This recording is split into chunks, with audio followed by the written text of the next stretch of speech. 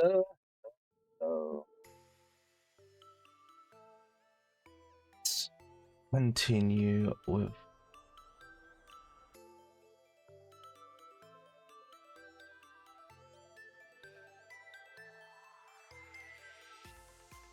uh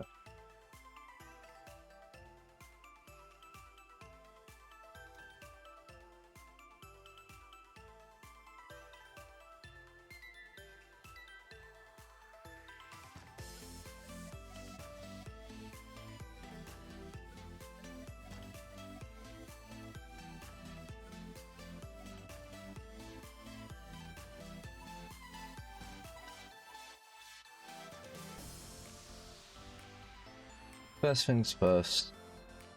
I want to sort out the I make this have a water volume.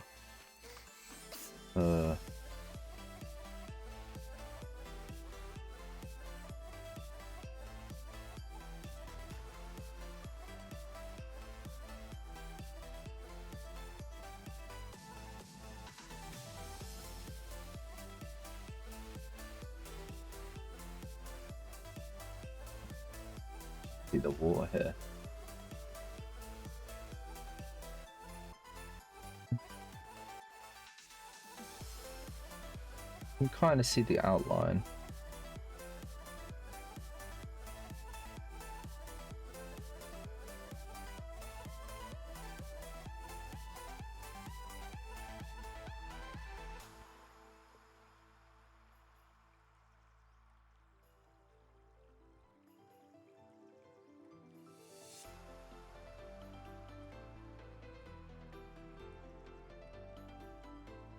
I guess I can just do a square actually.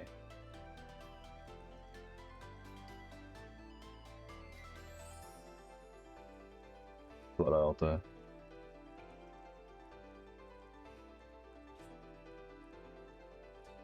Give me cube.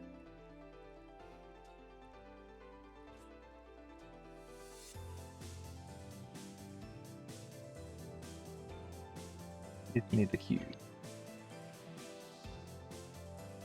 Just need to bring it to the same level as the water.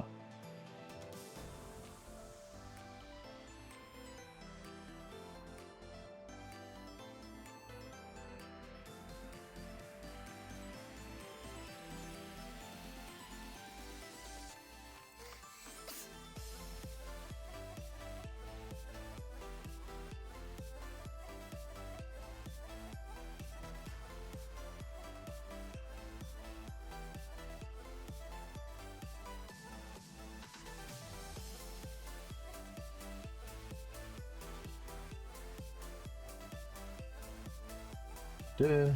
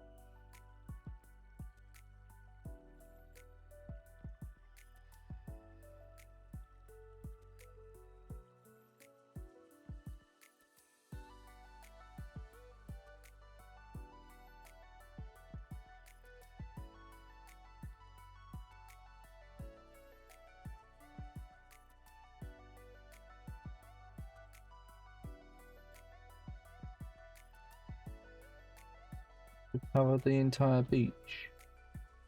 Well, there's a bit of here.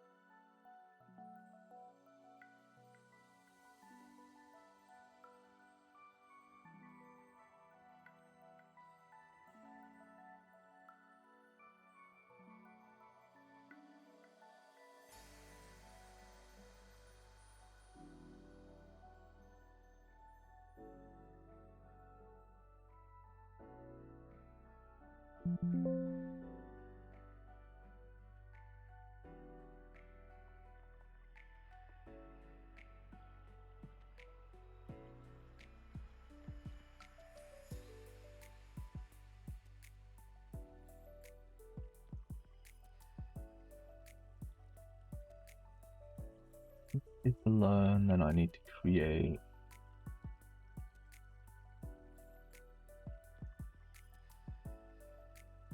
post-process volume.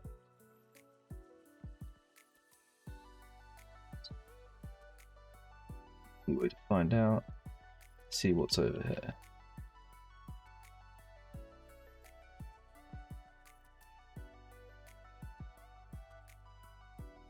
Yeah, post-processing volume.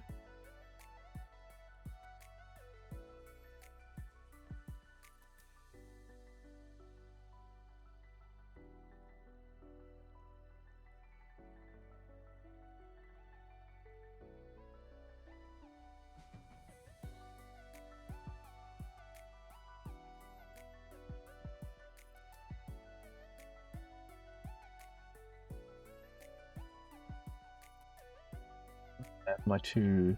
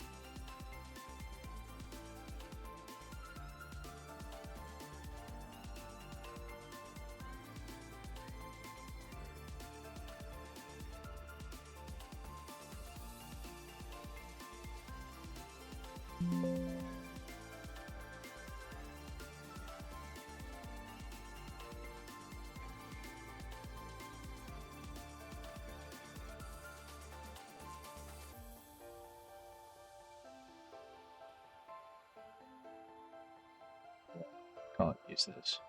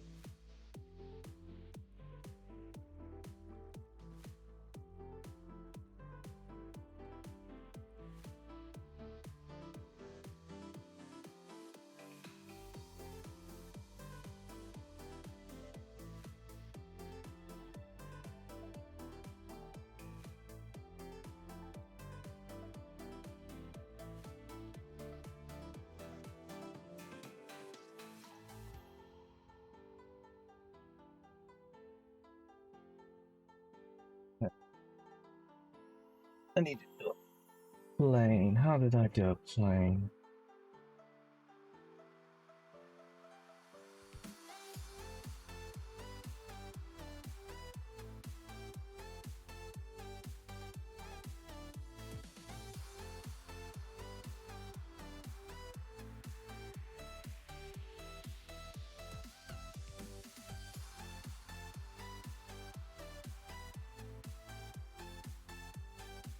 You know what I find funny?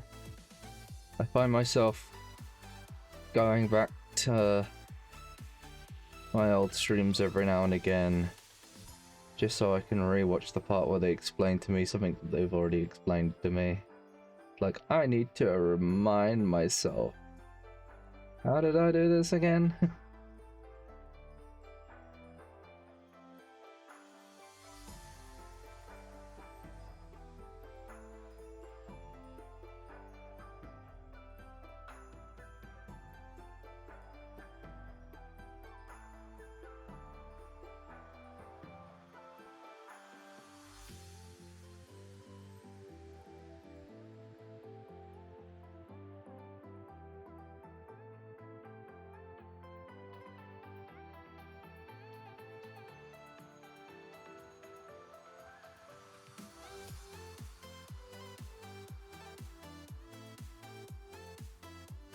Question is, which video was it?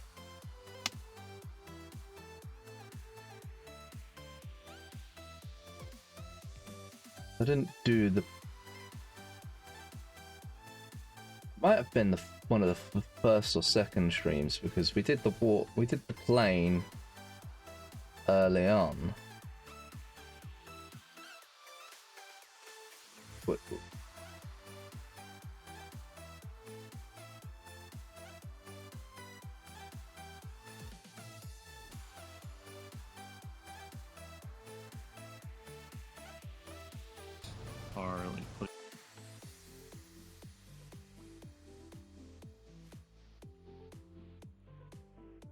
Yeah, it wasn't the first stream because I didn't even have a river at that point.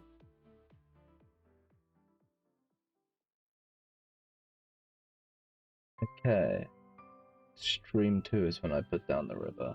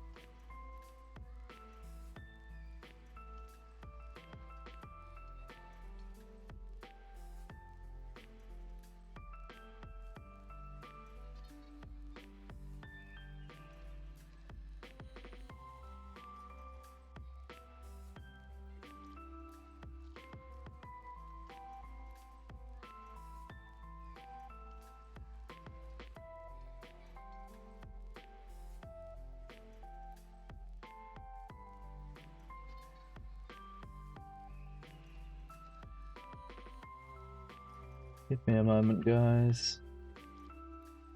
Educated, trying to find the part where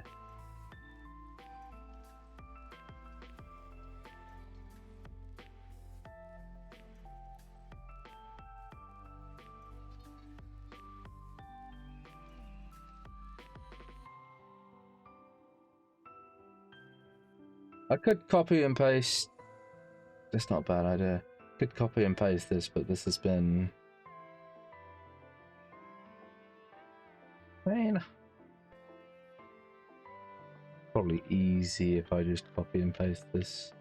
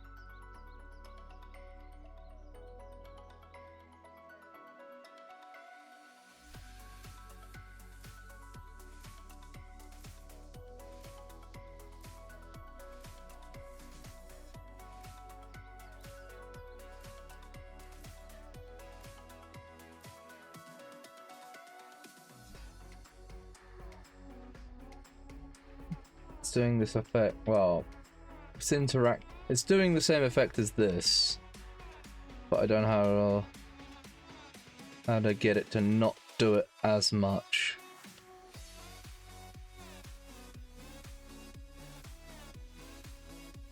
Come on.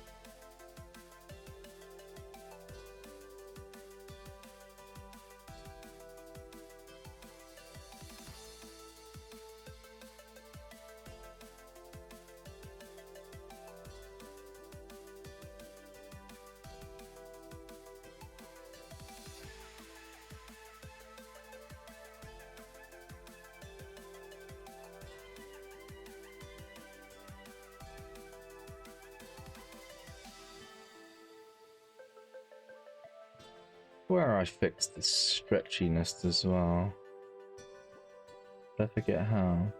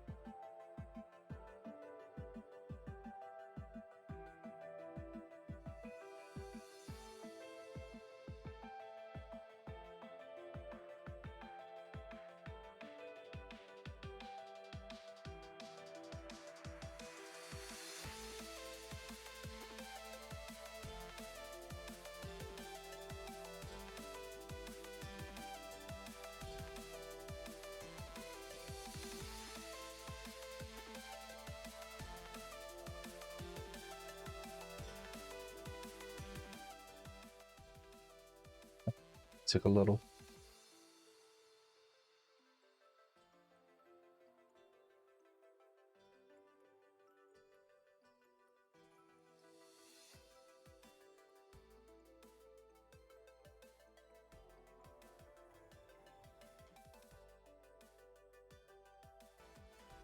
Ah, okay, yeah, it's Valley Water. Okay, you have Yeah, it there. You can open the instance properties. Just double click it.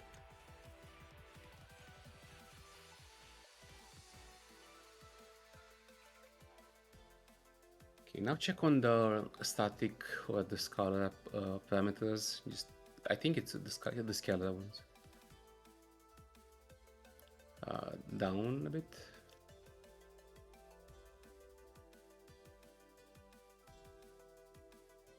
Okay, yeah, so you have scale X and scale Y. Now you have to multiply the one of those by 4. I'm not sure which one of those you scaled, but I think so. This would become 4.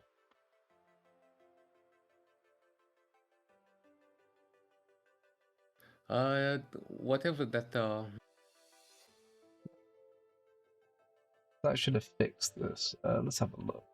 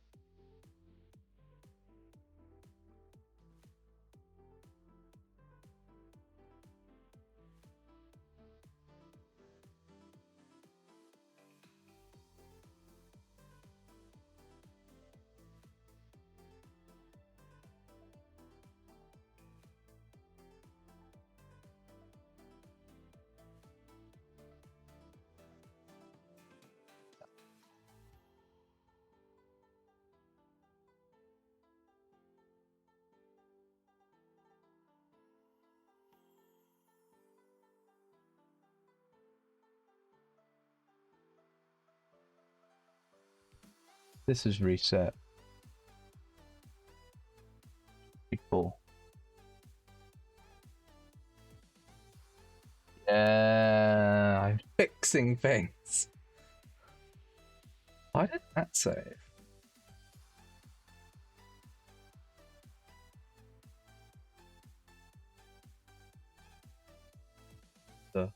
Maybe it's because I needed to save the package.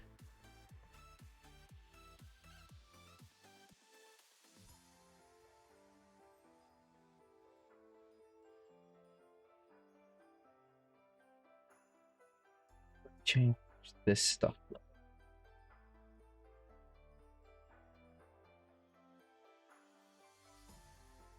Oh, this I can get rid of.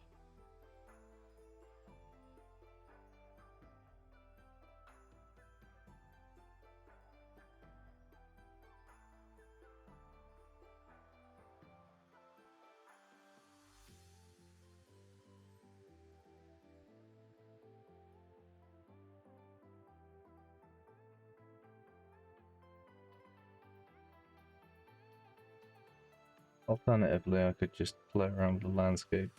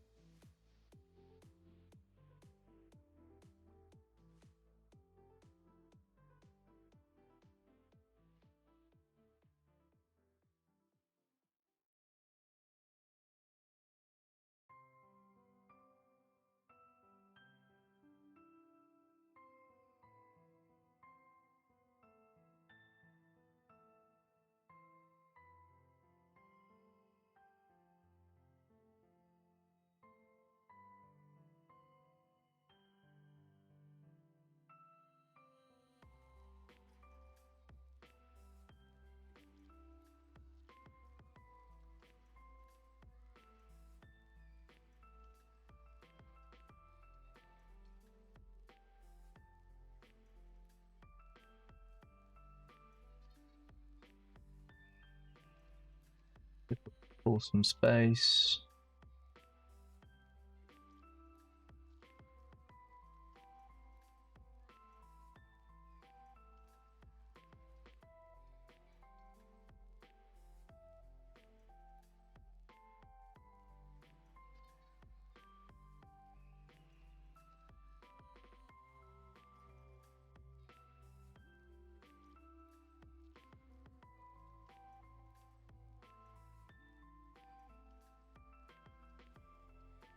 Guessing it's just not deep enough for it to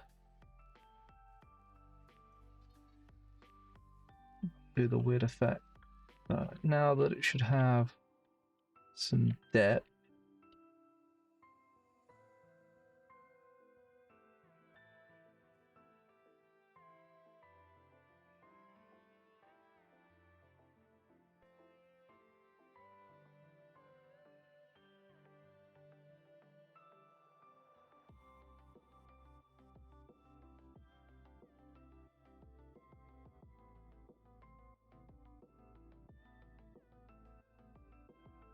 This cube that I have had for ages can now be deleted.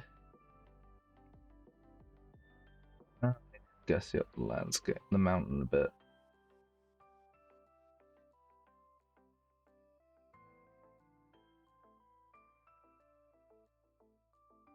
Oh, wrong one.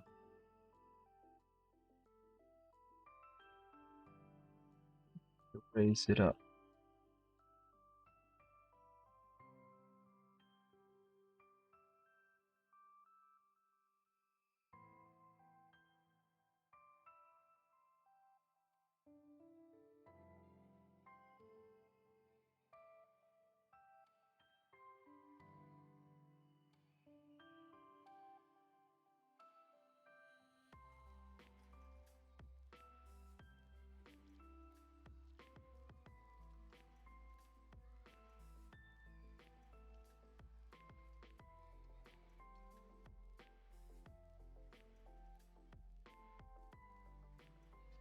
Okay.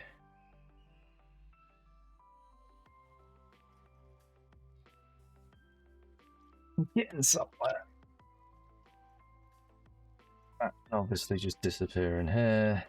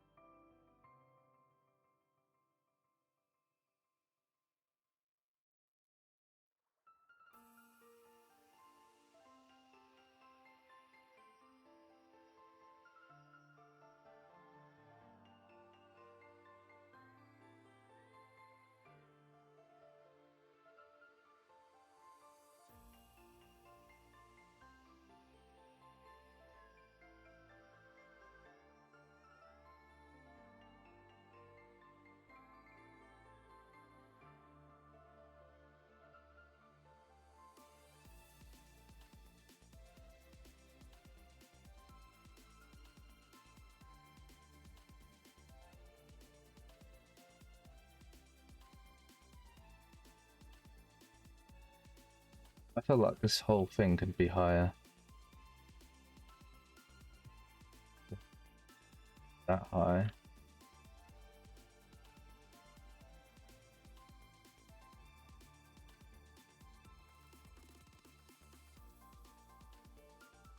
Like that high. Oh, I can do some funny things.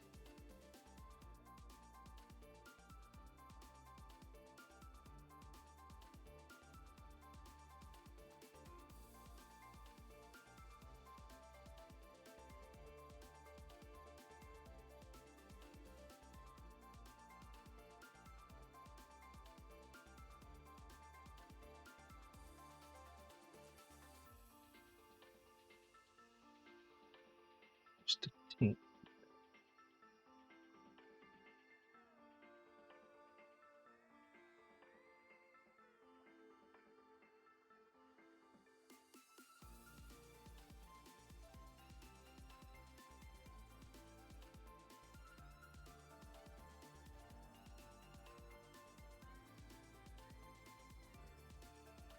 This mountain up so it hides the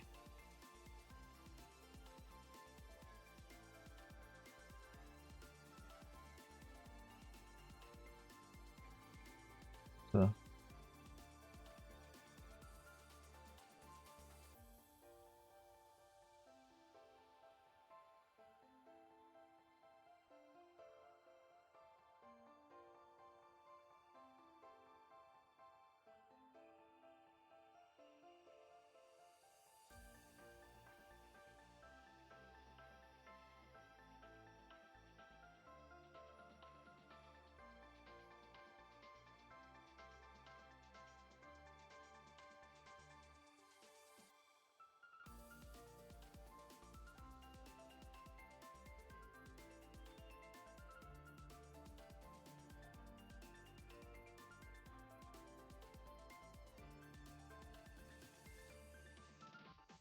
why is this area red? That's what I want to know.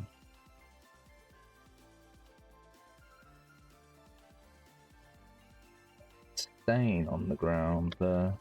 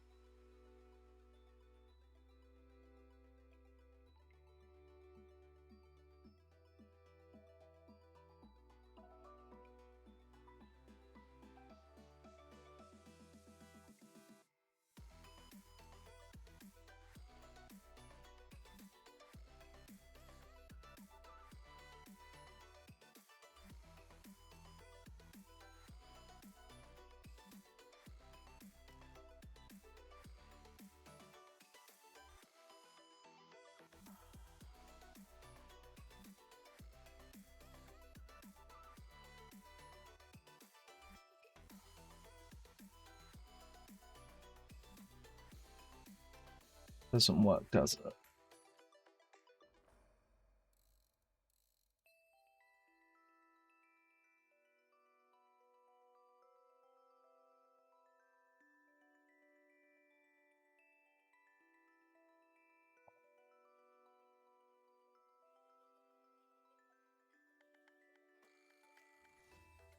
Huh.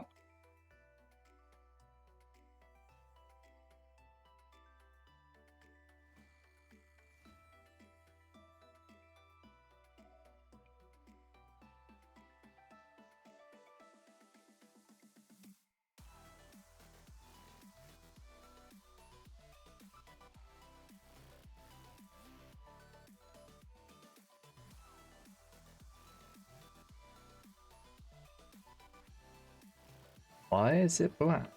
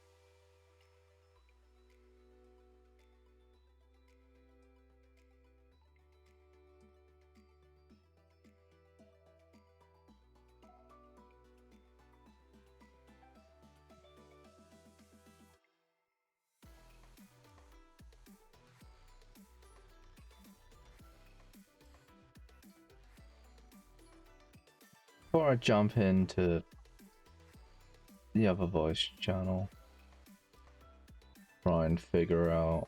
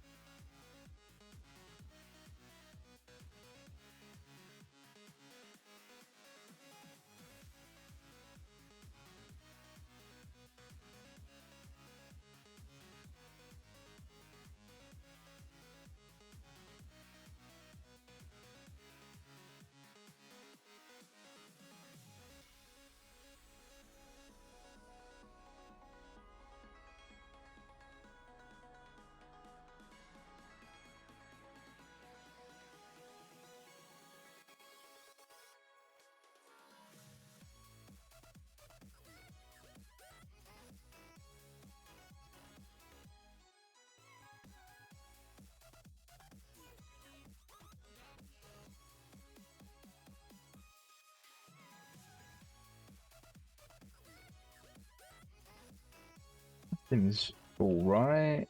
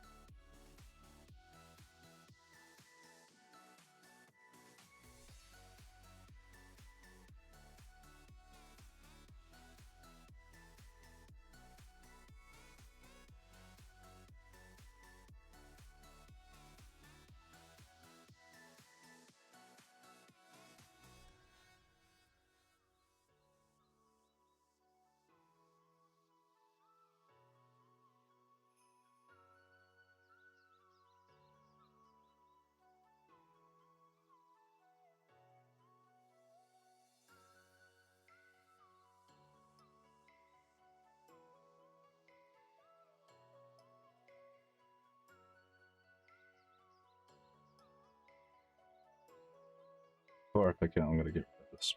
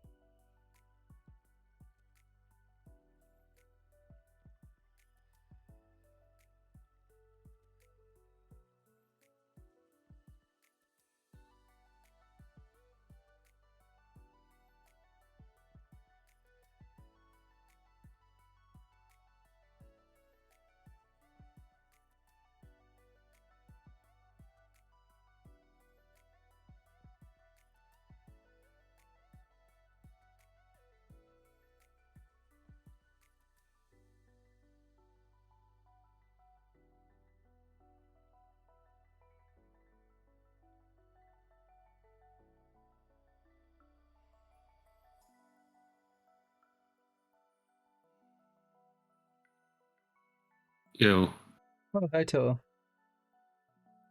what's going on? Not a lot. I'm mostly just doing a bit of scenery. Yeah. Where's this at? Is this the upper area? Yeah, this is the upper area. So I'm No gonna more turn boxing. these. Huh?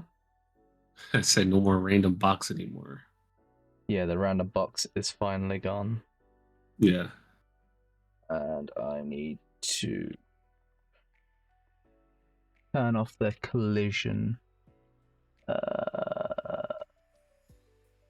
are you doing that? Huh? Wrong section, by the way. Close that one. Scroll all the way down, and you'll see collision. That's the one you want. Why are you turning off their collision? Because players shouldn't be able to get over here anyway. So Turn into block weapons then. So when you shoot over there, it'll blow up on like rockets and bullets and stuff. But yeah, that makes sense.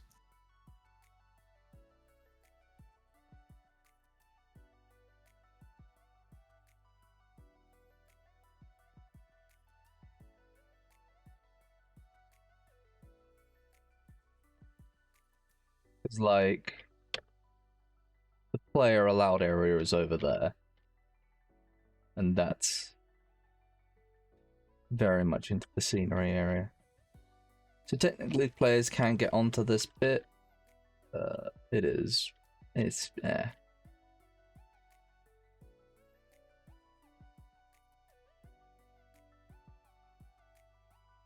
Yeah, I just thought I'd make like a little. Yeah, that looks good. Cave area that the water comes out of. People look over here.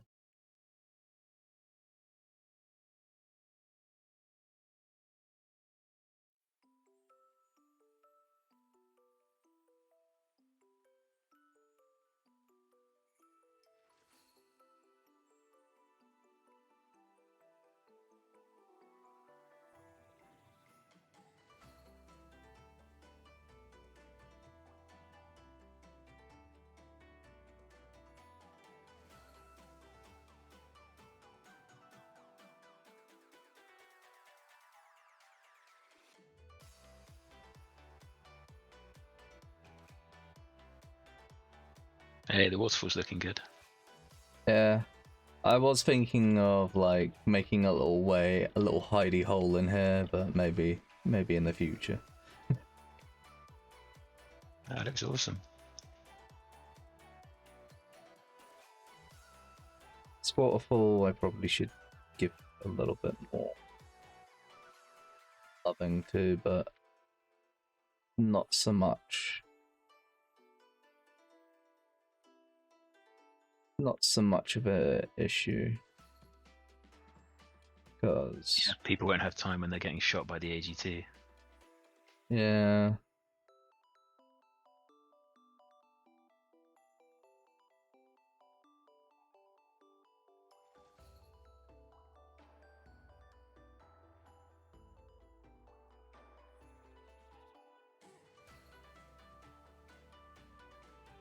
I did notice something odd.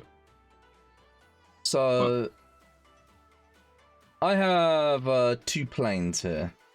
Like 2 water planes. One atop, one a bottom. But the one from a bottom is just black. Hmm.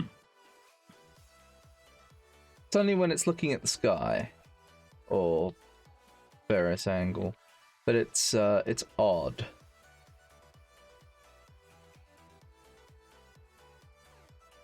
I was gonna do it for this plane as well, and have one under it, so because people looking up. Obviously, I haven't put a water volume up here because No one's going to be in there. Yeah, so you don't do it that way. Basically, the upside down water volume isn't really a thing. I'm sorry, water mesh. Now I'm not sure why it's going black per se. Have you tried swimming in there to see if it looks different in game? But What you normally do is you just crank up like the post process volume, so it feels like you're underwater. But yeah,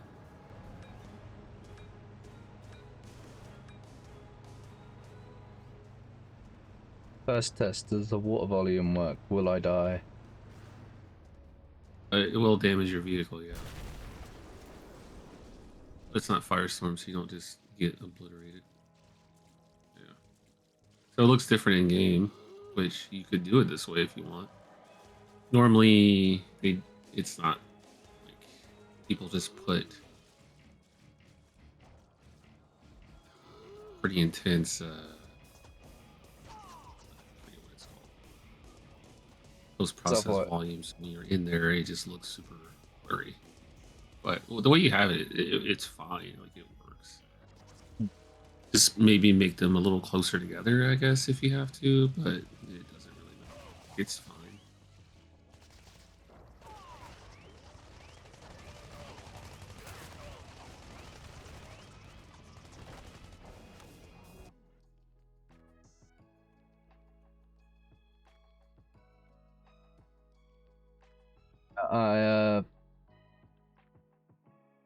I did this little bunker over here. So it's got like a GDI flag on it to say like, GDI is kind of captured here. But it's originally a nod bunker. So it's a little place where players can pick up some health, pick up some armor, and pick up the patch weapon, as well as get the silo.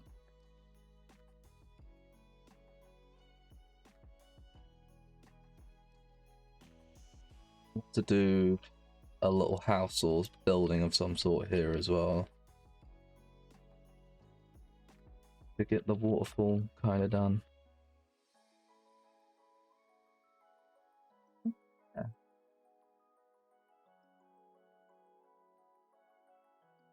Do still need to smooth the edges.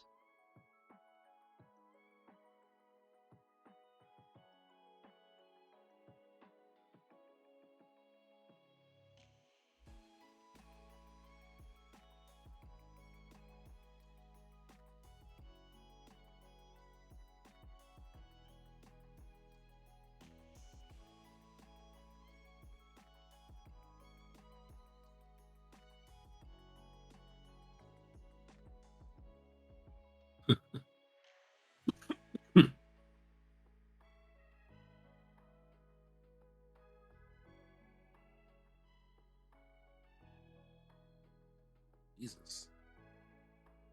Okay.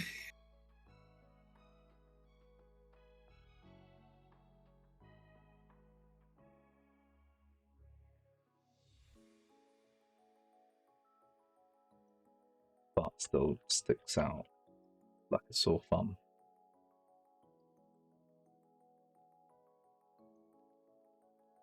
What that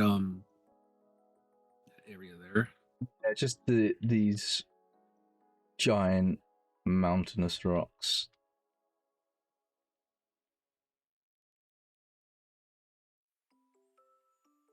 Obviously, if I move this out of the way, suddenly, I can see outside. Huh.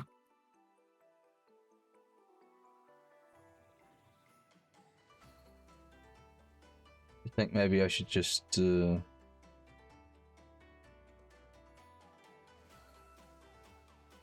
Yeah, you can do that.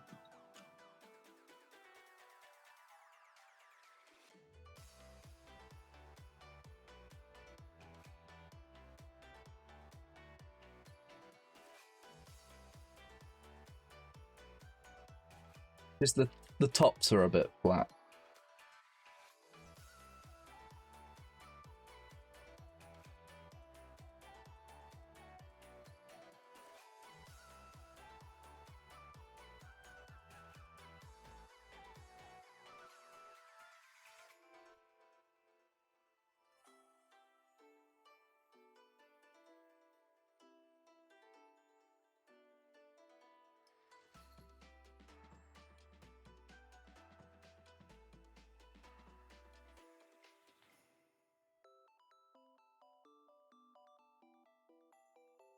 I wouldn't overthink it. People are not looking at that part of the map to care that much. So as long as you get something that looks kind of halfway decent, it's fine. One's gonna be looking the opposite direction like the entire time.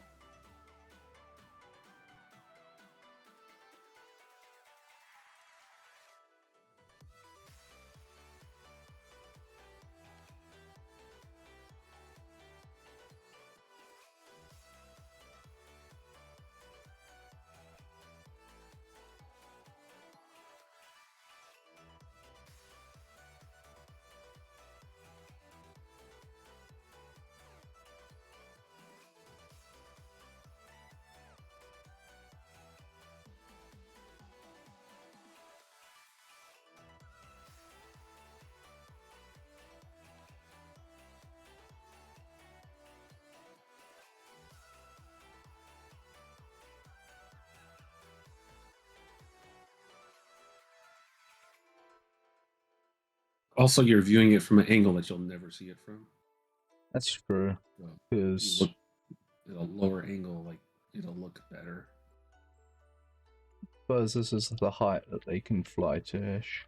Or easiest Yeah. solution. That is the other thing. I haven't really. Well, all I put up there is a vehicle blocking volume. I don't know how they did it with the gravity or whatnot.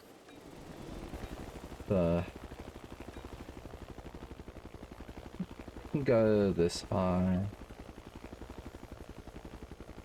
Ah, this is as high as they can see it. Yeah. This is in play area. Okay, that's out of it.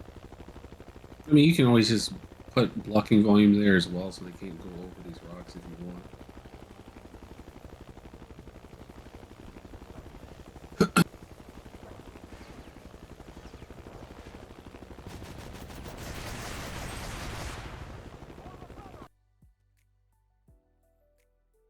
You feel there's any changes that you're gonna make in terms of the gameplay outside of the stuff that Max is gonna add? Gameplay wise, really. The only other thing, so gameplay wise, the only thing I can think of is once Max thing has come into fruition, I can have orcas fly over here. An attack, yeah. Yeah. So I would need flight path nodes in that scenario. Yeah.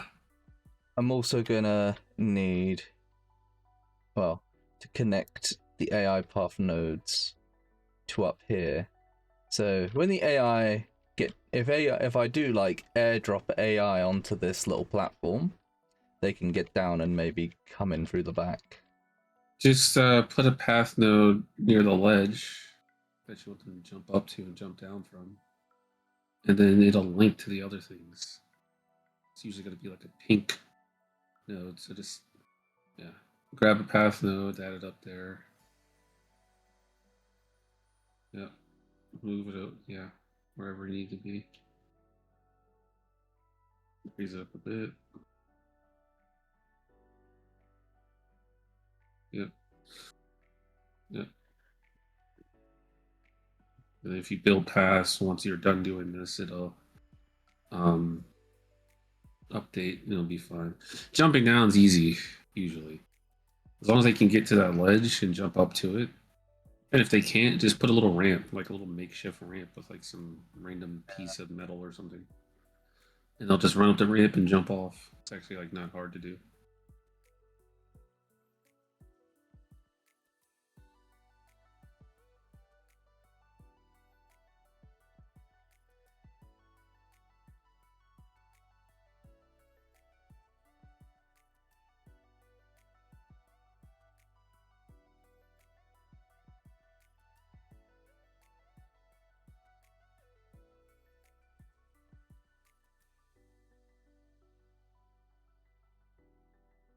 Gameplay wise, I think I'm good. I did add the whole water volume for the ocean, because they can technically get out there. So one thing I do need to be sure of.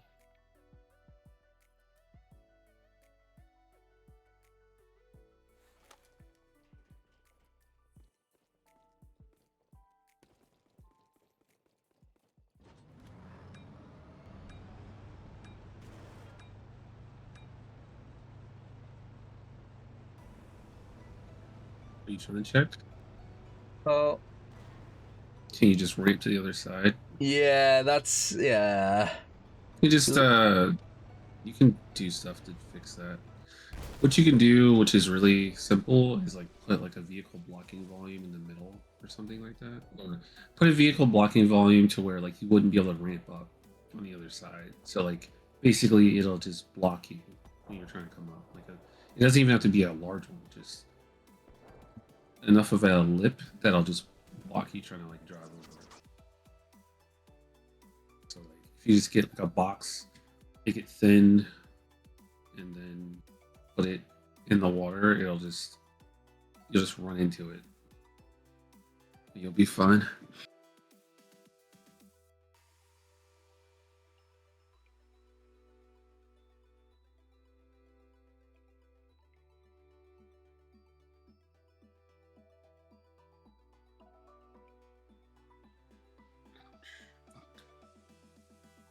Yeah, vehicle blocking. I mean, yeah, it's only here that's the problem.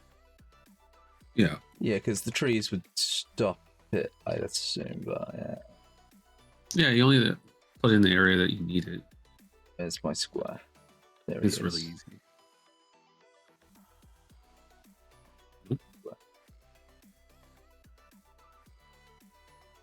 Oh, wait, that's my square. That was your square. You were just looking at it. Ah. It goes to whatever you have highlighted. So in the future, What? just like click something closer to what you're working on.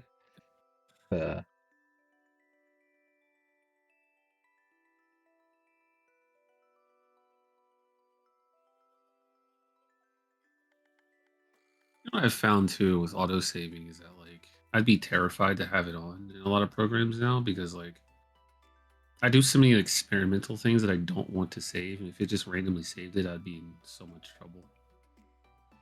Especially in Blender where I have like what was it 256 times that I can go backwards. It'd be so sad.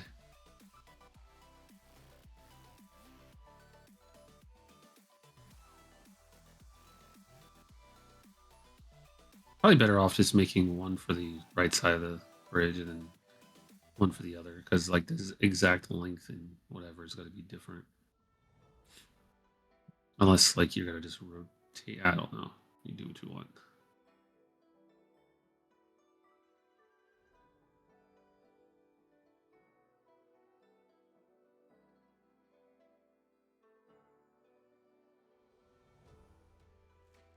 What are you trying to do? Rotate it a little bit so it's a little bit in line. Because, well, it only really needs to stop this bit. All you need to do, so you're not gonna put it above, so you don't run into any problems. Here's what you're gonna do. Yeah. Take it, make it thin in terms of like up and down on the z-axis. So just do like hit shift 2. Take the top part, lower it down. Yep. Grab that, lower it down. Even more. Even more. It's going to be in the water, so it's fine.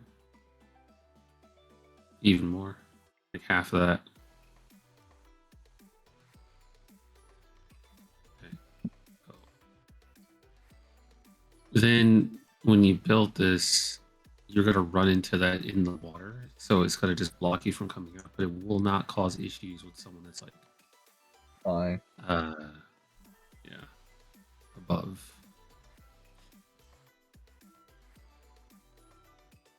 That's why it might need to be a little more custom per side if need be, but it's fine. Like doing it that way too. And if you want like a representation, instead of building the volume, you can hit Shift A to look at it to see exactly how it looks, and then go back or whatever. Blocking volume. Yeah. Okay. Never mind. Yeah, right there.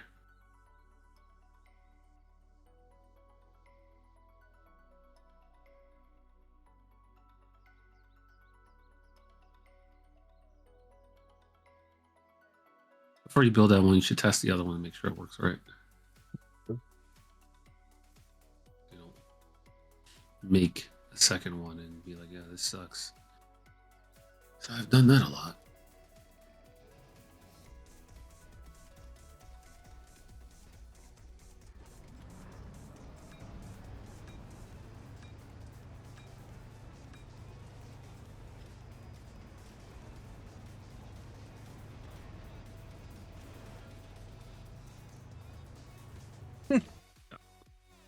So where is it? That's what I was saying, like Shift A might make it easier to see where it actually is by building an actual geometry there, but it's probably in the wall too much to where it's not even poking out. Yeah. Also, do me a favor, go to, you see the very top of your screen, there's like that, you know how to change your speed at the top of the screen? Yeah. Look, click the thing to the left of that. Yep. Now when you're underwater, it's not going to show you that blurry shit anymore. Yeah, and now you can see that it's just completely in the terrain, and yeah, so pull it out, or just grab the volume and pull that out. I'm trying to find the volume. It's under it because you hit Control Z, I think. Yeah. Yeah, just pull that. Not up. I think it needs to be up a little bit, and then It's completely in the wall is the problem. There you go. Pull it out there, and then it'll block. Probably even more if you need to, but yeah. Now I'll give it a shot.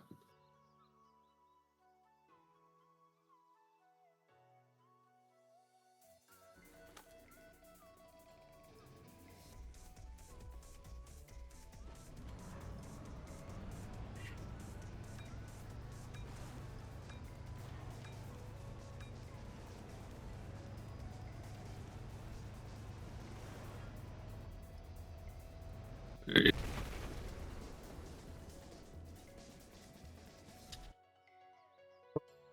If you wanted to, you can have one on the other side so they couldn't go on the other side of the bridge and do it, but like it's whatever. There's probably other solutions too, but that works well enough.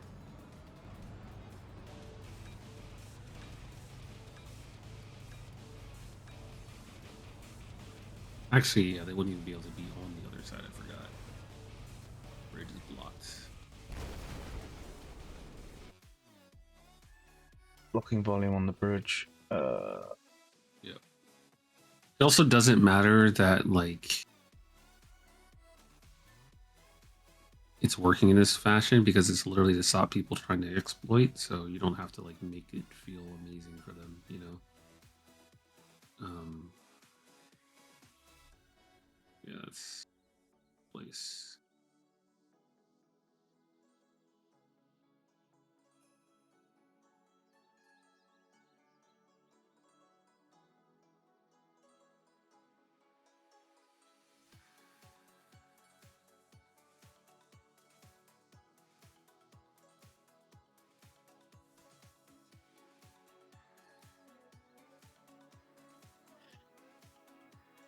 You say you're gonna do another test on this map or whatever?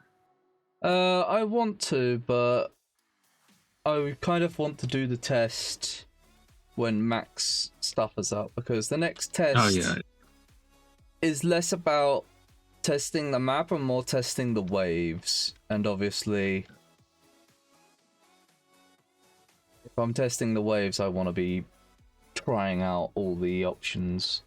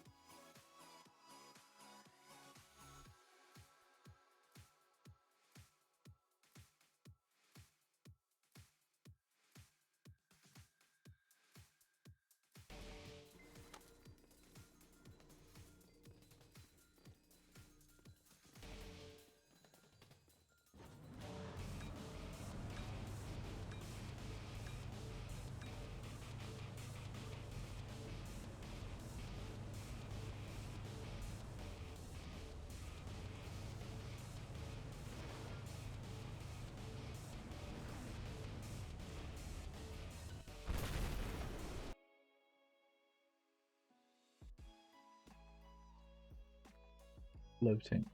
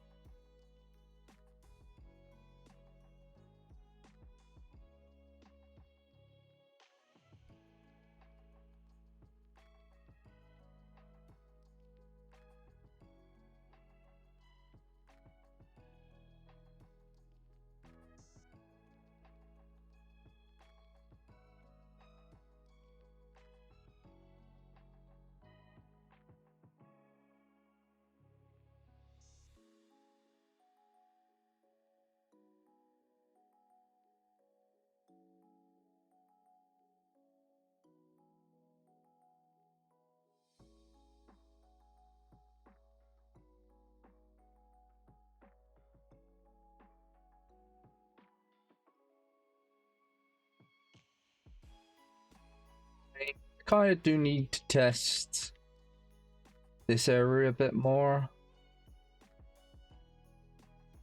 How so? Feels well. I haven't tested it since I extended it, kind of. Yeah.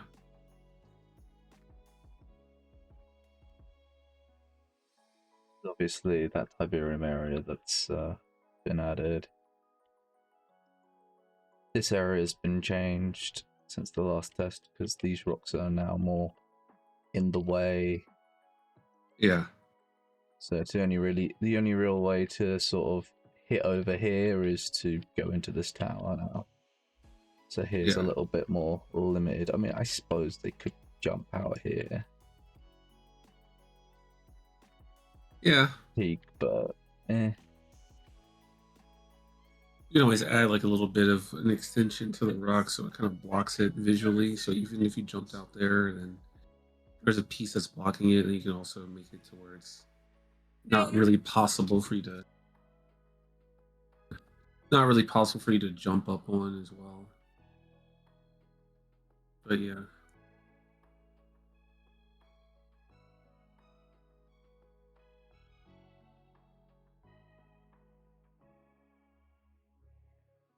Yeah, I probably need to do something more than just having this sort of sitting here. I mean, if you really want to.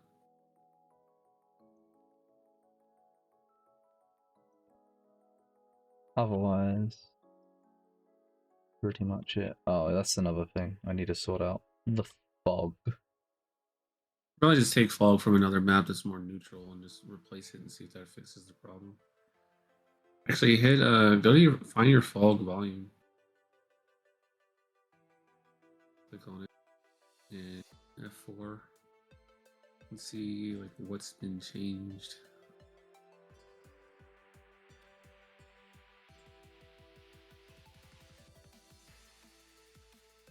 Yeah, a lot of those things are bold, as in they've been changed. You could just Yeah, right click a lot of those and then just change them to default if you want to see if that looks better. So I don't really know what's going on with it, but make sure you look towards the water while you're doing this to see if it's changing in the way that you want. Yeah. You deselected it on accident though.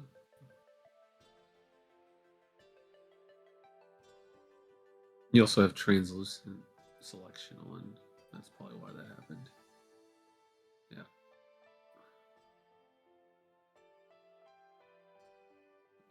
There you go. It was the brightness. So you could just hit Control Z to undo all of that and then turn the brightness back to a normal setting. Yeah, keep it in Control Z if you can. Yeah. But yeah, there's limits. I mean, it's fine because fog density you can always change on your own to be exactly what you want. But that brightness is set to 1, I think, right? Yeah.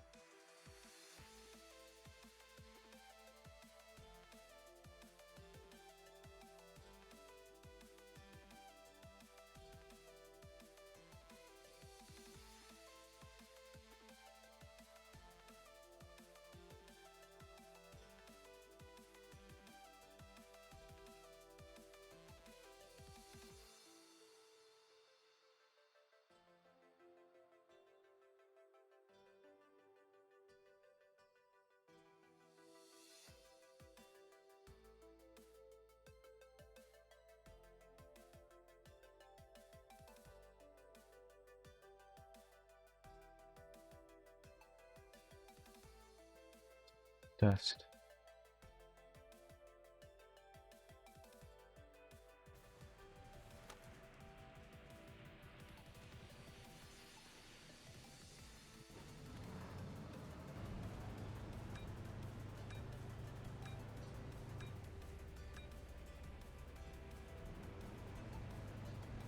But I'm not sure if I will be able to.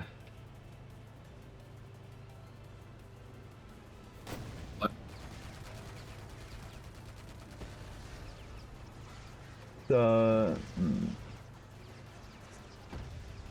He's having to swim, which means this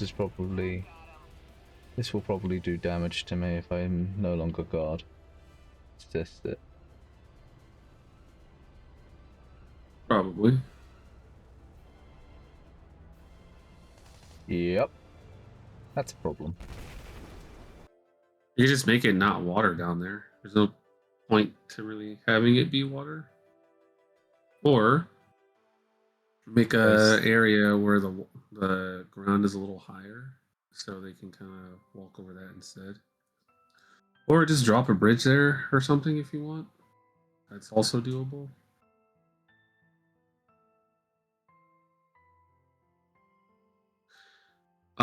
Why does this area matter like that anyway, though? Because other vehicles are going to spawn there, I guess. Yeah, vehicle spawning and crossing. It's kind of what I want it for. You can just get rid of it being a water volume. It doesn't really need to be one. Suppose. Because it doesn't really do anything for gameplay, really. It's more of like an aesthetic, and the way I look at it, it looks like you should just be able to walk through it anyway. So instead, just take the volume of that spot there and get rid of it.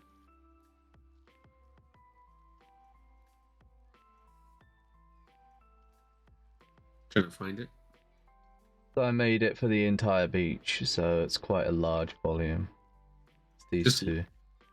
Yeah, you can just lower it now. Then.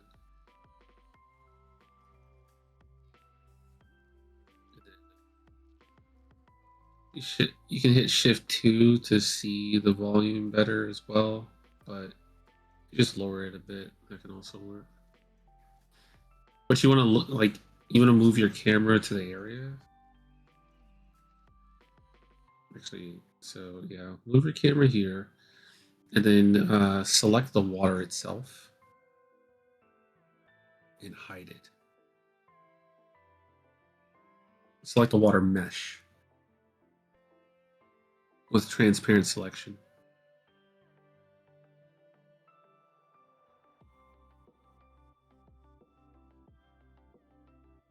Yep, hide that. Hit H. That works. Okay, so then grab those in geometry editing mode and then take them and move them. But since you're in geometry editing mode, when you're moving it, you'll be able to see when it's no longer affecting the area.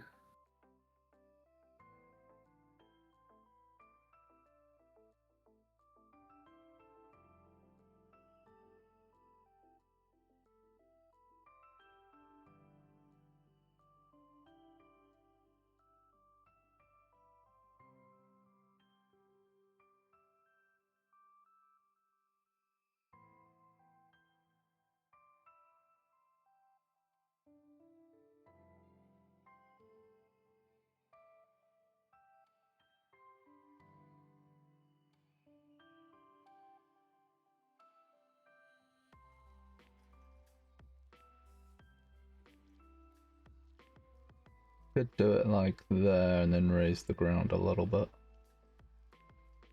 I think you just leave the ground as is. Like if you just lower it all the way, then you're fine. You don't really need to affect the landscape that you already built because the landscape looks good.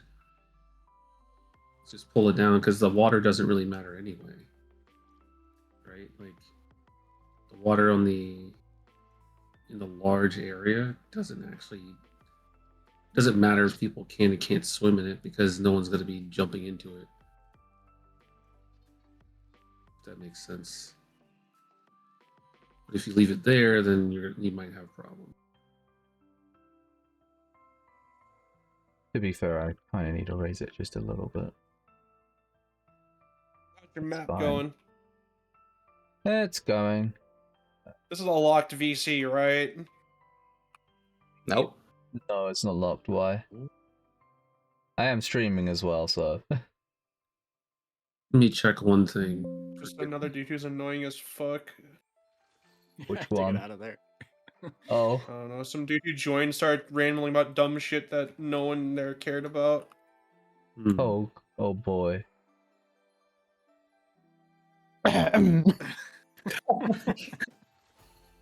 Actually, isn't this Savage, one you're rolled? literally a moderator. Can't you deal with that?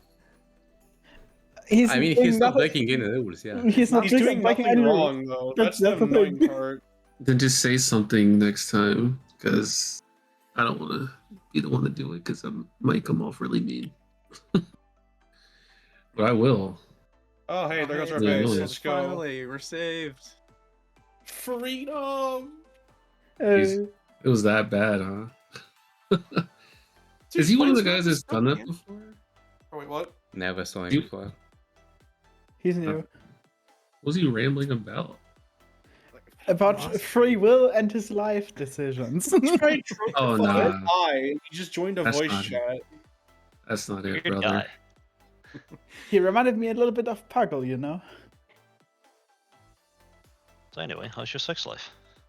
Doesn't exist. Anyway, I am streaming, by the way. Oh, Just, oh, hi, Mark. Oh. Is that one of the things he brought up? That's crazy. We're free from whatever the fuck that was. Best friend. And Sorry, Field. rated you.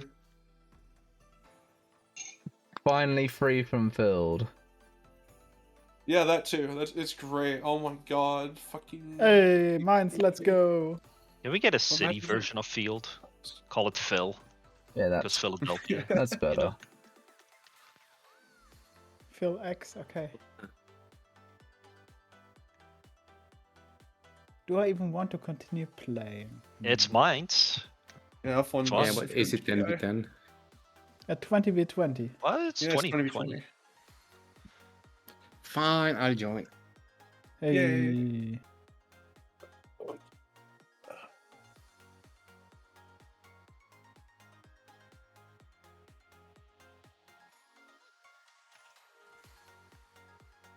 Oh, and I have Steam on, so I can't smurf. Worth it. Hey. If we're gonna just, join the game and chat about that, do we join a different? Up to you.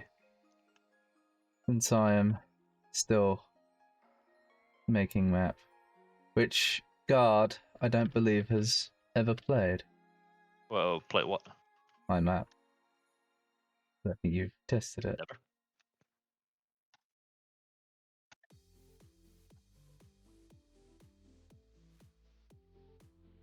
You know, Yeah, since this is one of your like early maps, one thing I would say is like if you feel like you're not really learning anymore with the stuff that you're doing on the map, then it might be time to get ready to pack it up as you're already doing.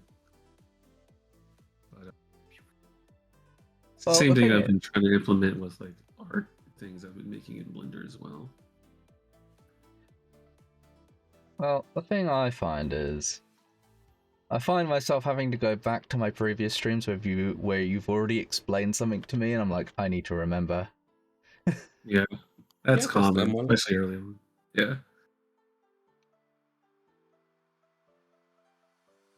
See, be happy that you have the stream because before when I was like teaching other people, there was just no stream. I was like, hey, how do you do that thing again? I'm like, oh yeah, it's like this. Uh-oh. Somebody called Don't Call Me has joined.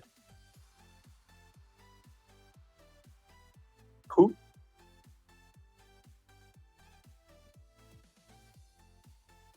Hello. Hello.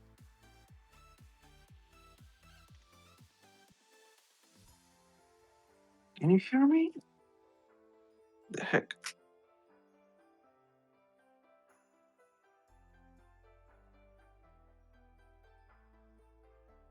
It's a new map or what? It's Yeah, mine Just now. started. It looks sick. Fog isn't Oh, you mean obscenely laptops, yeah. oppressive. the fog is no longer obscenely oppressive. Wow. Yeah. Oh my god, I panicked because of the rocket. You got him at least. That's Aye, something aye, I need to No, do. I didn't. It's So- the thought that counts, you know? I need to do the lighting. You should place lights everywhere, you know? Just Do it, hold do it, L do it. and left click somewhere. Do it, do it, do it, do it, do it. L. But and I don't want to left lose my click. money. Clownfish, can you swap me? Oh, What? I want to switch to another. Uh-oh. You want to switch to not? Oh, okay.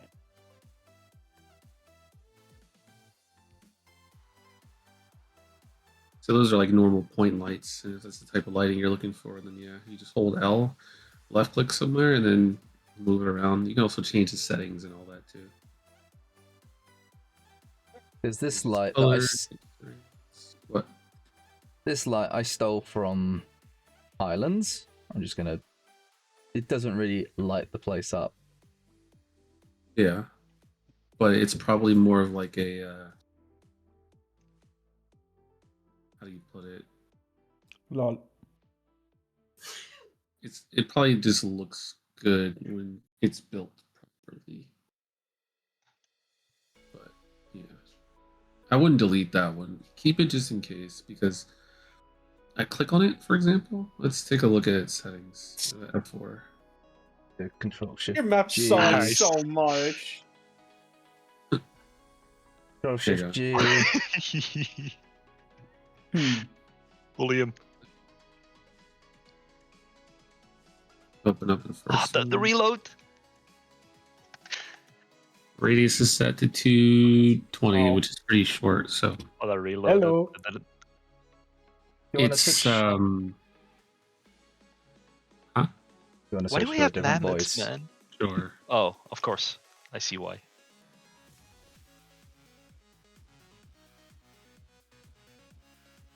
Cool. Yeah. Yeah, turn the stream back on. Oh yeah. I like how they switched voice chats to avoid somebody, and then we switched to avoid them. Yeah, if I had two form authentication, I would have just moved them all.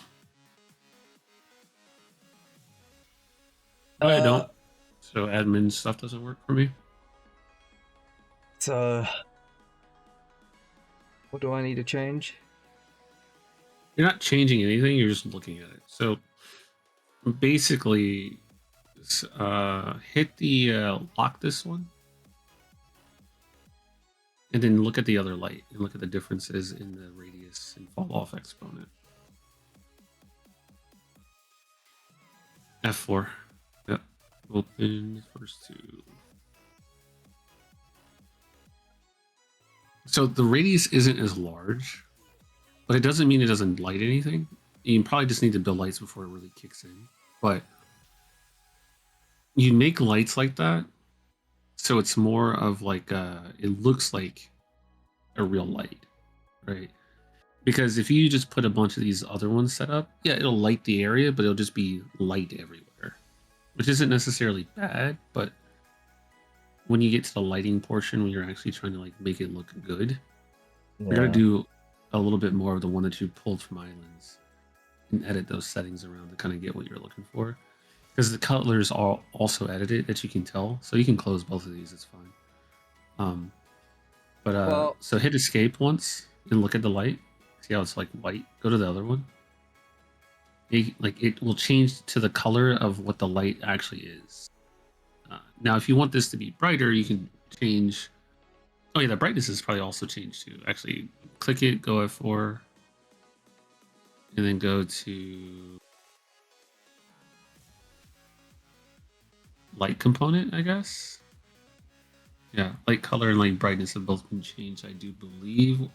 I think the brightness on the other one is probably 2, if I had to guess.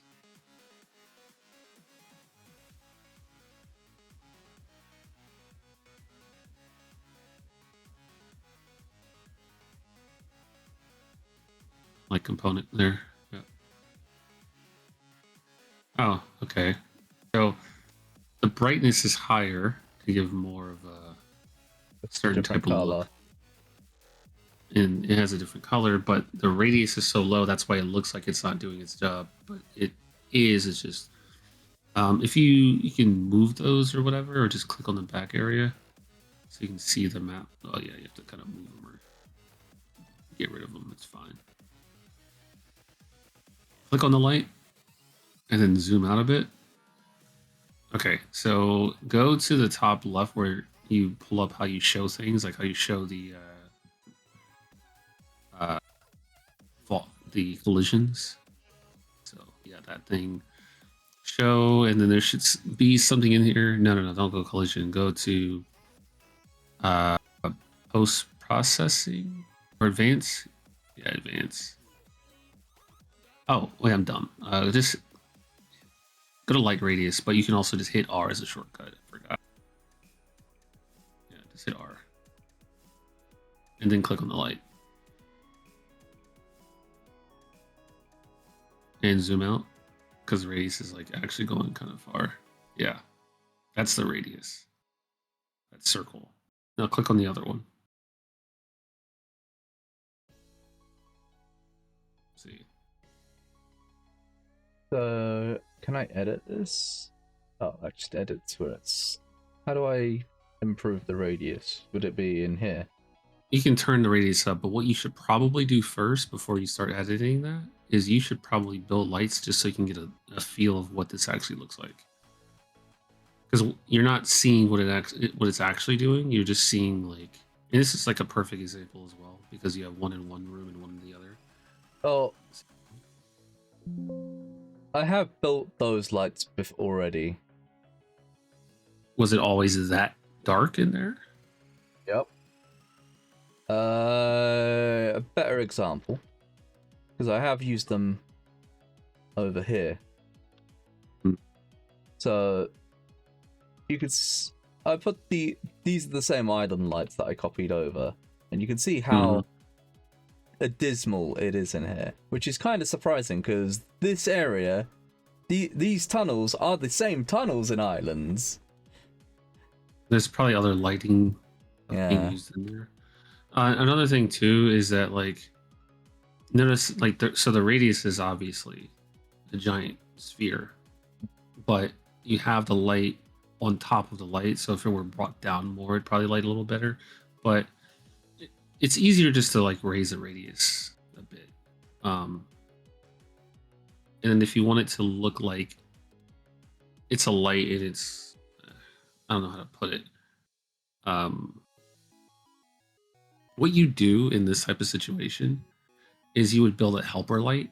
So if you were to take one of these lights and then just duplicate them in between the two, and then you use the same color, and then you can just turn the radius up a bit and maybe turn the brightness down or something to kind of get what you're looking for. But yeah. And when building lighting, what do I need to? What buttons do I select?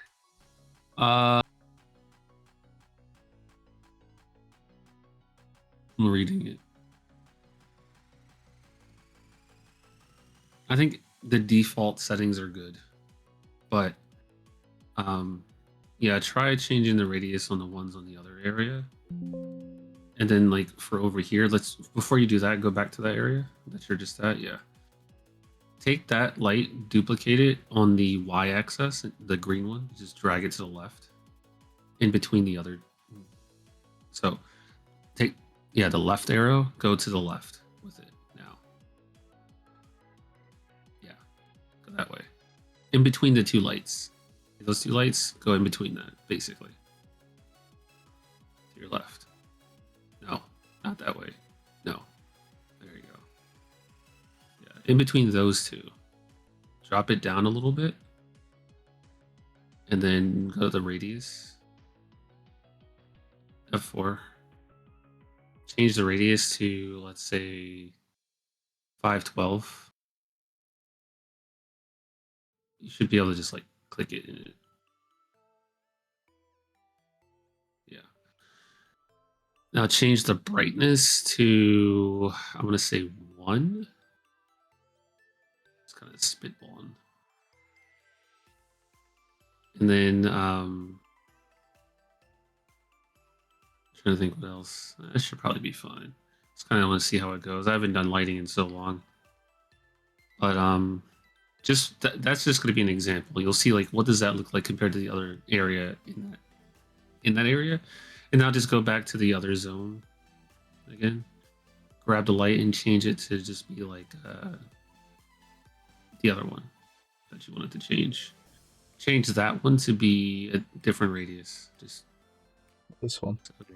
yep. Click it. Change its radius to maybe like it could be 3 something or up to 5, 12, whatever you want to do. 5, 12 will give you like a better feel. And now take this light and duplicate it and put it into the middle of the garage area.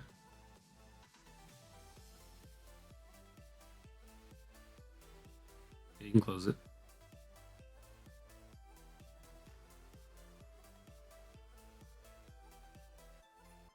Yeah. Up.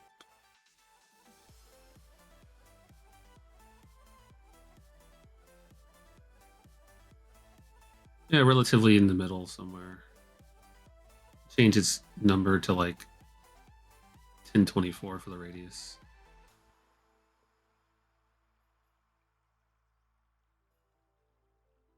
Actually, 2048.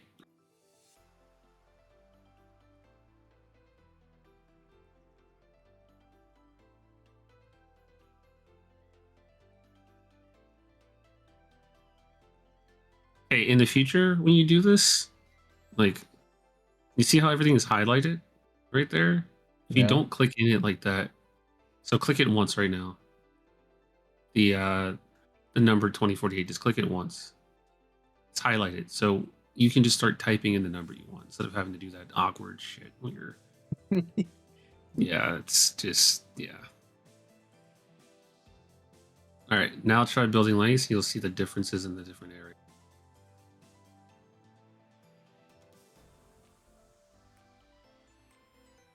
Don't know how long it's gonna take. I think isn't your computer pretty decent? It's pretty decent. Yeah, there's not a lot of lighting here and a lot of stuff to worry about.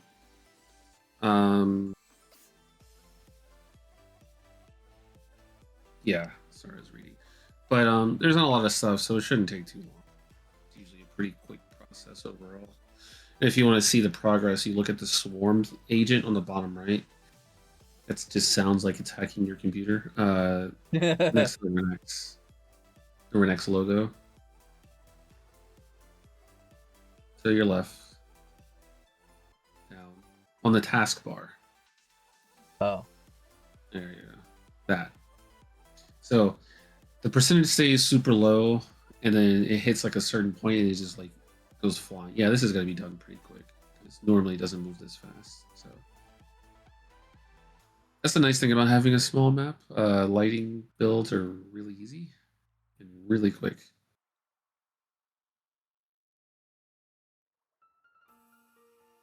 This Helps is that I don't have fast. a lot of lights. Yeah, a lot of lights and a lot of stuff you don't have to worry about.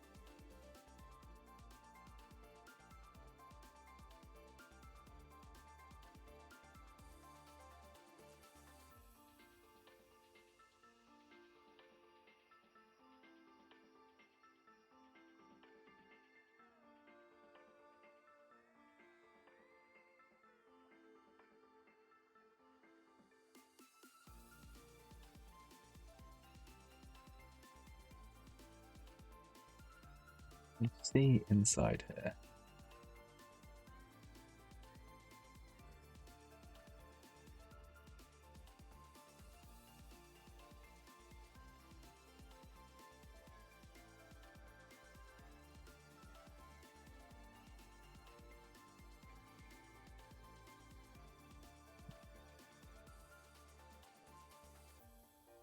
Alright, so you see how this is 2048. If this would have stayed at 1024, it would have been so much worse, right? But you see like a powerful light in the middle that kind of cascades out, and you have shadows and stuff. Now there's fall off exponents or whatever that you can mess around with shadows and stuff in the light settings. I forget how they work. I knew how they worked in the past when I was like actually working with lights, but I haven't been lately. So you'll eventually get more intimate with that understanding. Now, if you look at this light, was this 512? Like, in which you're gonna don't move any lights. By the way, if you move a light, you will break the lighting. So keep them where they are at, and do not change the numbers until you've like looked through all of this. So close that. Hit G. Actually, hit escape once. Okay, there. You don't want anything selected. You don't want to accidentally move anything. Also, at the very top of your screen, you see where it says world, where you do world and local changes. Go to the left of that where you see like the cursor, the mouse cursor, and click on that. That's so you don't select and move anything on accident, because you really don't want to do that when you've built lights and you want to check things. All right, now go to the two lights in the little pocket there. Look at the one that we edited. And so what you'll see is that like I don't know why that area past it isn't lit. It's weird to me. Yeah. But you can always put a light there to kind of like work that problem out, you know, like things can be weird at times. But it does have like that bright pull, but what you'll probably notice if you like move your camera down just a little bit, you can hit E, yeah, or whatever it is. And then you are getting that effect, but the reason why the effect that you had before was so much the radius was so much smaller is because you would be able to tell that it's coming from that light a little better. And you'll see that. So go to the other tunnel now. Not that one. This one. So that one just looks kind of blown out. I think that one's set to 1024, right? Like we never change it. This, if you back up a bit, like at the front entrance of it, like we were just looking, you can't even tell that there's a light there. It's just lit, right? And that's what you want to avoid. That's why you like change the radius and lower them. But go to the other bunker area that we changed the lights at. You'll start to kind of notice how the things that were done. Also remember, you can as you're moving around with your camera, you can scroll down on a mouse wheel and it'll make it go even slower when you want to go super slow. Anyway, now you have to be holding like right click and do it. Yeah, and then your camera will go like a lot slower if you go all the way down. There you go. Anyway, so what you'll notice here, so it's a bit of a difference. Like you have lighting in between, and the radius might be a bit too high. I think we set it to what, 512 or something. But you can tweak it to essentially give you the feeling that like the area is lit up, but it'll still like you can still see the focus coming from those lights in particular. Try looking at the other ones now. See, the problem is it's too dark in between, but you are kind of getting that feeling of like it's 100% being lit up by these lights. So you have to kind of like, I wonder if it's like a global illumination type of thing that's happening in something like Islands that helps light things, or maybe there's just other lights in between. It might be worth it to just save this and go take a look and see what they did. But yeah, this is like some basic things you can do to try to get the feeling out a little better. In between lights are pretty helpful. You can make them softer. You can make the radius not as big, so it's like,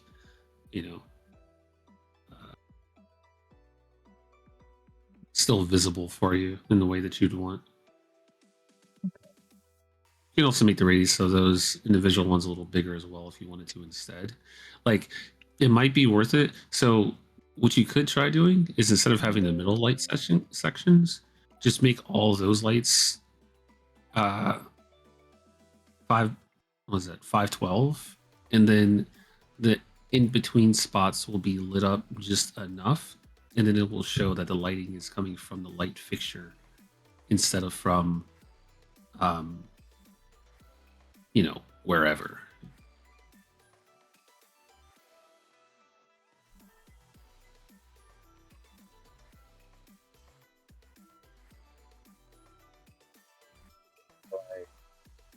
Go everything again. What's up? How do I show the path nodes and everything again? G. You're currently in game mode, that's why you can't see anything. So I guess this other thing that's attached to it, this is, what is this? The lens flare. So when you look at it, it has a certain look. You can see what it does by just going back to game mode, and you'll notice. Yeah. And it's like that little speck thing that's on your camera. It makes it look like you're looking directly into a light. So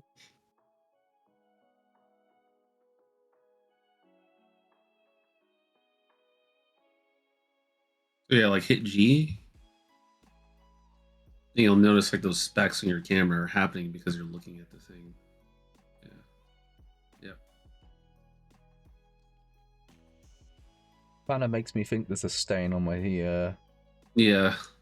on my The monitor's so monitor. dirty. Yeah.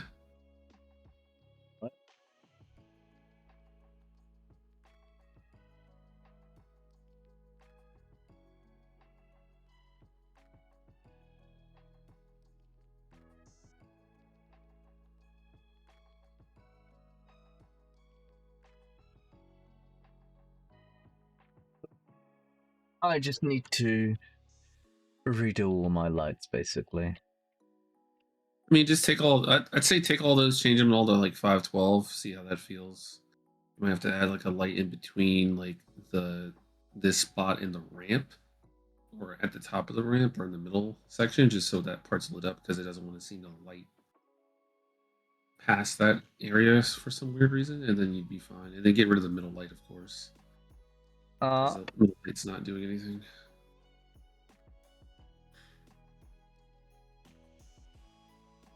You have multiple things selected. That's why there's a. It's grouped with that. That's why. Oh, where's the light from that one? I used this one. Oh, you didn't do. Okay, I see. I didn't duplicate it. Yeah. Whoops. So yeah, just click all of those and then try 512. See if you like it more when you build lights later.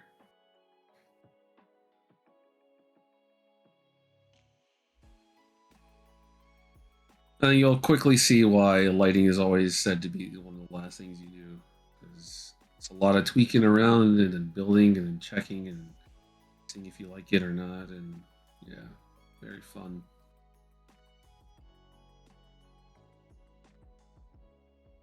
And the other part too is that if you move anything on the map, then you have problems.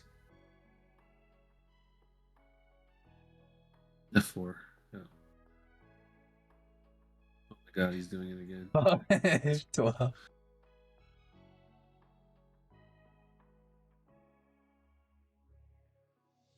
believe that's the same as this one.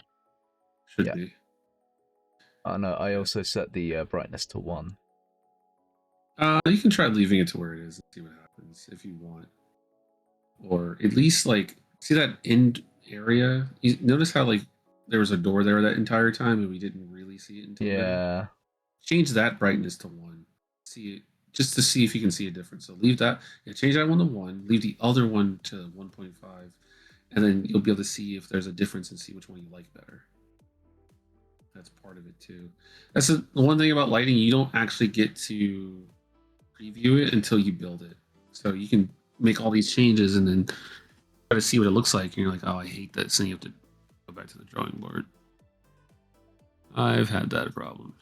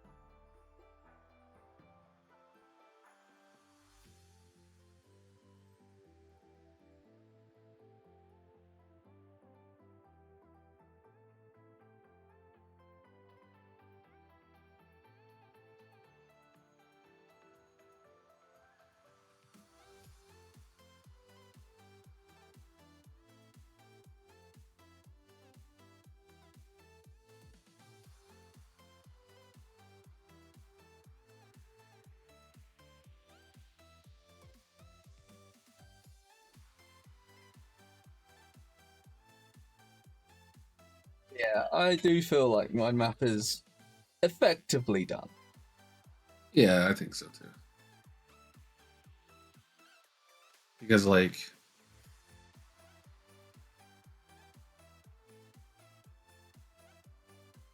my thought process, especially like, you know, what I was saying before, is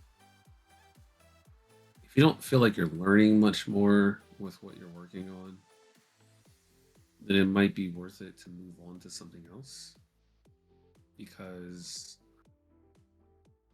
that's part of the process, you know, it's learning and improving, especially early on.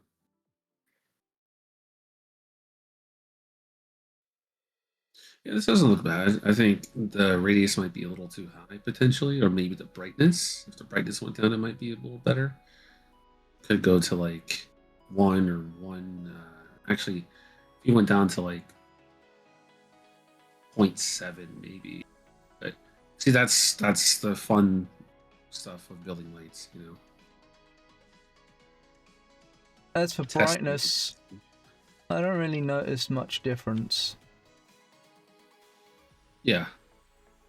It's because the radius is also like higher than it needs to be, I think.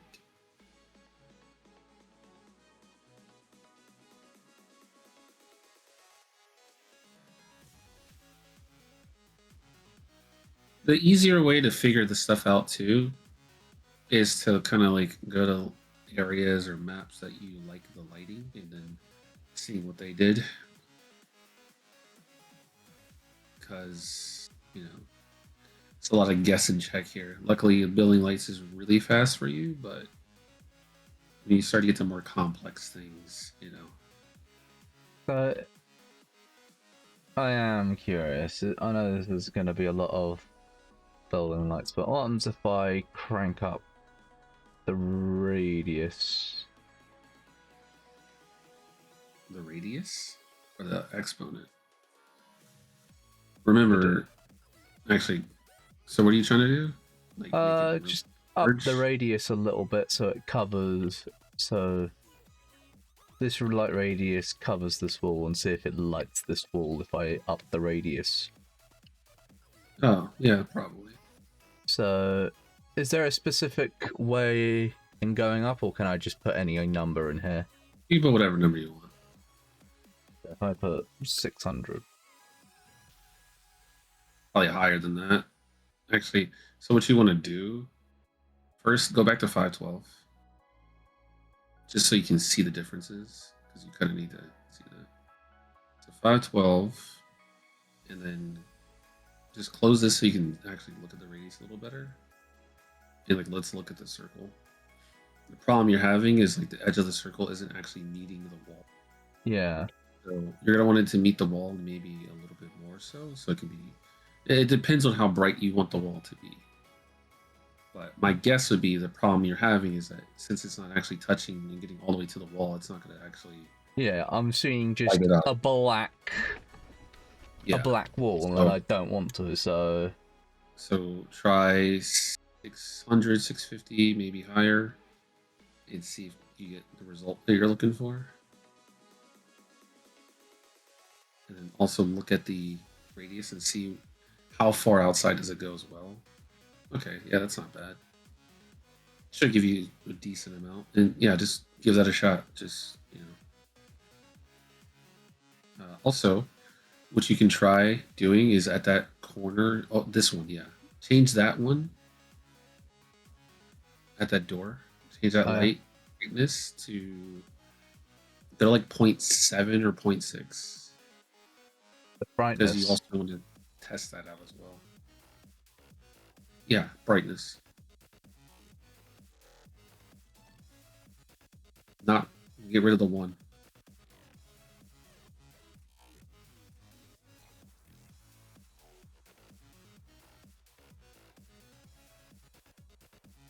Also, yeah, close that. Change this light here. These two lights here. Change the radius to go to like 400.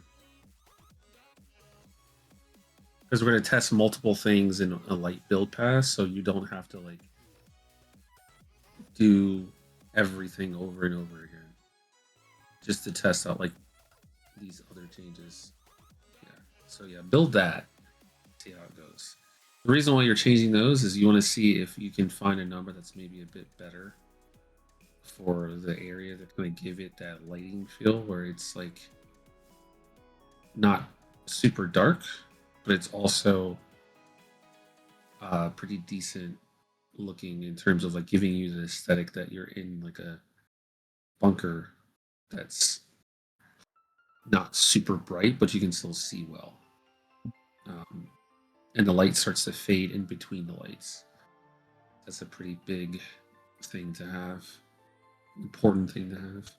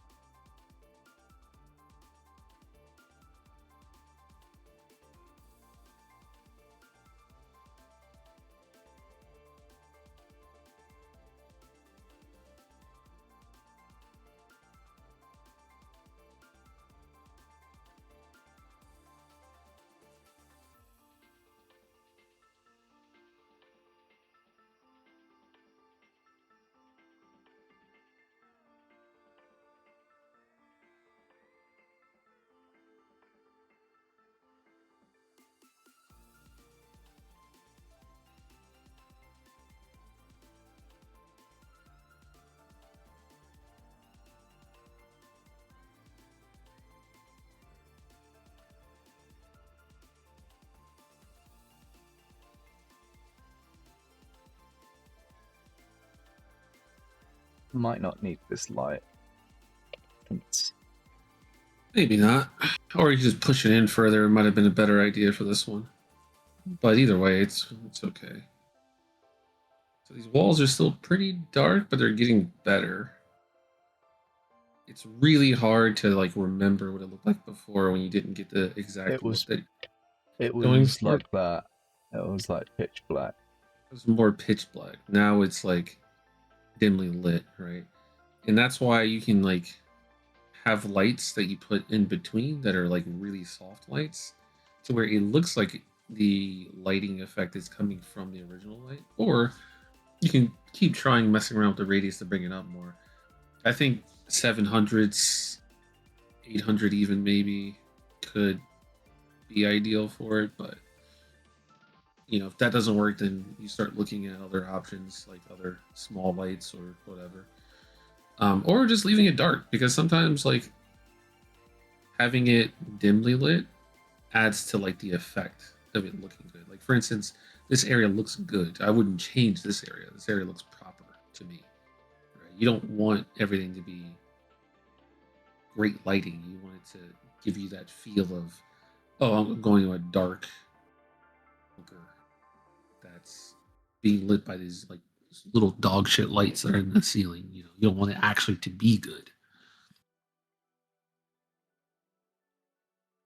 Did you ever see my lighting? Actually, let me load it up.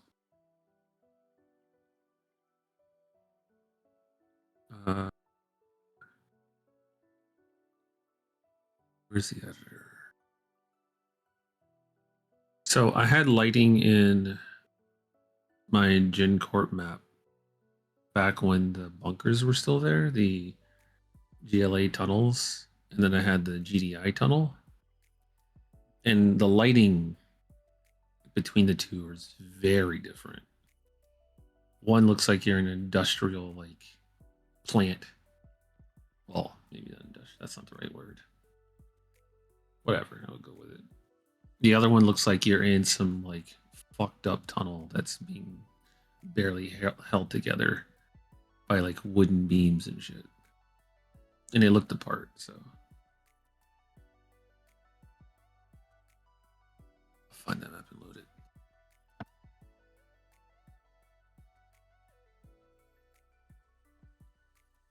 One sec, let me find this medicine. Be right back.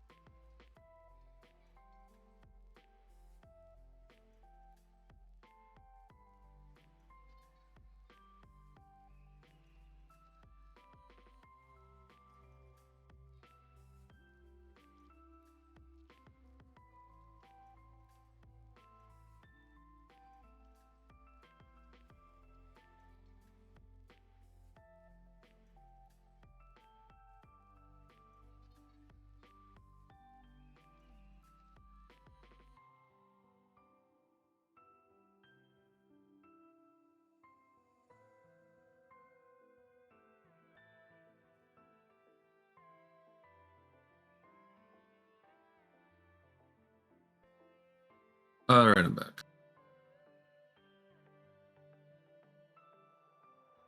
Welcome back.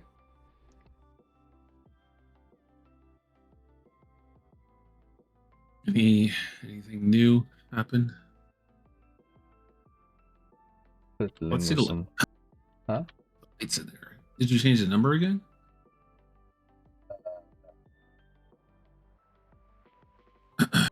No. Yes. Maybe. No, I haven't changed anything yet. Oh. Did you try running around to see what it looks like? 'Cause it might be fine.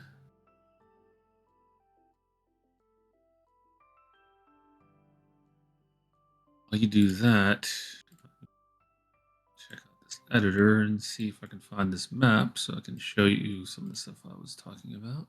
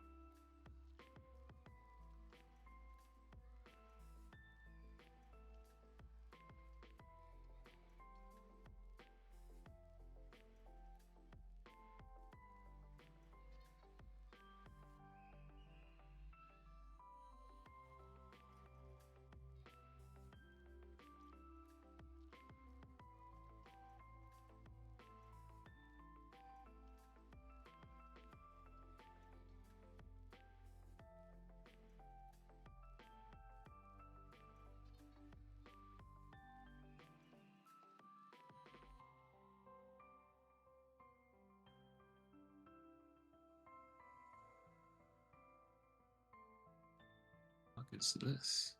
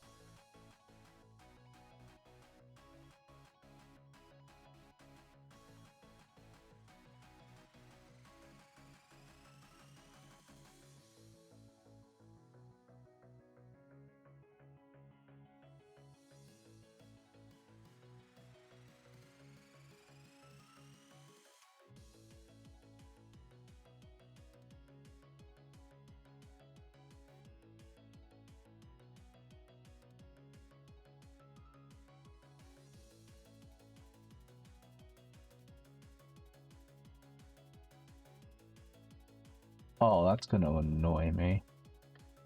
What?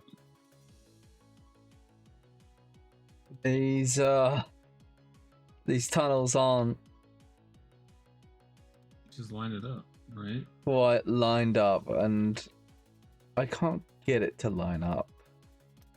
But then just don't think about it. Like, no one, like, who's going over here to, you know, that's gonna take estimate. Like, It's gonna take a lot more time to fix than you really need to.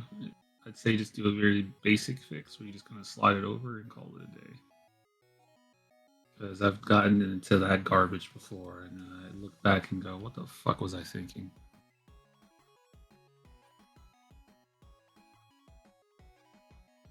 And yeah, if anything, you just would fix the side that is at the corner, right? So like these two pieces, instead of trying to do like the other part, because the other part is like in the middle section, and yeah. Let's see, what the fuck is this?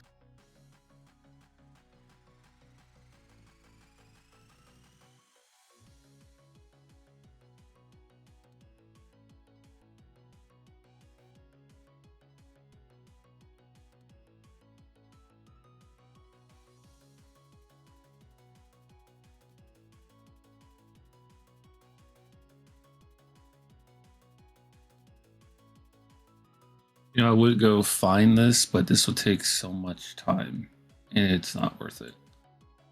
At the end of the day,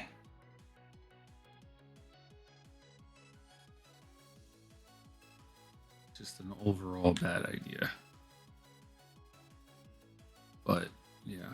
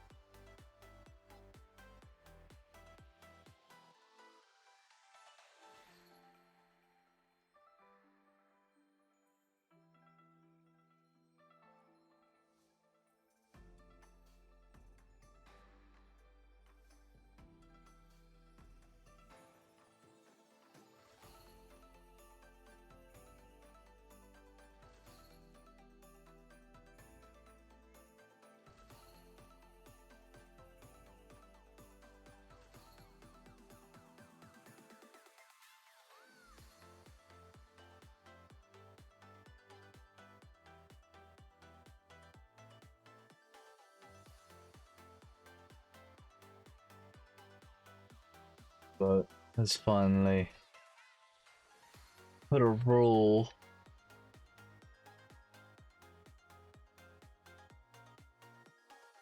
map making contest channel. Apparently people are not talking about map making. I wonder who that could be.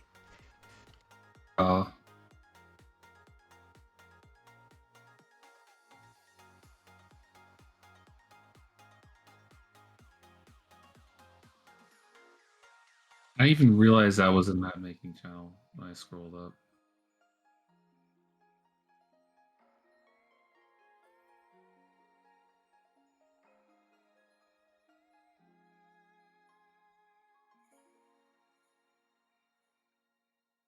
This is alright. I just thought that was a Renex channel with all the fucking chatter going on. Didn't even like bother to read.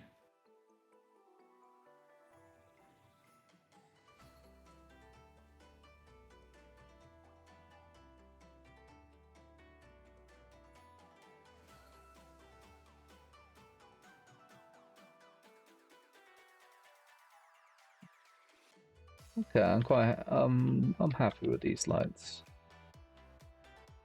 Let me take a look. Okay, I'm good.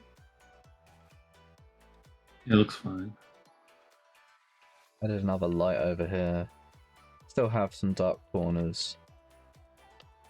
I think dark corners are fine. You want there to be contrast between the light and the areas without.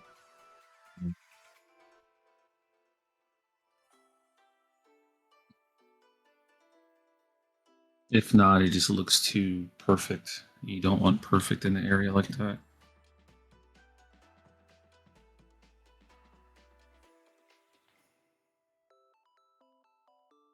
Obviously the lights in here need redoing.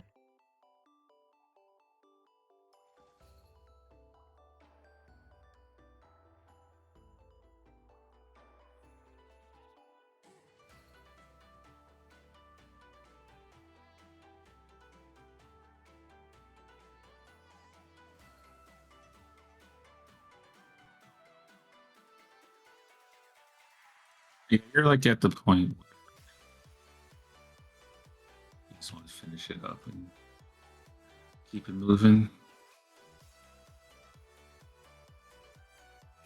Do something that's more interesting at this point. Because it looks pretty good. Yeah, I think all I really need to do now is the lighting, lighting and decorations. Yeah. And when Mac's done with his stuff, of his new wave system, I'll have a I'll be able to actually do a wave attack waves that will be more interesting. But that's all through the other thing, so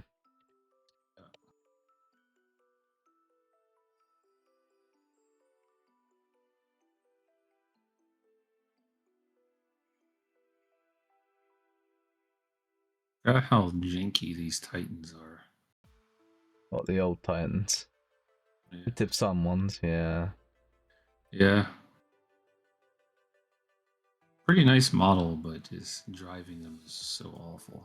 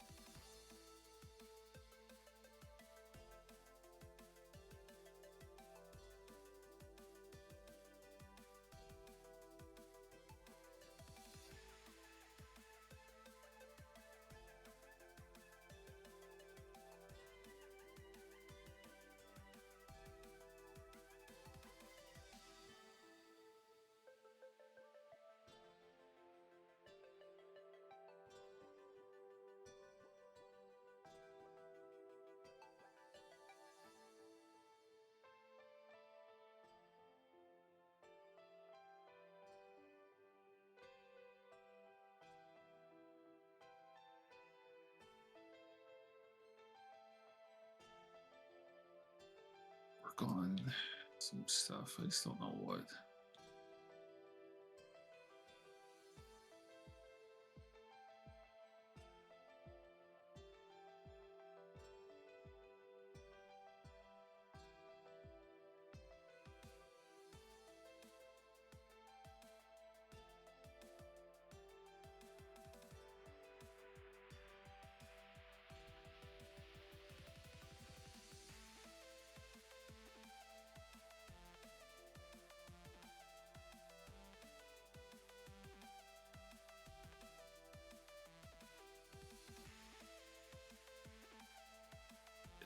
I didn't even realize I got that far over here.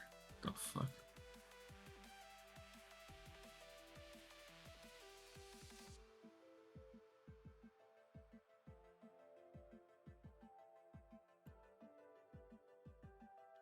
I don't remember putting this on this engine. The fuck?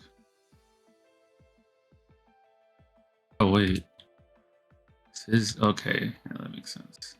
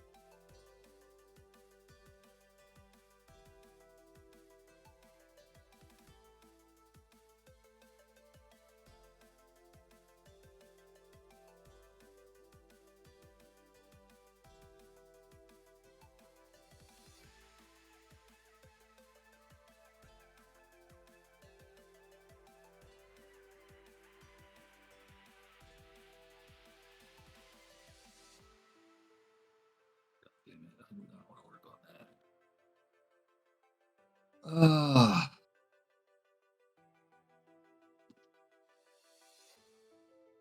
that. Anguish of a map maker. Yeah. Yep.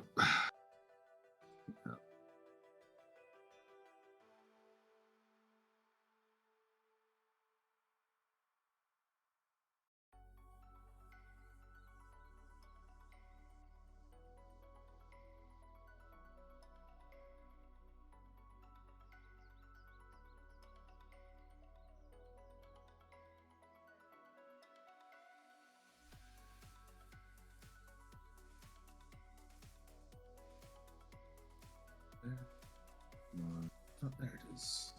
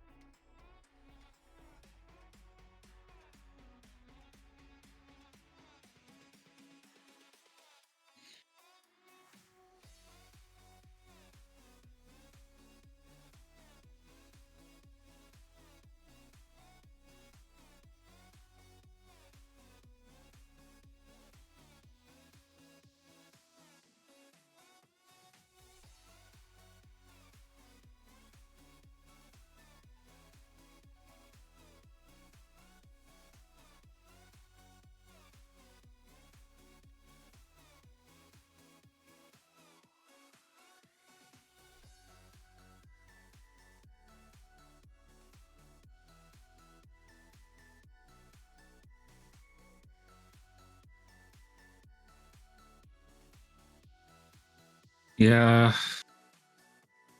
I just force myself to do a little bit every day, even though I really don't want to sometimes.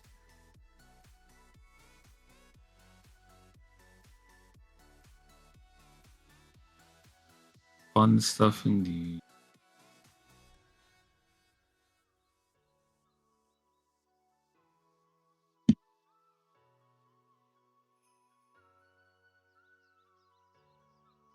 Where are you going?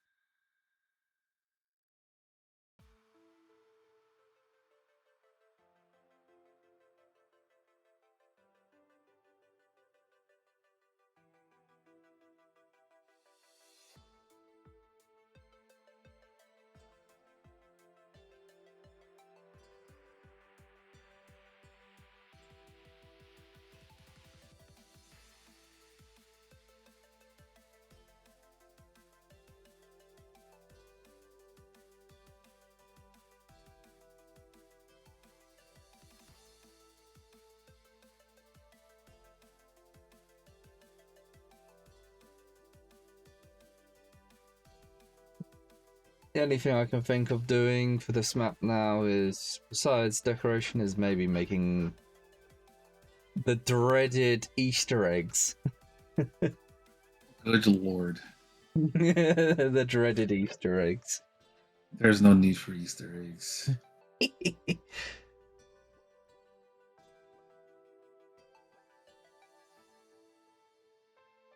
God, I hate Easter eggs now.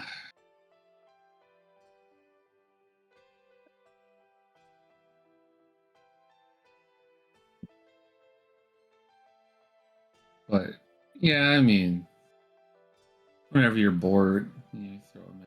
Probably off stream so no one knows what they are. True.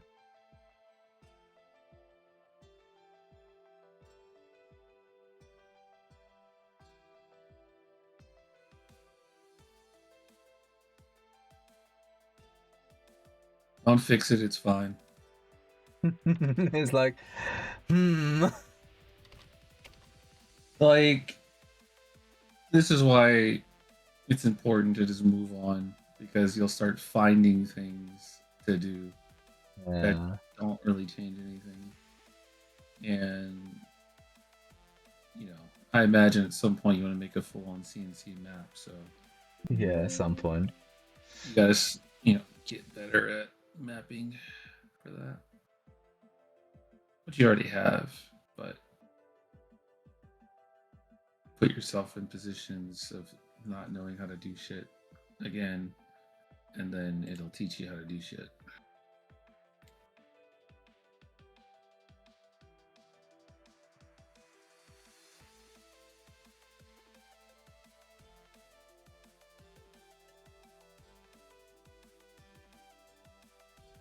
Oh, fuck.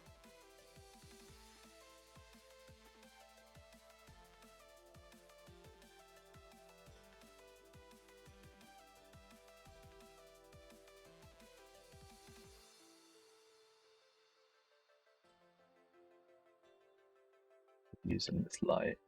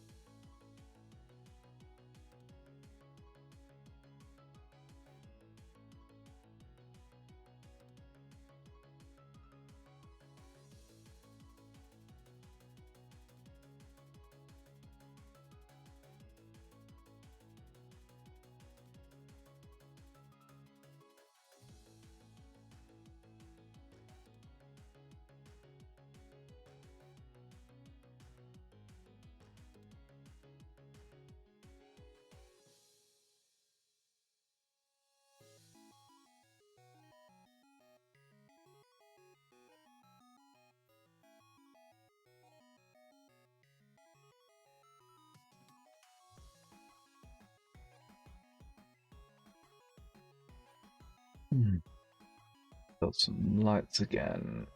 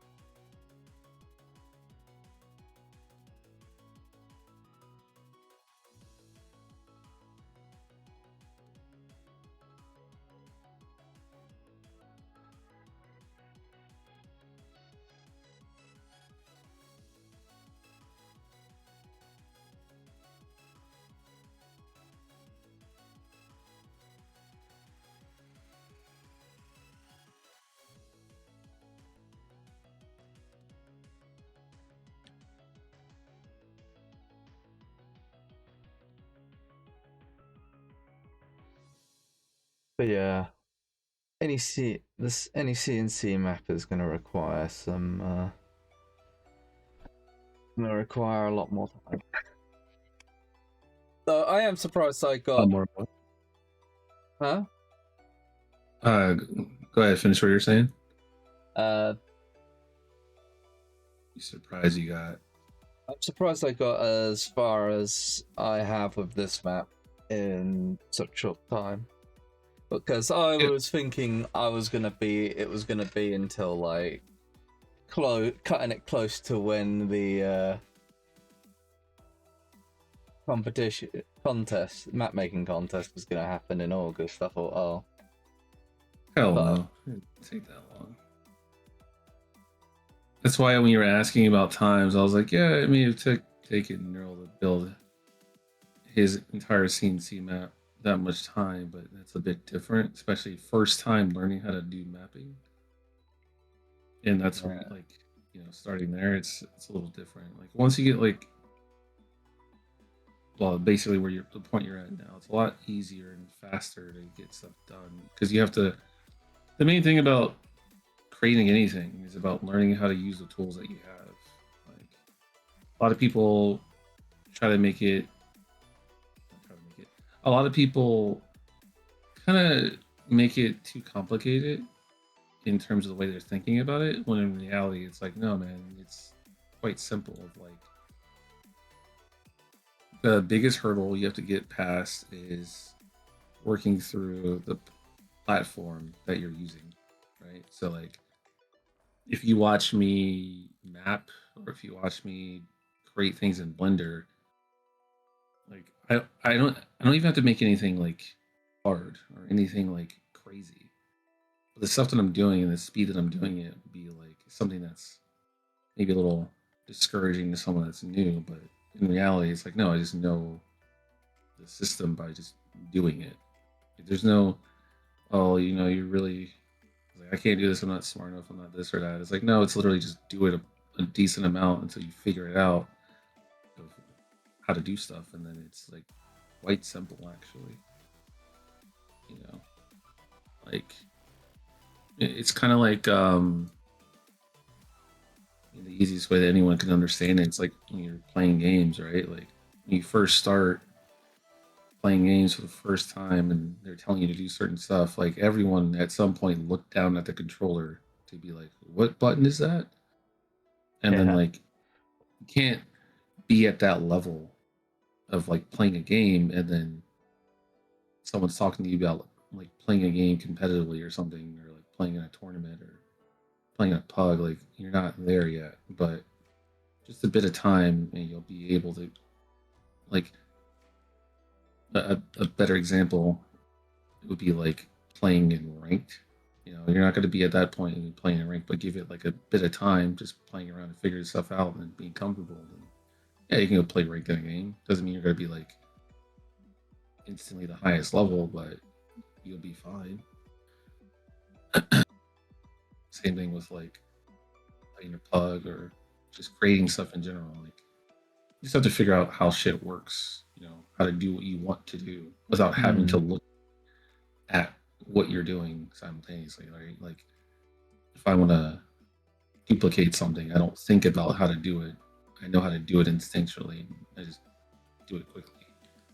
Where someone will see me like duplicating stuff and then like moving them in a certain way, and like, oh my god, that's so crazy. Like I could never. Like no, it's easy. Just do it enough times and it sticks. That's it. It's not hard.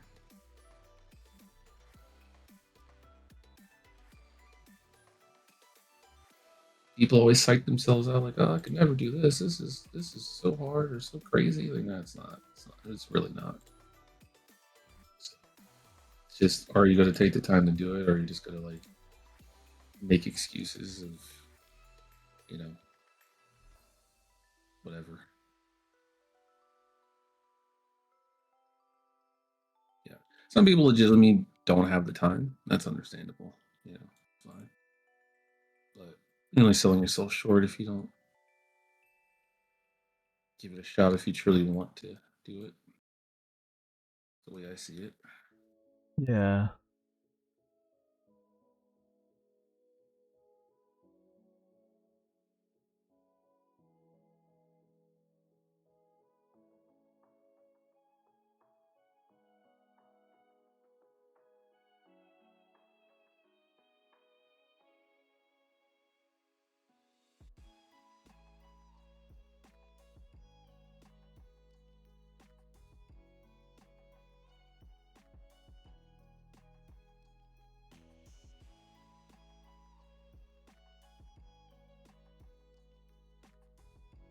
Yeah. The other nice thing about what we've done so far is that you actually kind of did more of what I would recommend for people to do. And it's like, don't go create a CNC map at the start because you won't know. It's not even because creating a CNC map is necessarily the problem itself. Because with enough time, you can get past that problem, right? Of like, you don't know what to do and other issues like that. I think there's like two main problems, which is like the lack of understanding of how much time or how hard something is to do, like how much time and effort some things are going to take.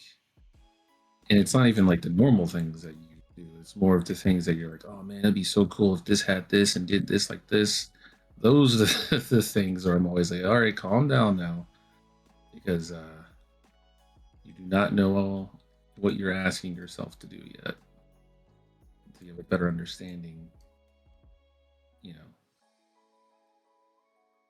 might be a bit rough. But if you like solidify that idea,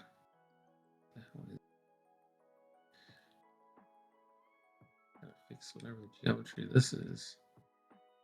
But yeah, if you try to like solidify that idea and then like stick to it and do it, and then you might look back and go, oh, I really shouldn't have done this. And that's what happened to me. Just like, fuck, this is a bad idea. Just didn't know it at the time.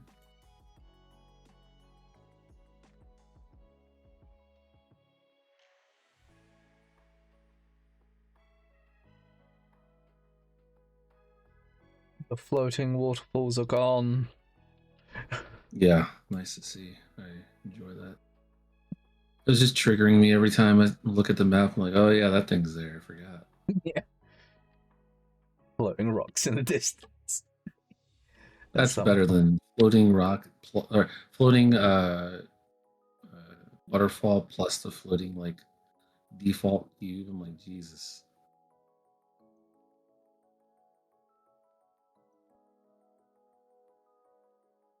This is lit nicely. Thinking something of putting something hidden in the shadows. Couldn't think of what could like put something like this over there.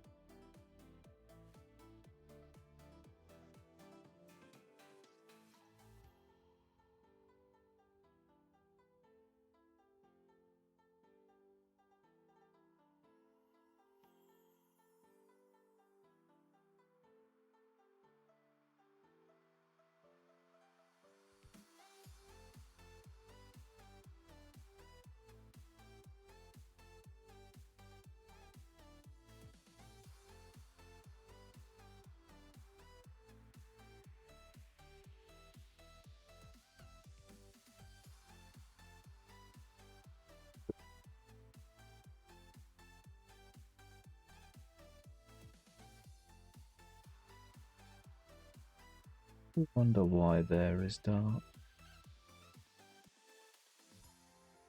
Oh, that probably why.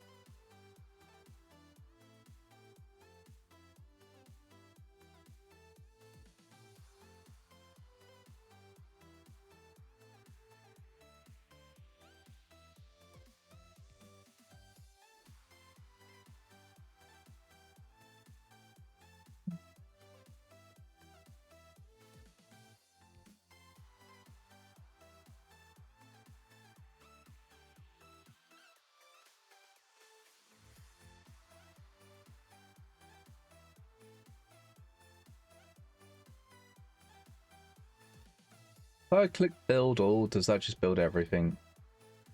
Yeah, it builds geometry, paths, and lighting. Build everything? Yeah, and the other stuff won't take long at all. So, yeah, and that's also what you want to do when you're gonna like build for it to be played, because sometimes you will build lighting and then you'll still need to build geometry for things, and you'll build geometry. And then whenever you build geometry, you obviously have to build paths. But the other thing about building geometry is sometimes that forces you to need to also build lights again after it. So the order is usually like geometry, paths, and lights. But paths don't actually interrupt your lighting, so it's fine. That's why, like, after you build lights, if you need to change around things that are like paths, like path nodes, triggers, and stuff like that, player starts, it's not going to affect your lights. And also, moving around vehicles that are not static meshes but are like skeletal things that dynamically get dropped into the map are also considered paths. So, like, when I'm working on Firestorm stuff, for example, there's like, those vehicles that you can just kind of use. Those are actually technically considered like path nodes. So you can just kind of move them wherever. It doesn't cause any lighting problems. Which is Okay. nice. Yeah. Something to keep in mind for when you make a Firestorm map. I think I'm way off of that. What I would say for Firestorm stuff and CNC stuff and the like, just keep everything simple. If you do that, then you're good. Like, for instance, your first CNC map, whenever you make that, just don't build an air map. Air just doubles or triples the amount of time that you're gonna have to take to ensure that everything's built properly. But if you just don't build an air map the first go around, you're fine. If you do want to build an air map the first time, just make sure the map is also still, again, very simple.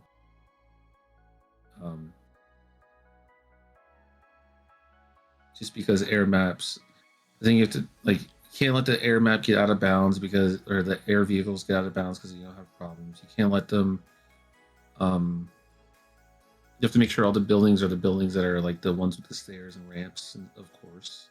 Yeah. You have to make sure there isn't like abusable spots where they can just drop people off in spots that they shouldn't get to, so on and so forth. And then normally what you do, so like, for example, look out in at one of your rocks, right? And just think about not those like in the gameplay area. Right? Just find a rock somewhere that's like out in the middle of like the path. Yeah. So like that. for example, not this one to your left or behind you. To your okay, go straight. Oh, actually, damn it, I'm looking at your stream. 1 second. Looking at Twitch, not Discord. There we go. Okay, go straight past this rock. This formation here is a perfect example, right? So what you do for a formation like the fuck is this? Oh, it's my Discord acting weird. Okay. I thought someone was joining and leaving the other channel, trolling. Whatever. Anyway, so for rock formation like this, what you would normally do is you would take a blocking volume, put it around the rock that kind of fits well enough, and then just shoot it up to the moon. That way, no vehicles can like take this rock and like climb it. Okay. They're not gonna just like get on top of this and start shooting as a tank or anything like that. And you know how your community is in Renex, right? So if there is a chance to do something like that, and even if it seems like it's not a chance, they're just going to keep trying it and trying it and trying it over and over and over again. So you just take a thing, send it up to the moon, and then they can't do it. It's not possible unless they learn how to drive up a wall 90 degrees. So problem solved. But then with air, problem not solved, because now that means like someone like first the air vehicle can't just be blocked. So maybe you'll have a little pillar, but you need to kind of like figure out how to set it up properly. Then you need to deal with the next problem, which is what happens if someone drops out of the air vehicle on top of that area. So you have to solve that problem as well. Like it's extra stuff that you have to like consider and then build around properly. Then firestorms like the next level. Because it's like, well, these people can just, use jump jets. Like, yeah, oh, the fuck. infantry can just fly. So Yeah, it's like, At that- well, now we got another problem. at that point, you just sort of let them get up there. Just try to make it as not so fun to be up there. Yeah. So it's a mixture, right? So some spots you're like, yeah, you can just get up there. It's whatever. Other spots are like, you can get up there, but it's gonna, like you said, not be fun to be up there. You're gonna be out in the open. It's gonna be very easy to like just snipe you or something. And then the other ones are like, okay, you just can't be here because it's broken. So I'm just gonna put like something up there. Maybe it's like the out of bounds thing will start ticking. Or the thing I do a lot is I use Tiberium, which is something you can also use in Renex as well. Because I use Tiberium as like, okay, if you're up here, you're gonna start slowly dying from Tiberium, right? And then some spots are so bad, I'm like, I really don't want people up here whatsoever. So I put like flames there. So you'll just start getting burnt immediately. Along with the Tiberium. So it's like, yeah, get the fuck out of there. So you can set it up. And also when you see that stuff as a player, it's like, I don't want to go stand in flames. Because people are gonna ask like, in theory, what if that hurts me? And then it does, and they're like, oh well, what was I expecting?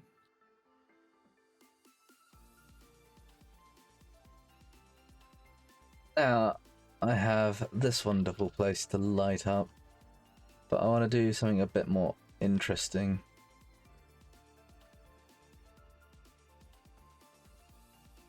Do you have ideas for it?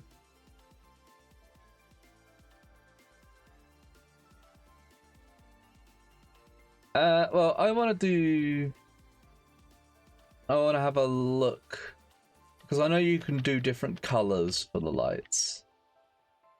Yeah. So I was gonna look in here. What color do you want? Well, red light, obviously, but it's more of a case of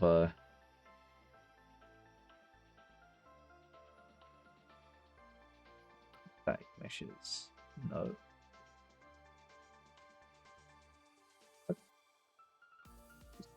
Search for going to that. Go away.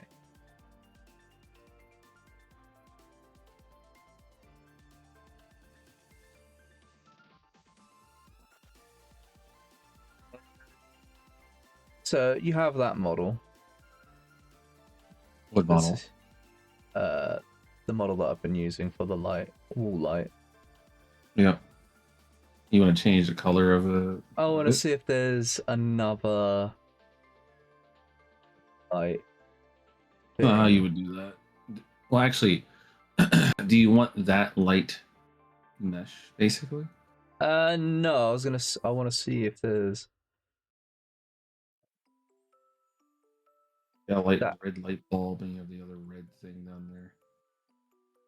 The way you would end up changing the things the way that you'd probably want though is you go into the material instance of said mesh and then see if you can just calibrate the light color itself. Because some of them might have parameters set up to where it will allow you to change it to red or to whatever color.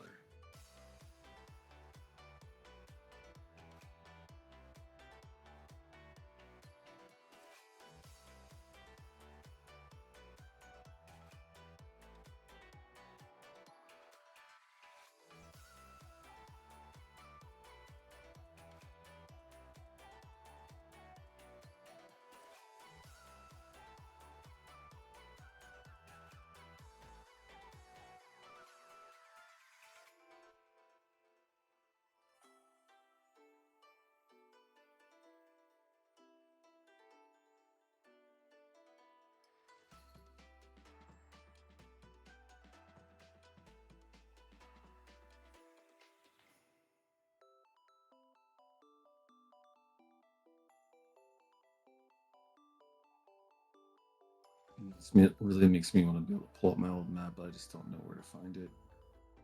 And I really don't want to spend time doing that shit. Take a while, and then it's just.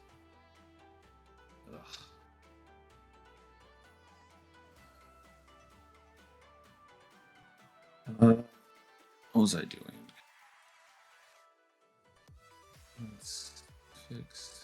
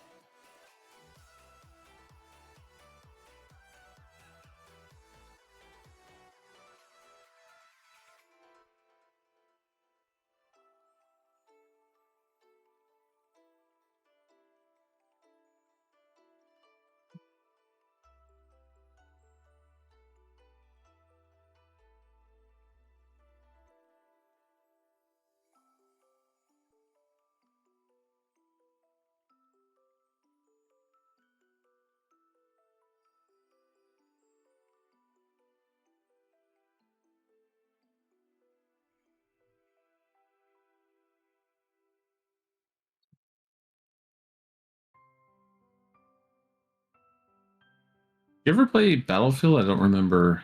Not really. I've played a few. I played I think Battlefield 2, but that's about it. Gotcha.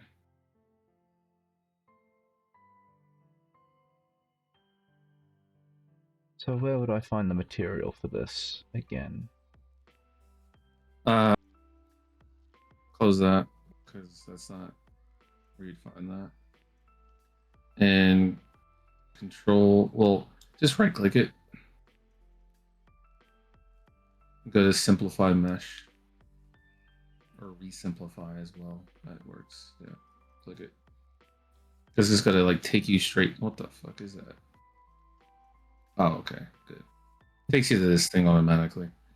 And then on the right, you'll see the material and you'll be able to open it up with the magnifying glass. Which is probably going to be an instant because I'm not close, so I can't see it. Now I'll go to your content browser.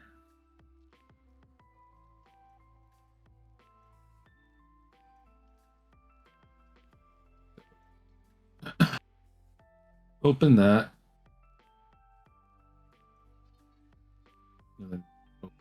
up and see what you got. And then what you can do in the top left is change it to like a square or a cube, very top left. You'll see the shapes. Right now you have a sphere selected. Very top left. There you go. Try different shapes so you can maybe see it better. Yeah. And then what would probably happen, and of course you're not going to change anything in here because this is currently, you don't change this one, you'd make your own. Yeah. But it probably has parameters for the light, if I had to guess. It might not. So what you can do, so you see where it says parent, open that one up. So parent, go to the magnifying glass at the top. There you go. Im shader. Double click that. This may not have. Well, no, maybe. Not the parent. That's interesting. See if there's see what the parameters are. My main, so I can zoom in. Parameter, normal multiply, normal detail multiply. Yeah, sure. Normal detail, rotator, multiply, text coordinate. Scroll up. Yep, more. And let's see what they got. Use specular. Use pink debug, whatever. Use emissive. True, false, emissive. Emissive multiply. So the emissive is on it. It looks like it's going to be set up on its own parameter. So you should be able to change the emissive color itself, which the emissive would be what makes it look like it's a red light, white light, green light, whatever. So you can close this. And then, so hover over the content browser and like click somewhere in the content browser that's not like, just so you have like the window highlighted essentially, and then hit the back key or the back button on your mouse once. There you go. Now you're gonna want to like make another one of those. So just duplicate that or just right click, create a copy, and then put it into your own folder.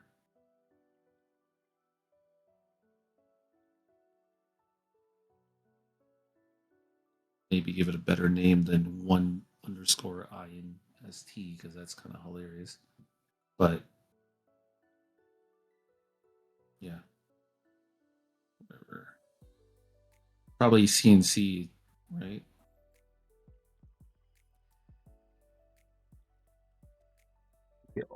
Doing it the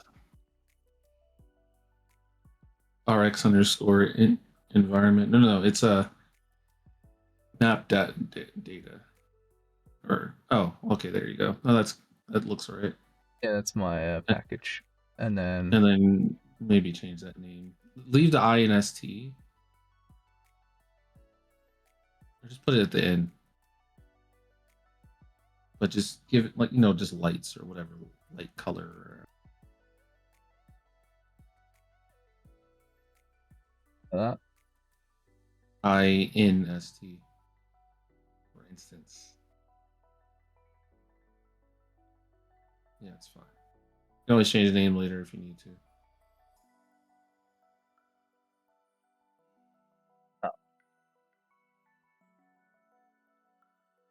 Yeah, no spaces. Normally when you type like that, you want to do the capital L if it's a different word, but it's fine. Like, don't worry about it. It's not going to cause any problems. It's just like it's a thing people do a lot in code and stuff like that. It's fine. Anyway, double click it.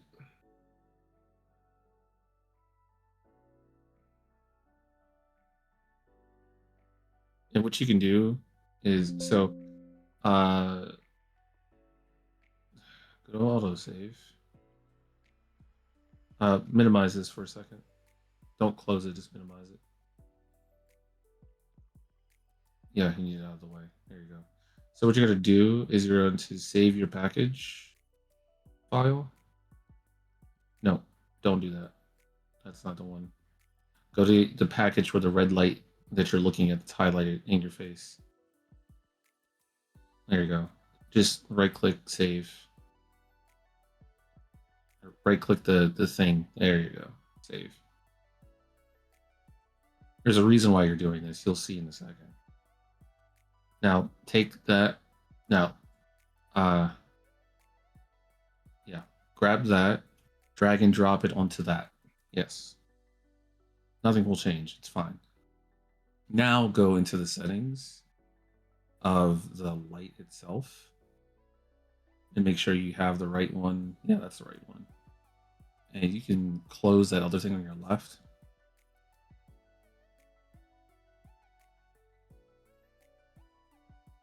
You should be able to find something in here that talks about emissive multiply, and then there should be use emissive texture, emissive, yeah, texture. Okay, normal multiply, diffuse multiply. Scroll down. What the fuck? Did they not set up emissive properties that allow you to change the color of the emissive?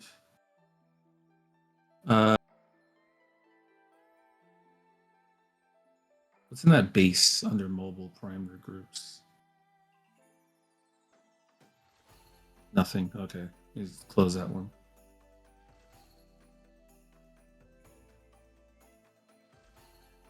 That's weird. I thought they would do that. Well, you can still see something. So take this window and make it not full screen anymore. So just hit the like middle part thing. Yeah. Now scroll up. Yeah. Click the check on diffuse multiply. This probably isn't going to work the way I'm thinking, but it's fine. Change the G and the B to be 0. You can just hit 0 when you highlight it. Yeah. Yeah. So for some reason, there isn't something set up for a emissive multiply. But I just wanted you to see that, like, yeah, as you're changing it in the material instance, it's changing in the real world. It would have been a lot better if it worked on the lights. I don't know why it wasn't set up. You can probably set it up, but I don't know how to do that without messing around with it. You can set that back to what it was, though. Like, it's the normal multiply is going to be something else. It's going to be really bad when you mess around with it. It's going to look terrible. The normals is not, yeah, it's not the same at all.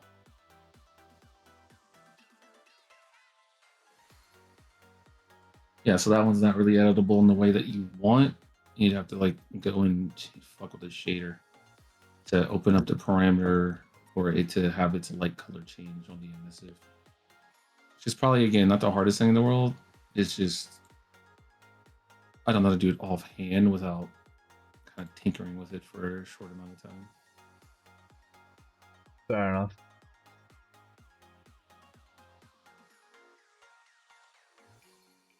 Unfortunate.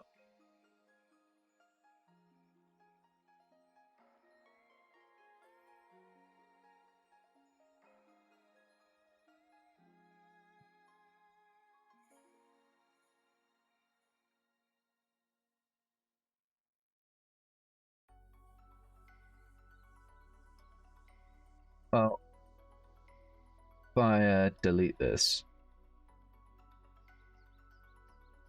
I can delete this instance. Potentially, it might still give you the warning.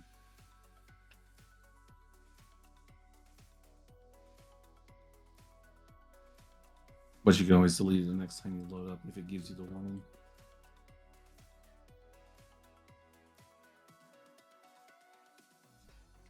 Sometimes it doesn't even let you force delete it either. Yeah, just hit OK and then just delete it next time you load it up. It's fine. You might also still have one of the things open. When the window's open for it. Probably it.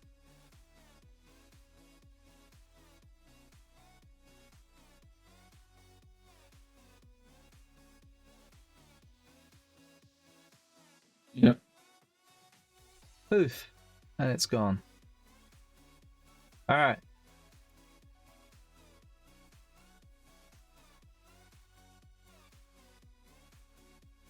That one's a miss.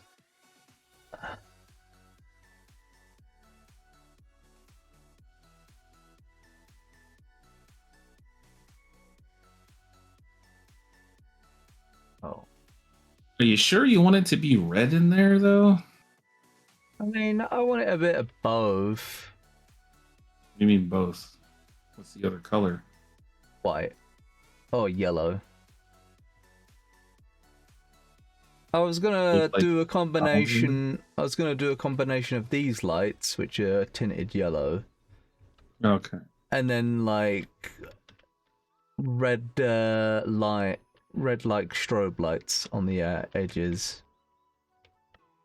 Wouldn't that like? I don't know. I don't see the vision, so I can't really say.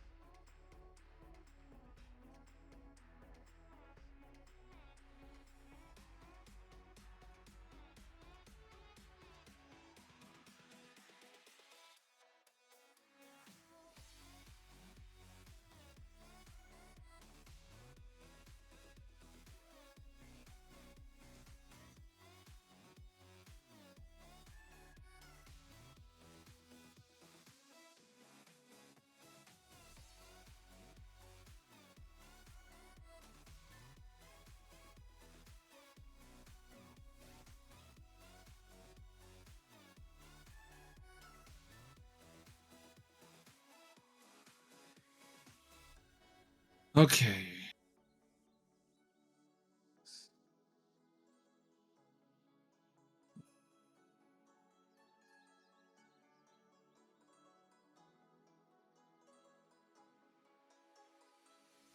Well, let's see if this is any better.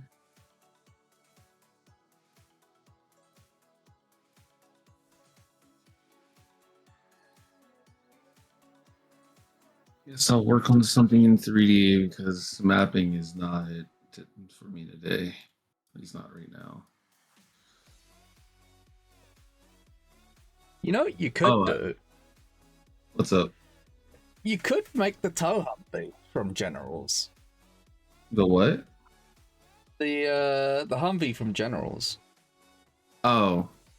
I mean, you just want that for Renex anyway. I know what you're doing. But, I mean, it wouldn't be but that that thing hard to should- do. It's not hard. It's just changing the weapon. Because, well, you But wouldn't even making need one to do for that. generals.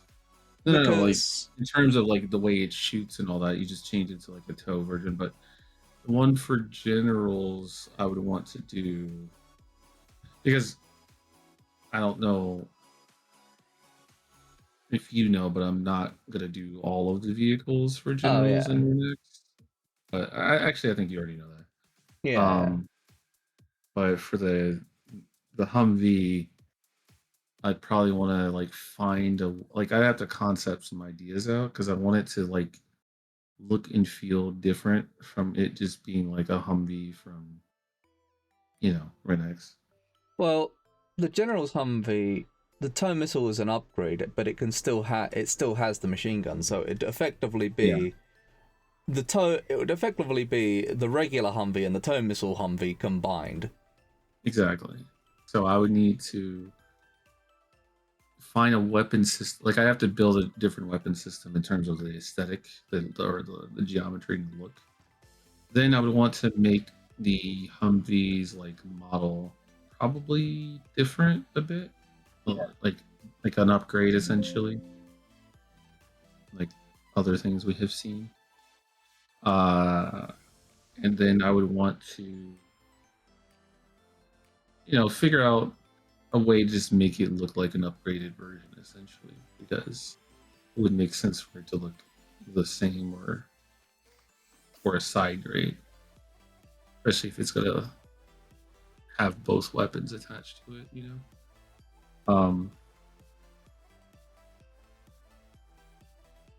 Also, I think I'm like the Humvee to me is a vehicle that has so many how do I put it? People will know that vehicle so well that I can't afford to fuck it up in terms of the way it looks and the way it's built. So I would want to ensure that I do it right. And I think I'll focus on that when I'm like later on when I'm really grinding out like 3 stuff. So I know I'm doing it in quotations perfect. That doesn't exist, but you know what I mean.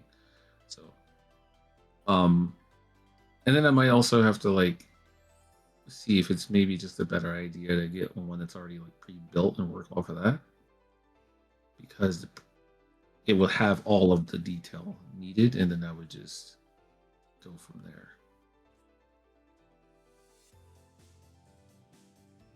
That's why I've been like, I haven't made like a one-off like fun project of like a Warhammer vehicle, because like you don't want to fuck those up. People know and care about those things so much. So if you're gonna do it, you gotta do it right. So I'm like, yeah,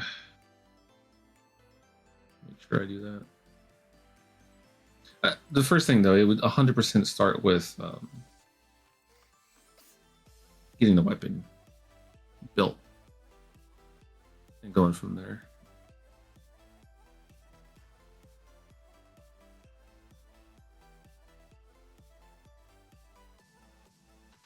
I might also I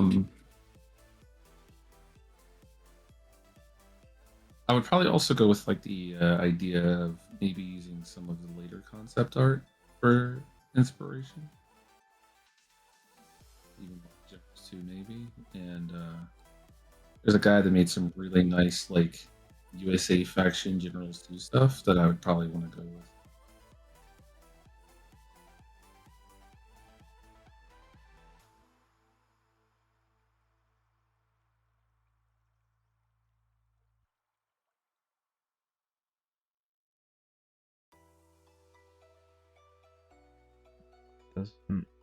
Doesn't go red. What do you mean? You're looking in the material itself. You're not, or you're looking in the static mesh that has the material. You need to open up the material there. See, like, okay. Yeah.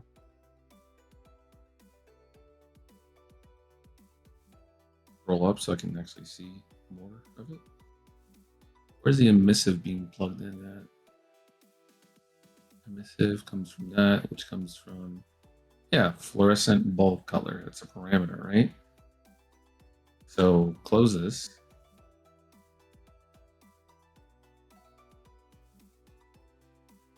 Don't save any changes, obviously. And is this the material that one's using? Straight up this? There's no material instance? This is what it's using. Yeah, go to simplify mesh. And then it'll push you back to that one. You just want to always double check that. So there's textures, yeah. Okay, so you want to right click that thing and turn it into a material instance, and it will automatically pull the parameters that they have set up. You put one in your other. Yeah. Yeah. So I think you want to pull from this one. I don't think you need to go and make everything, but I'm not sure. That's a question for someone that knows this particular stuff really well. But you'd right click the thing. This one. Create material instance. Constant. Down. There you That go. one. Yeah. The time varying is usually for like imagine like blood sprays, decal type of things, right? So like And then blood put this is in my package. yeah.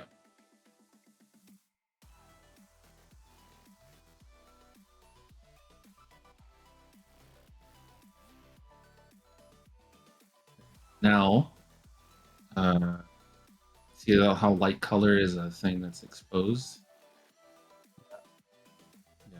You just click the check mark and then you change the color. It doesn't have to be in order.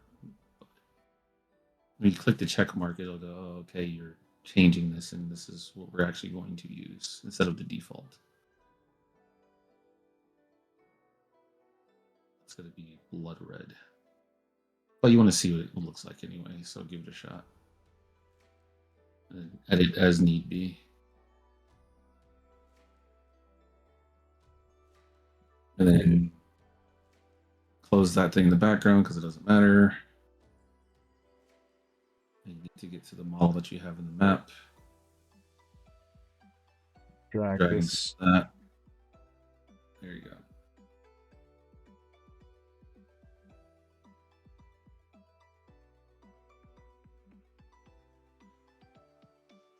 And then you would put a red light in front of it to get the actual lighting feeling, and then so on and so forth. And then I probably recommend not going super crazy with the actual red light itself, just because, you know.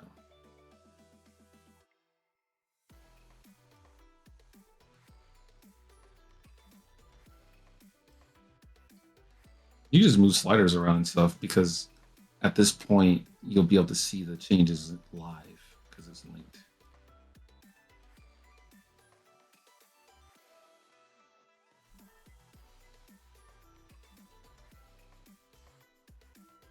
Also, yeah, okay, yeah, you did it.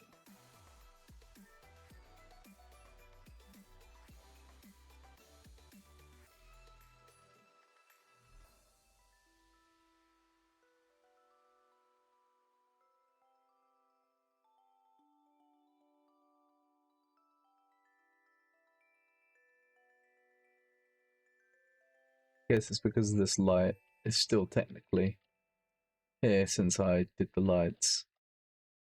What do you mean? Like, what's the problem? I deleted the light in here, but it hasn't actually deleted the light in here, if you know what I mean. Yeah, I yeah. haven't rebuilt lights. Just you gotta put a red light in front of that thing, right? Yeah, I was going to Go in front of. Oh. steal a light. I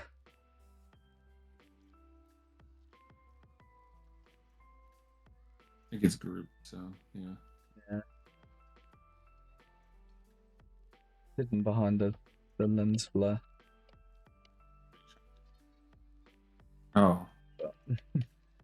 Well, you have that selection on. That's why you're selecting the lens flare on accident. So you gotta remember to turn that shit off.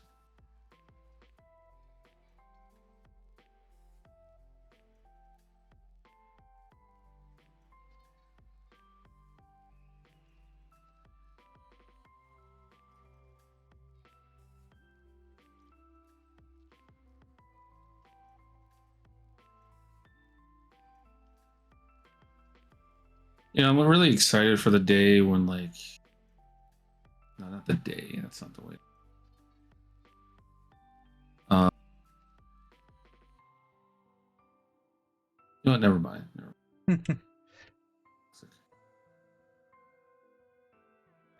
So you can pick the color. Yeah, get what you're looking for. This is one where you don't want to turn the radius up way too high because you kind of want it to, you know. No, the radius that you had was fine. Just saying, like, don't like shoot it up to like 2048 or anything. Oh no. Yeah, because like see how it's touching the ground. That's what you want. That's good. That's why those radiuses that you had originally on those other ones are good. Just hit go to. See on the left side of your screen, go to A. Yeah, it goes to what you have selected instead of having to fly back.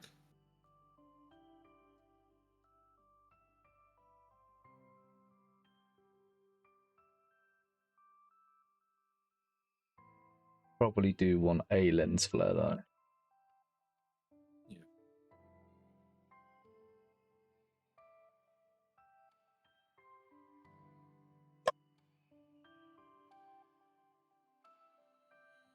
Did it do anything special with the lens flare?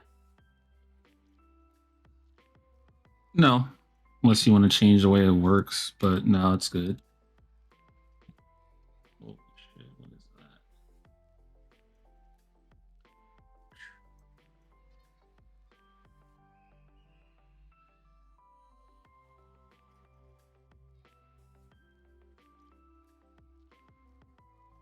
I need to work on this more. I don't know.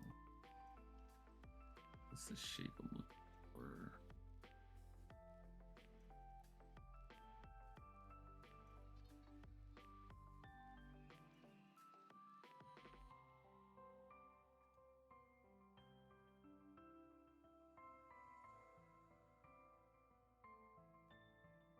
Okay.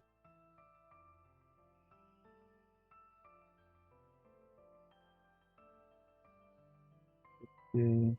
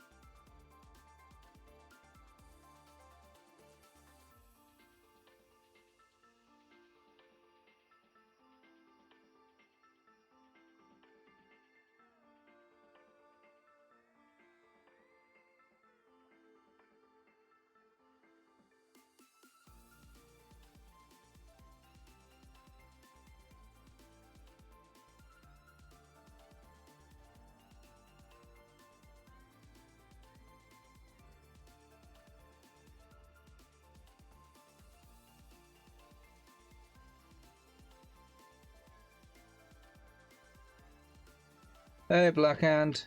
Map is going.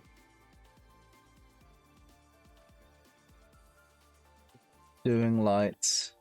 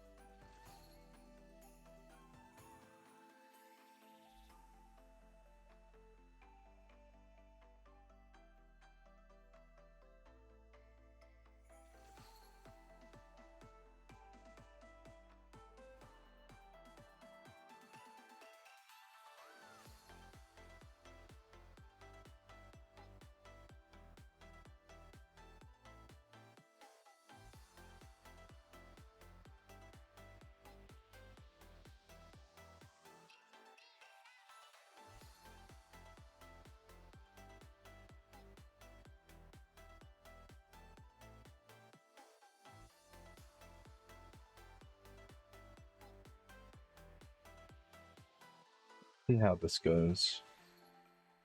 Build the lights. See how this looks now.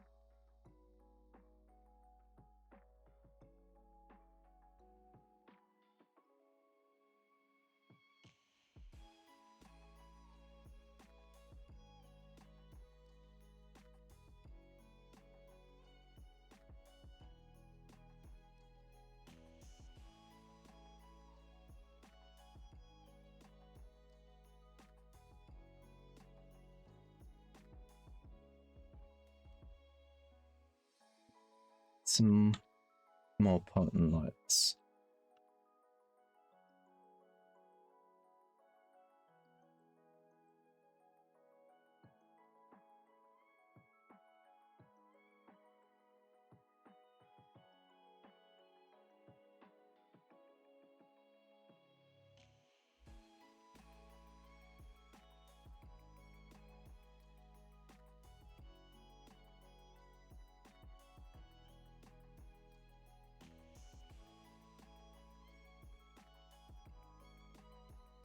There you go. See, that's why I stopped myself earlier, and I was like, I don't really see the vision, so I just need to be able to see it to understand it.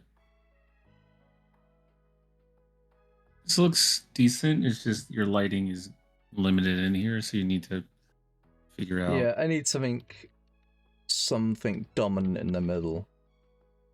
Yeah. While keeping the aesthetic. I think if you just get some of those other lights that you already have, those right there, and just kind of strategically place them around, then you'll be fine. Can't speak today. Holy shit.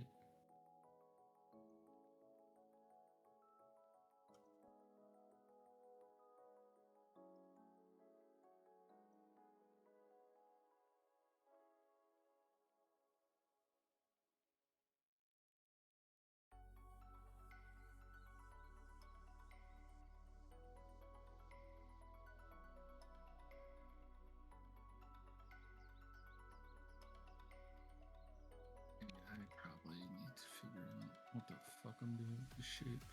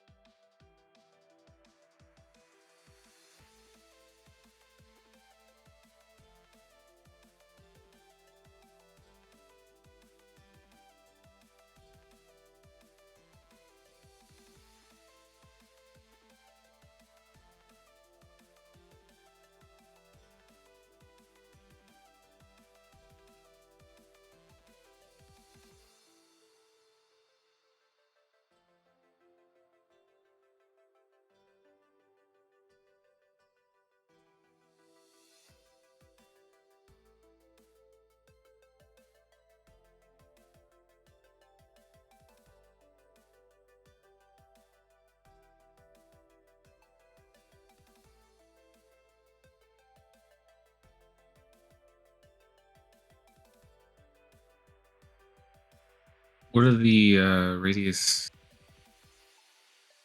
of the regular lights looking like? This one's Not large. 512 probably. these ones are 600. They're not going to do 600. much lighting as is.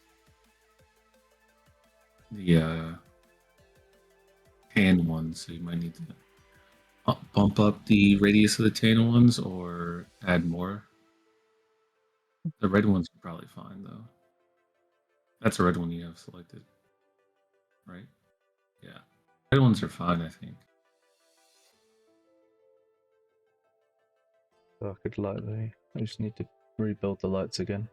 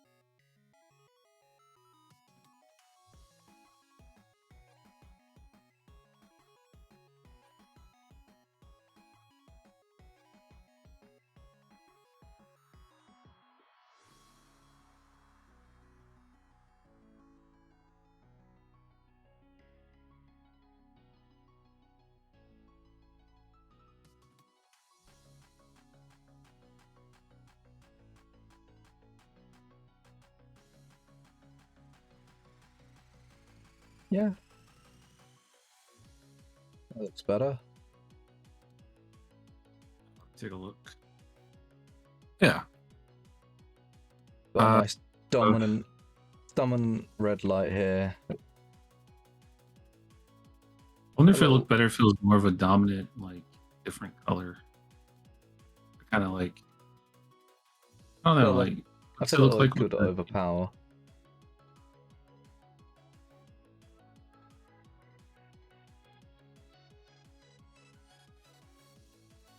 maybe. Either way, it looks good. We can actually see that there is a door here hidden. Yep. There is a large gate. Eventually, when you learn other stuff and come back messing around with this map, you'll probably end up making that gate where the vehicles come from. Yeah. Fortunately, it's Right. just this static mesh. Yeah, yeah. But I could do in future have like an actual gate that opens up and Yeah, you could if you actually want it to be that way in the future.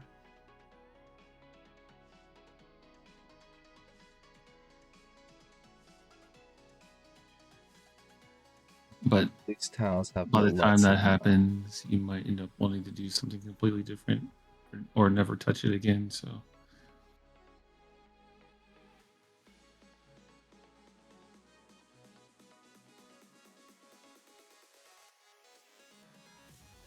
That is a weird shadow.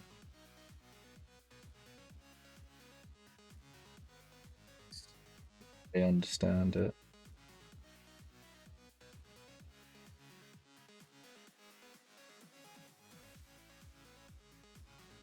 The radius is very much covering that.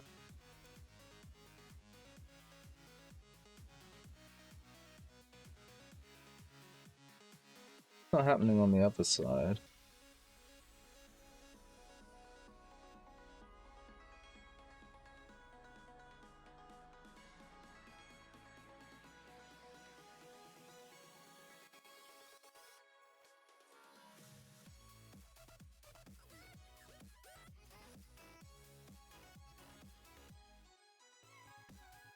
I guess some things just don't make sense.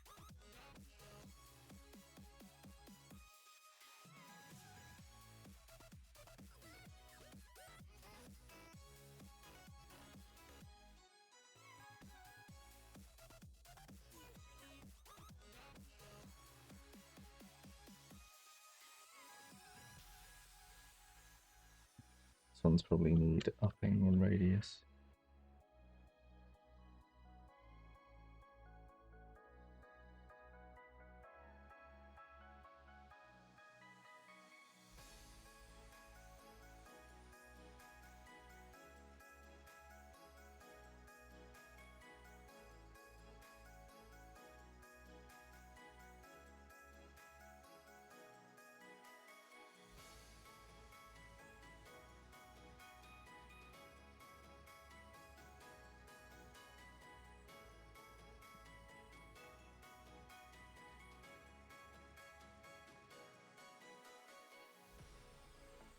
Yeah.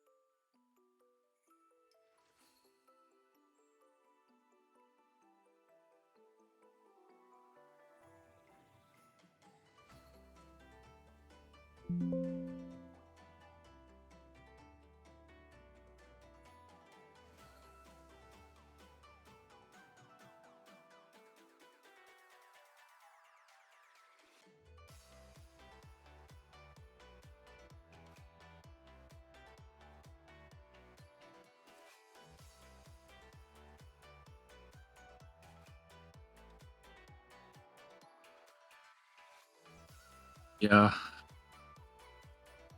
Matinee work. Matinee stuff is actually not so bad. Kind of fun. Yeah, Mac Reps. Weird shadows, yeah. Yeah, moving gates.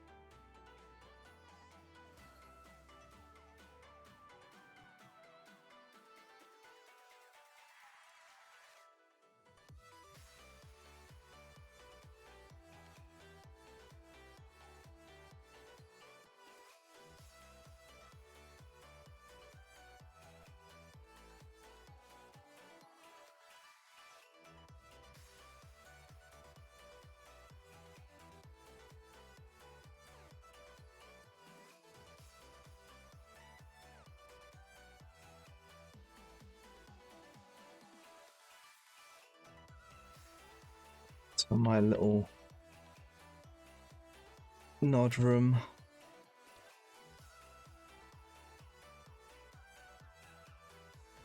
If and when I ever get the ability to have a purchase terminal that can buy the mutant Rav.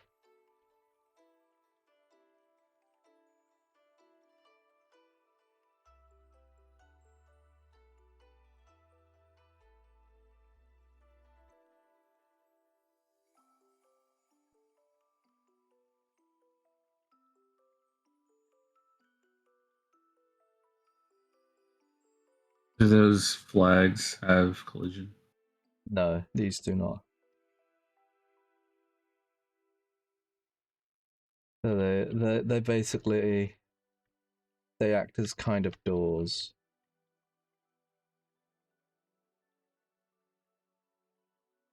Actually being doors. Yeah.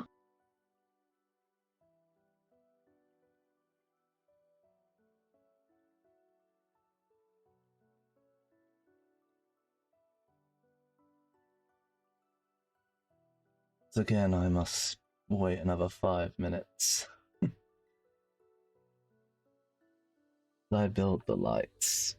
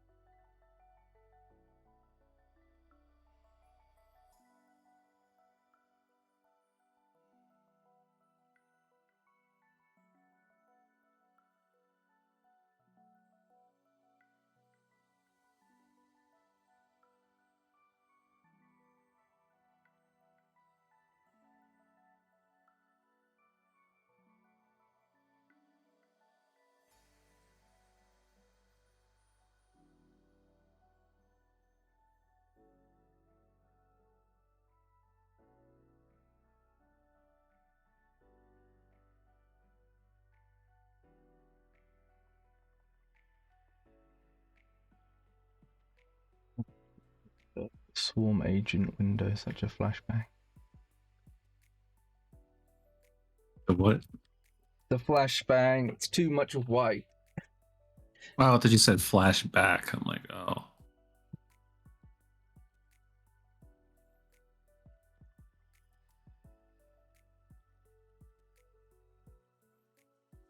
Okay, let's have a look.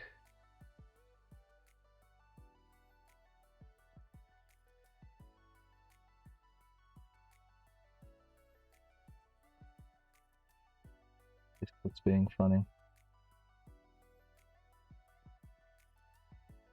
Yeah. I turn your stream back on.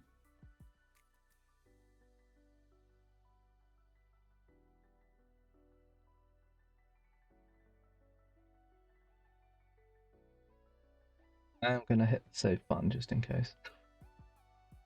Always. Yeah, this is fine. We've got some dark. This doorway looks ominous now. Yep.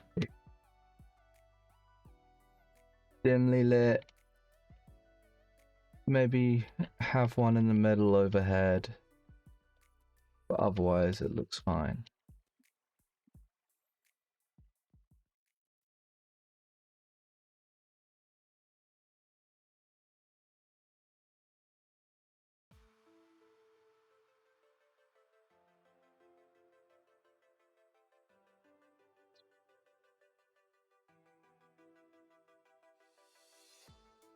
In fact, that shadow is so weird at what I'm going to do. So I'm just going to Control Shift G. Give me that light bulb. Copy this light bulb. Slap it right here.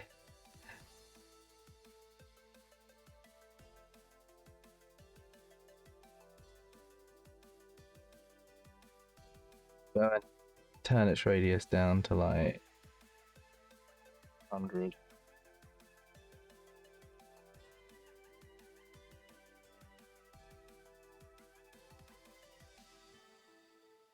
Make sure there is no random shadow here. Shouldn't be. Shouldn't be a random shadow there.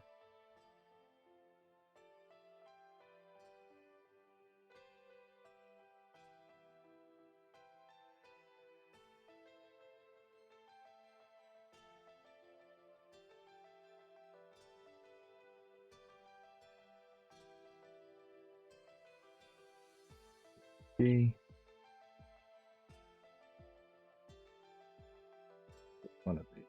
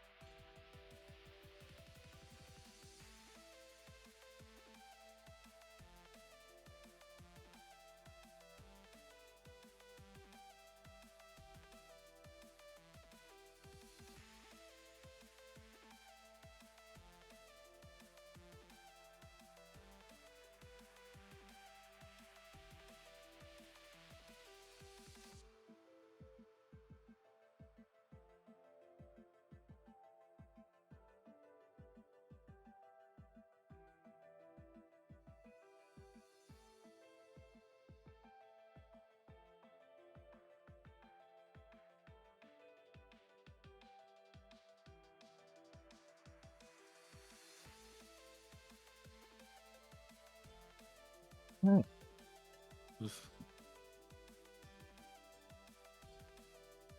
In here needs a light. I think I'm done.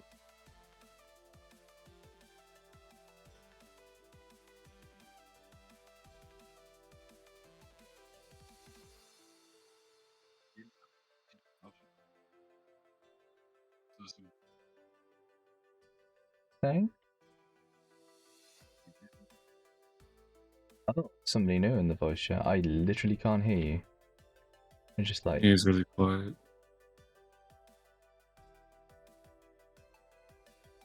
and he's gone.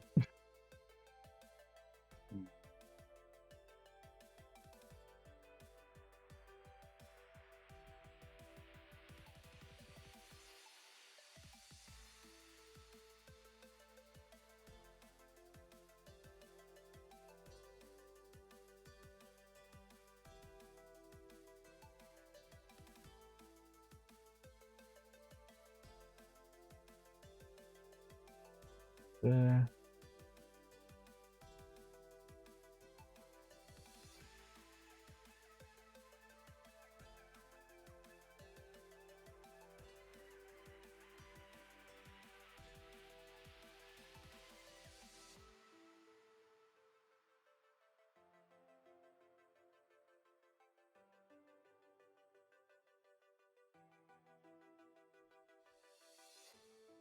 These lights are fine.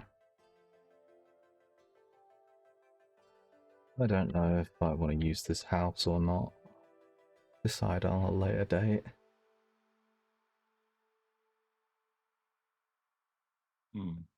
What else? House over here. Silly little Oh. thing. Yeah, you'd probably use something else for that. Like a rock would be better. It just looks out of place. Unless you decide to like make it make more sense by like putting it on some sort of foundation, probably off to the side or something. It's just a lot of work. Just a rock is probably better.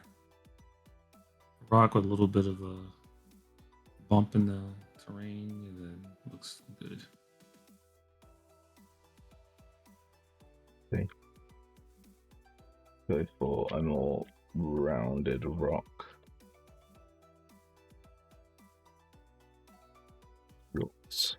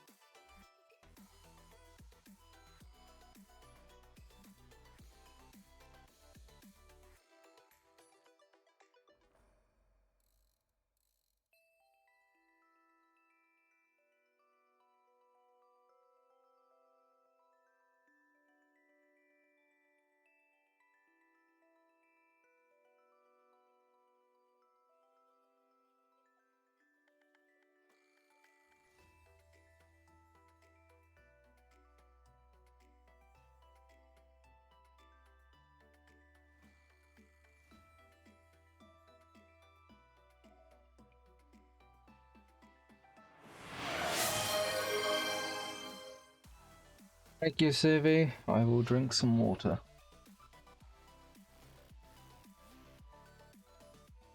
Yeah, I was wondering what the fuck that noise was. Yeah. Twitch things.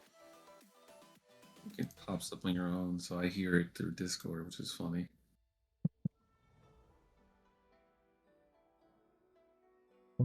Notification for me to pay attention. Yeah.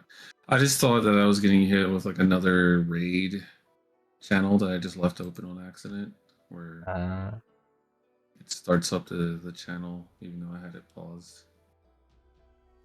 Notification to stay hydrated. Yeah. Paths.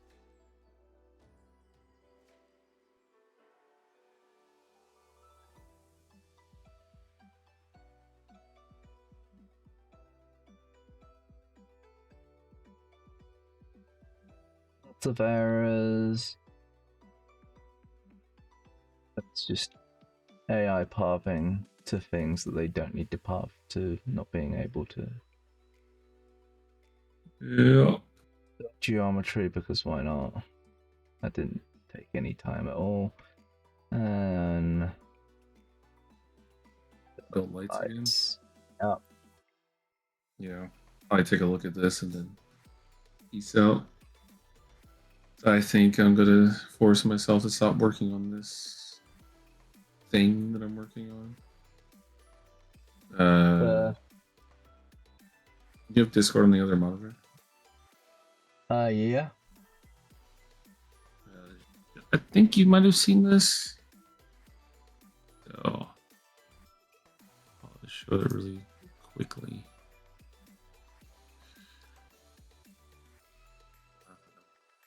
Where'd the other piece go? What the fuck? Oh, there we go.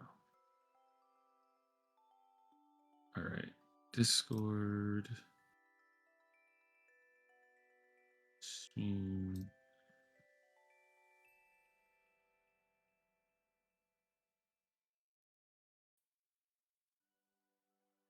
get this. Ah, Yeah. Trying to get this to look good, but also not going too far into just straight taking somebody else's work. So I'm gonna like rework everything or a lot of things. I've already reworked one area that seems acceptable. I just need to fix some other ones. is this off of the vehicle that I think it's off of? Yes. Ah, yeah. Okay. Yeah. So just trying to figure out how to get that set up the way I want. I just have been working on it because I'll just say been sick lately. Um, pretty bad actually. So I was just, you know, by the way for a bit. But I'll probably start earlier in the morning tomorrow and work on it, where I get busy with other stuff, and then just because I find that before I get busy with working, I find that like early morning 3D, I don't know, grind out stuff a bit better.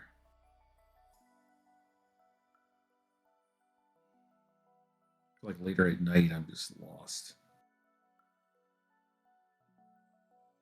Okay, the lights are built.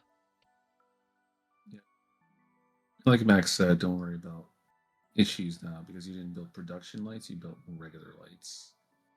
The difference between lights, regular lights, and production lights. Time, tons and tons of time. Okay. So, you see where it says build lights at the top?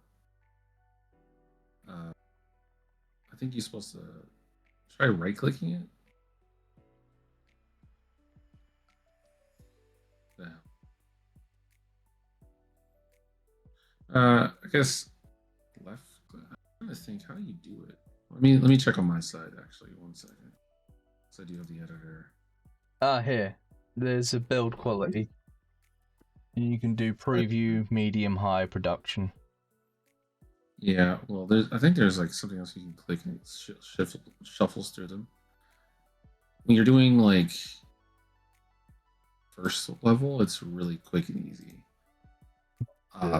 When you're doing the other ones, it gets like really heavy. And you can tell a difference once you go from like preview to, you know, production. But man, the time difference is insane. You pretty much never want to do production lighting until you're building it for people to play. I don't ever do production lighting because I've like the Firestorm map that I work on just doesn't make sense to do it. Especially because I'm always like crunching at the end when it's time to like get the map out for testing anyway. Especially last time because I was super fucked up during the week.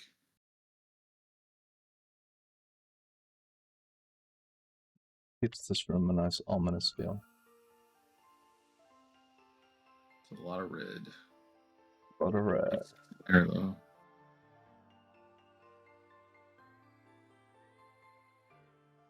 Field farm.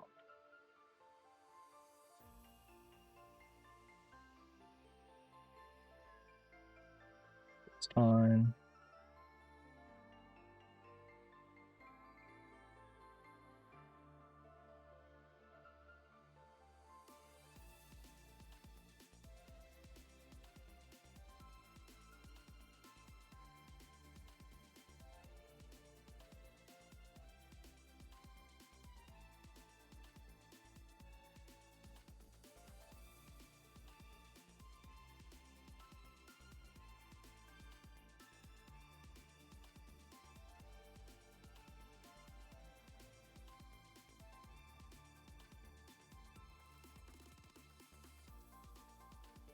Yeah. Looks really good. Yeah. Quite happy with it. Yeah. Gameplay seems fine, and add all the stuff that you get from Mac, and then pack it Next. up and move on to the next one. Yeah, well, the only other thing it is after this is slapping some foliage down, like over here. Foliage and Why? Just to kind of scenery. hide the outskirts of the map? Yeah, hide some of the outskirts of the map. Make this look not like a barren wasteland.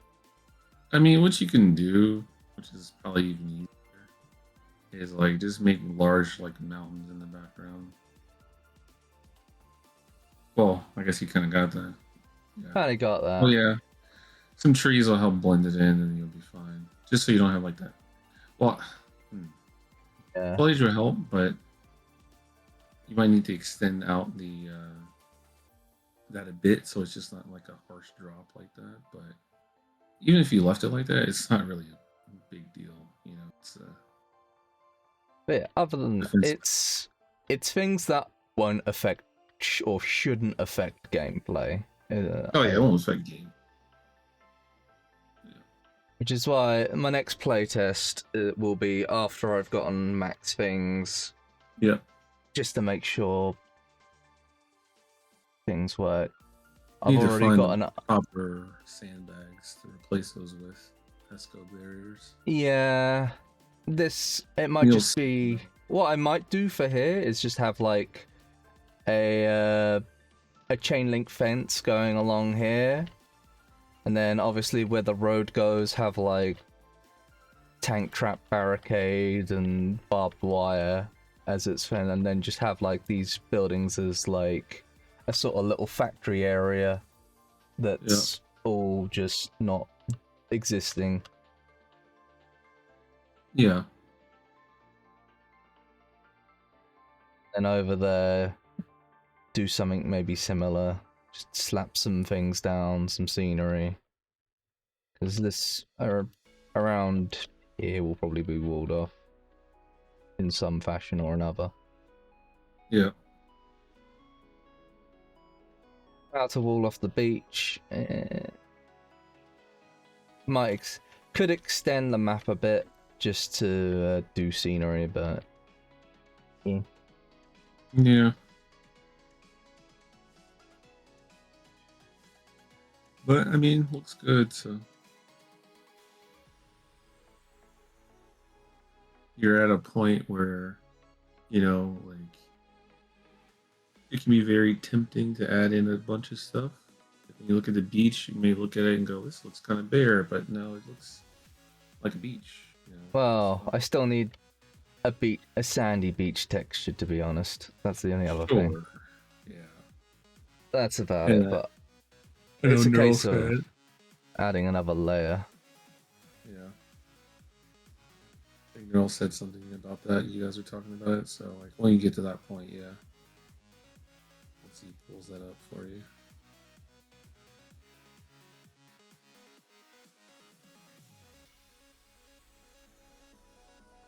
I suppose down here I need to paint it with something.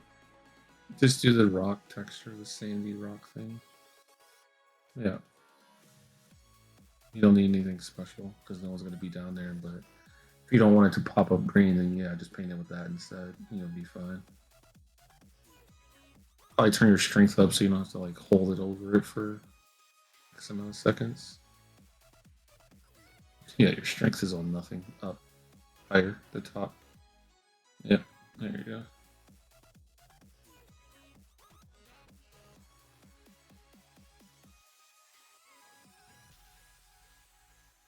go. Hit Alt and W. Thank you. There you go. It gets rid of static meshes. That way that thing's not just blocking your view.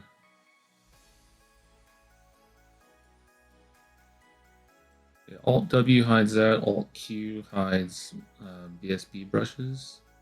The stuff that you make with the builder brush. And yeah, you just hit them again to bring the stuff back. pretty nice. And then T hides terrain. So Alt W, was it? Yeah. Is it again?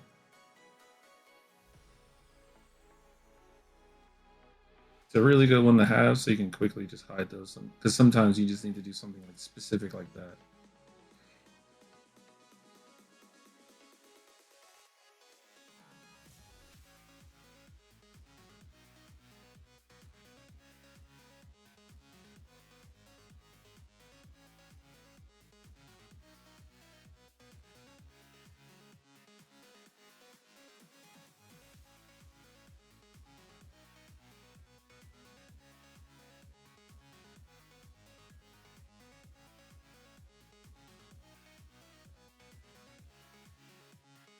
You think for a CNC map, when you eventually want to do one, that you'd want to do flying maps in the future? If I do a CNC map, it will. The one that I have in mind is flying, and it's basically going to have everything I can put in it. Yeah. So what I would recommend, because I don't think that's a bad idea at all. I think that's fine. I think what you should do for like a challenge is to make a CNC map before that one and try to make it as fast as possible while still being decent. So make like a smaller one. So think like the size of like Snow or Oasis, right? And then try to like get a map out quickly so you can kind of see what you need to do in those and be able to like dictate like what's important, what's not as you're working on it. That way, it'll help you see things in a different way. Because I challenged myself to do that a few times with like different things, like get something to where it could be playable in X amount of time, and then it's like, okay, it helps me like get rid of the extra shit that doesn't matter. That's what I did with that other map that we tested, the base test one. Okay. It's just, yeah, that was like a week. No, I'm sorry. The point where it could be playable was within like, I want to say 2 or 3 days, like 2, and it looked pretty damn good by that point. And then like it was finishing touches to get it ready for the test that we did on it. So it came up pretty good. So I was pretty happy with it in terms of like getting something functional and playable and looking decent in that amount of time.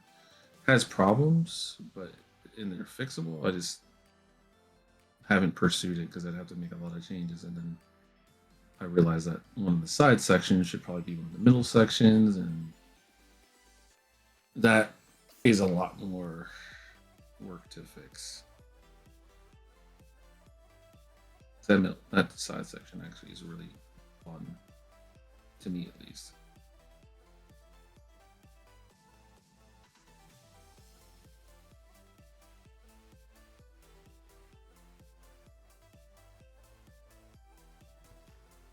Get that shit working again at some point. Would be an interesting path for the air vehicles. Come along down here. Come around here and sort of come in from behind. Yeah, you can, That could be fun to do. yeah.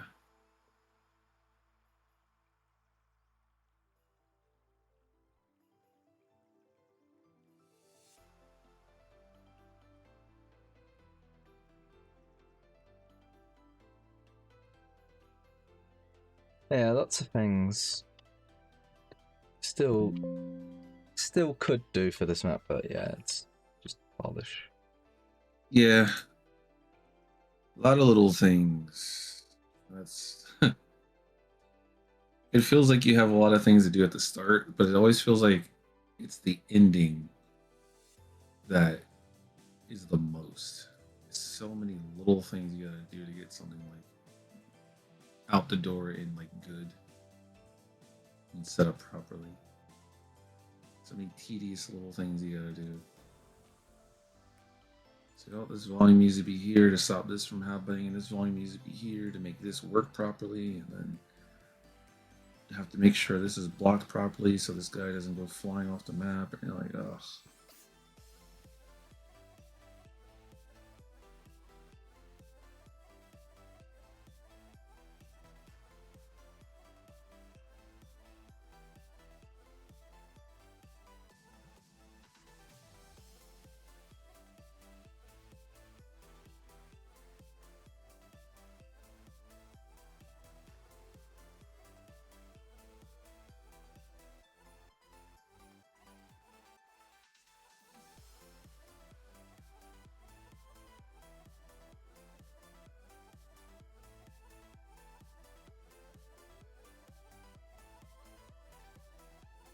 Let me find this thing I was talking about.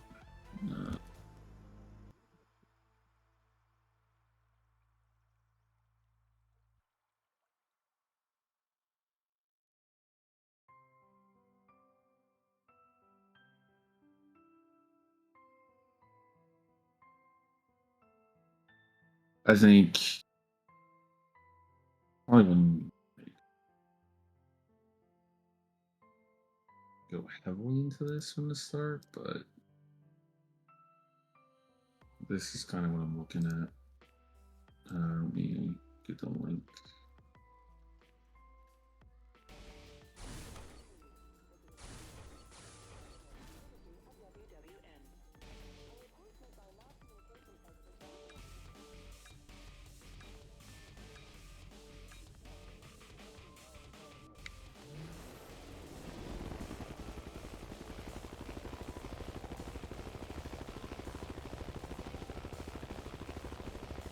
Yeah, take a look at that when you get a chance. Just pull up in the browser stuff.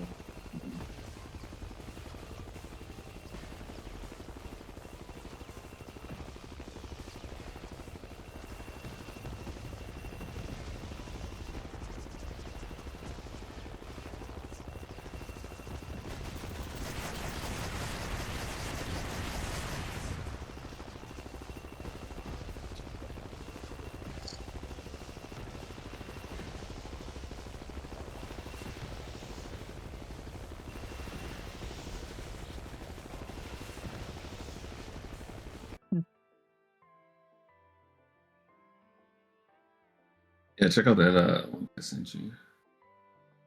That's kind of That's pretty good. an idea that I think would be pretty cool. Yeah. General stuff, because I think like it depends on what happens when I start working on stuff and how I feel about things, but I could see like doing some sort of like maybe not like a campaign per se, but like more of like a rewriting. Like imagining if generals like it was in like a world of generals 2, and then since USA I don't think was in that game, I would probably lean into this type of idea of like USA is more like a it's not post-apocalyptic, but you know, USA is essentially fallen. Because I mean, shit, look at all the dumb shit's happening now. Not too far from a potential truth, but turn them into like a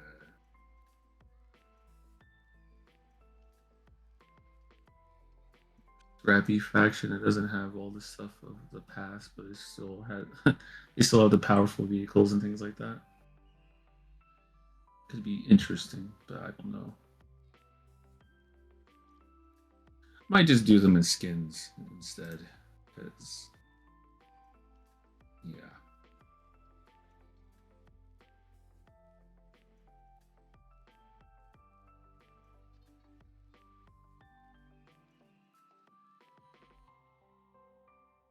Does Renegade X have Tiberium-like trees, or is it just dead trees? Just dead trees. I mean, I think there's the one crash site that are put in which I just don't agree with them being put in whatsoever. But they're there because I don't I think mean- it was like that originally.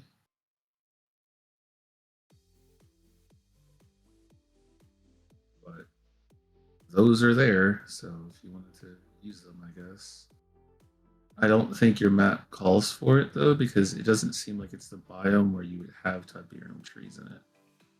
If that makes sense. If I was gonna use Tiberium trees, it would be the OG blossom kind of tree, if that exists.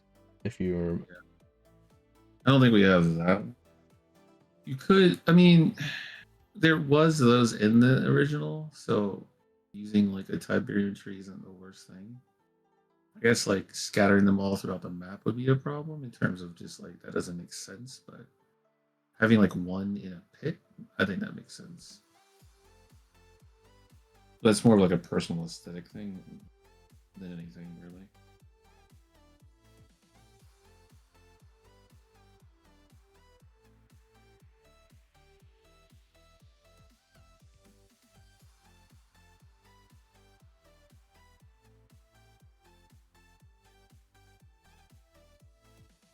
to be fair, the screenship isn't even in the first game, so. No. Very. They're kind of like supposed to be more of like a Tib Sun, like as if you're going in that direction. I think they're also in toxicity potentially. I don't know about that though. I've not looked at that map in probably over a year. Look, fucking Easter eggs. First thing you load into.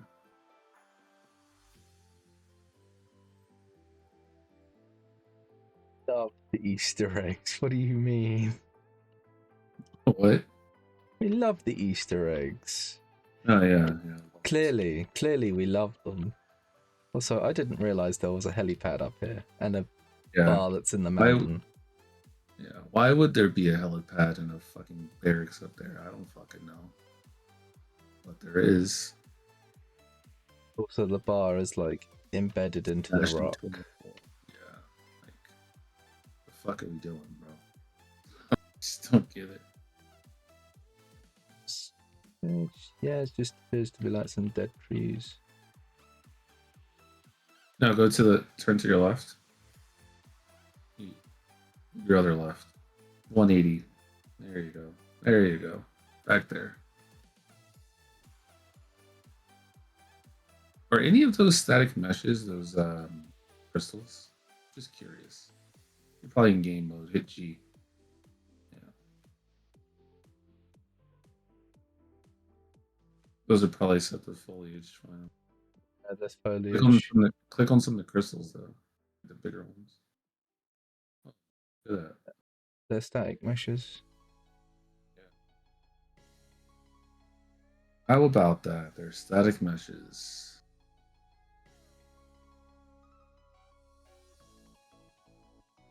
Are they,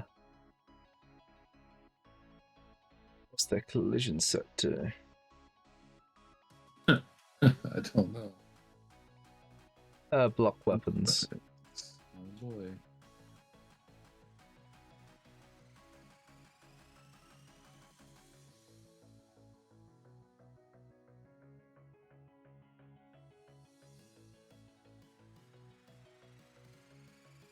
I don't care about the detail, but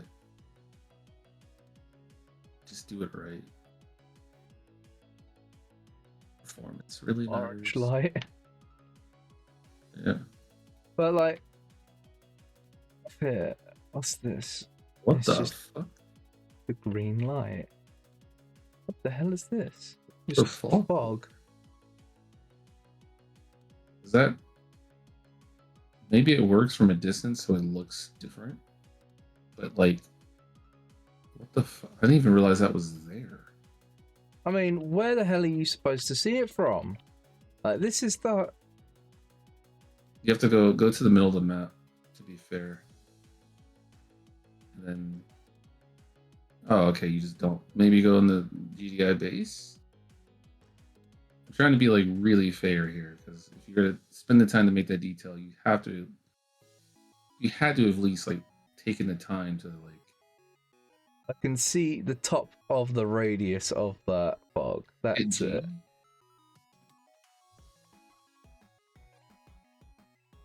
If you were gonna do that, take it and raise it up in the air so it's more visible. Or I'm sorry, so it's actually visible. Yeah. Yeah. See this. This is why you have bad frames on this map. This is why this map doesn't get played anymore. I haven't heard of a game of Crash Site. Does it ever get played, or am I? It gets played in Pug, Oh, in Pug? Yeah. but you can't really say about public because all they play in public is fucking Field. I don't understand why that's a thing. Field should just have like days of cooldowns. like, Yeah, I know, right? like why is Field just? Oh man.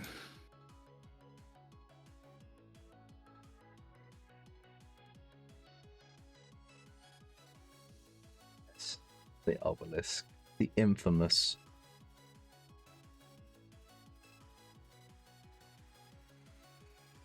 What's going on down there? Wait, can you even see that detail down there? Nope. Like anywhere? Like, go to the edge of the You map. can go up to here. So you can kind of look over it. So you can look. If you come here, you can see it. If you go through them trees, you can see the pretty You'd have effects. to put your camera closer to the ground. You're not going to see most of it, but you can see some of it. I'm just There's a scared, like, are any of those static meshes down there? That shouldn't be. Because if you're going to do that, make it all foliage. And then it's Yeah, like, this is all foliage.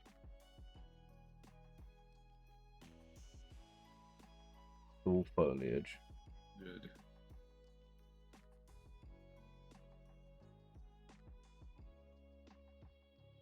At least that was done correctly. Oh, What? it's a block all static mesh. Yep. Because when you hit it, it talks to you. That's why. Yeah. So a map that doesn't have base defenses like that, right? Doesn't like you don't have advanced base defenses in this map.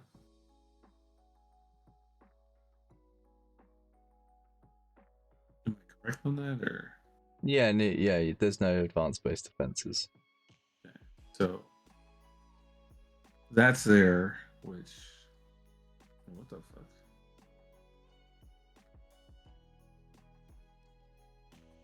You can see from here, I guess.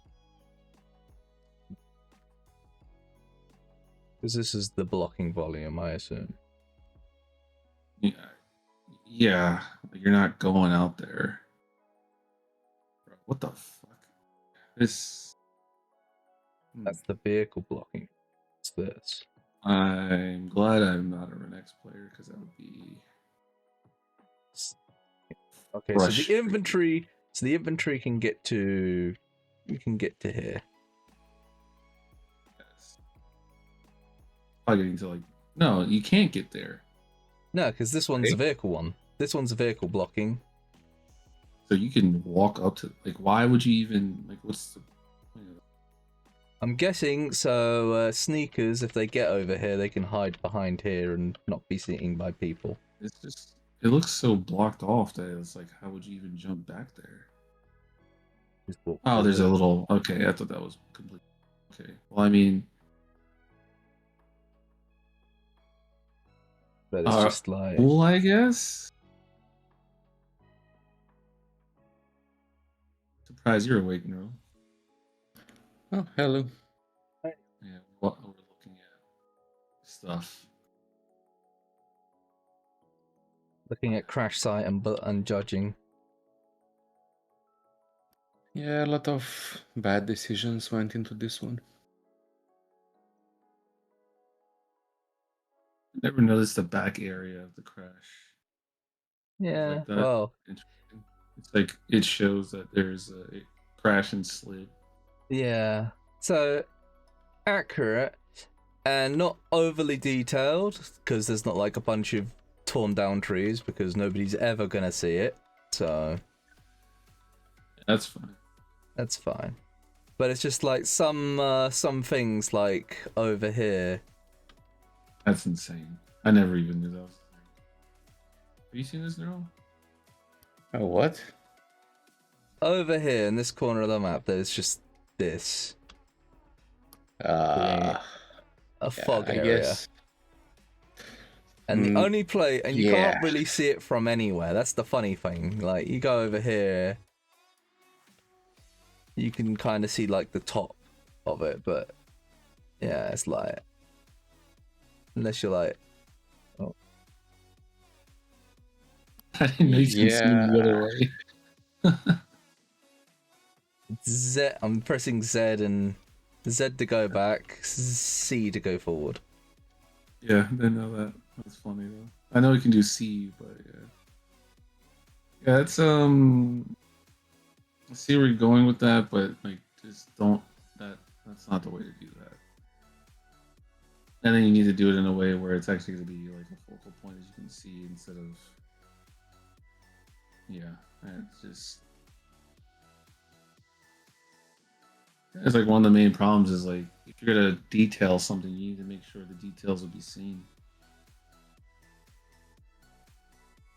Yeah, essentially, if you're gonna add something in the distance, make sure like they're gonna either be like billboards for the trees, or like those in the background, which are fine. There's even looking like at the area where you were at the moment, like that river thingy looking in the field, like the way you go out. There's a lot of areas on this map that are just detailed for the sake of, I don't know, just putting things into the map.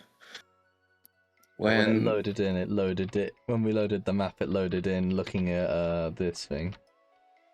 Oh yeah, I mean, there's that, but I mean, just meshes and all that stuff in areas that are inaccessible, and people won't even see them. Like there is no reason. And if you're gonna have things in the background that are gonna account for like 1 pixel, you don't want too much geometry on those. So you're not gonna like use Tiberium like for like Tiberium meshes just to like decorate the background for pixels. Just use the material with a layer. Like it's gonna be good enough. It's gonna have the same effect. And also like buildings in those areas are like kind of again. Yeah, nobody's gonna notice those. Yeah. Yeah, I but never knew these were here, and it's like the bars inside the mountain. Is like, okay, is this? Oh, those are separate meshes for the doors. I forgot that it's like that. Yeah, but the thing is, the bags, for example, has like 16 locals or something like that. So again, so it's a static mesh. I mean, yeah, but that's the thing. It's gonna draw 16 things, and again, is there a good reason for those things to be drawn for those 16 locals? Because if it's something that's, I don't know, important and like in the player, yeah, understandable. But if you're just gonna have a random prop in the background, you kind of wanna reconsider, Well, this one can be fixed because it's this one still has collision on. Yeah, that I don't know if that's gonna affect much. From what I've talked with a few people, it may have a very small effect, but overall, just like buildings, like the Renegade X buildings, are kind of meant to be just like hero assets. You want them to be in the main base, because that's what they're for. They're supposed to be the big thing that you see at all times. So yeah, makes sense for them to have so many locals and all that stuff. But I think yeah, go ahead. The main problem I see here, hit L by the way because those lines are fucking bothering me. Oh, on the keyboard, it'll Oh. get rid of all the. There you go. You can hit P as well, but the biggest problem I see is that like the level of detail is getting away from the level of detail that you see in this game in general, and and the level that UDK can like properly handle, I would imagine. So I think that's like another thing to like always consider. Like, there's some parts that look good, but at what cost?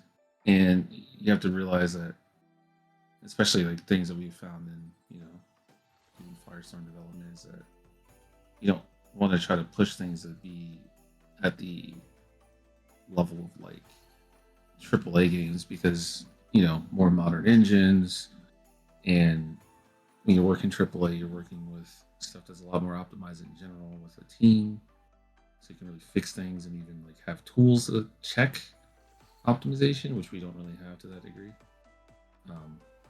So when you start doing this, it can cause that type of problem where next thing you know, you just drop 20, 30, 40 frames in an area because this engine doesn't really handle it like that well.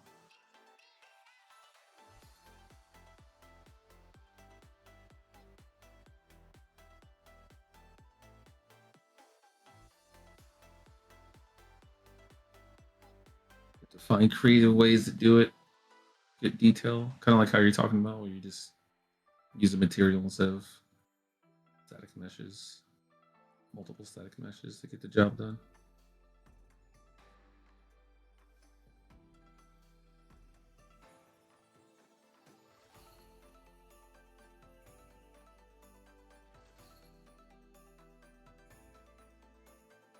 Basically, want this tree.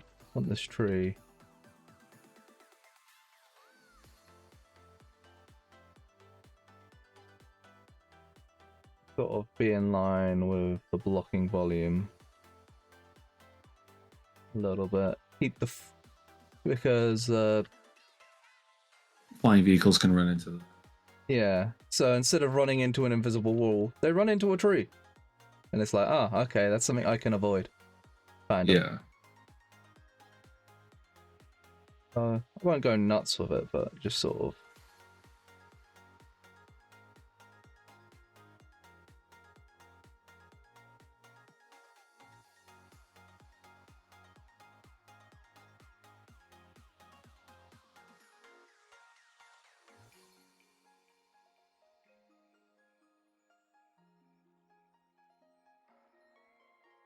How was your 5-hour game of Field or whatever? I did quit towards the end.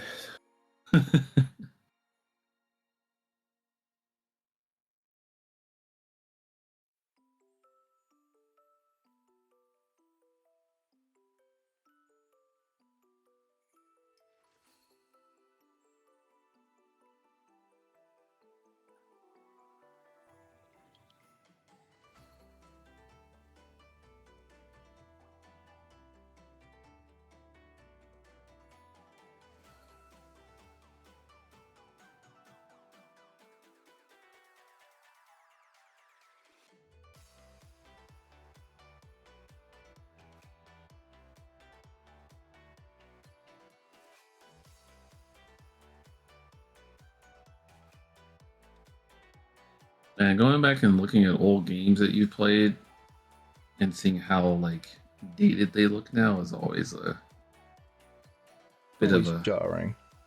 yeah, that's the word I'm looking for. Extremely jarring. I was looking at some different vehicle concepts, and then one of them was a Humvee with like it almost looks like Orca jets on the sides near the wheels and in the back. It's pretty funny. And then I'm like, it made me think of like, I don't know if you ever play like the Vigilante 8 series.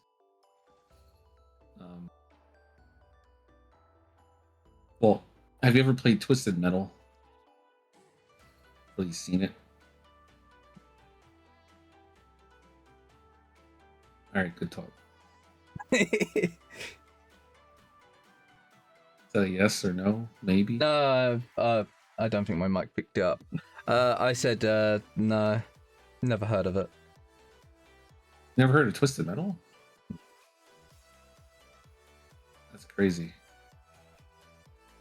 Well, basically, it's a game about like you just have these different cars that have weapons and stuff on them, and then you just fight each other to the death, battle royale style, essentially.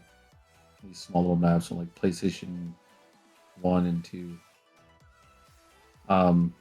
Anyway, there was like a rival game because that game did fairly well. It was called Vigilante 8, and you're basically in like this 70s style retro, all these different vehicles.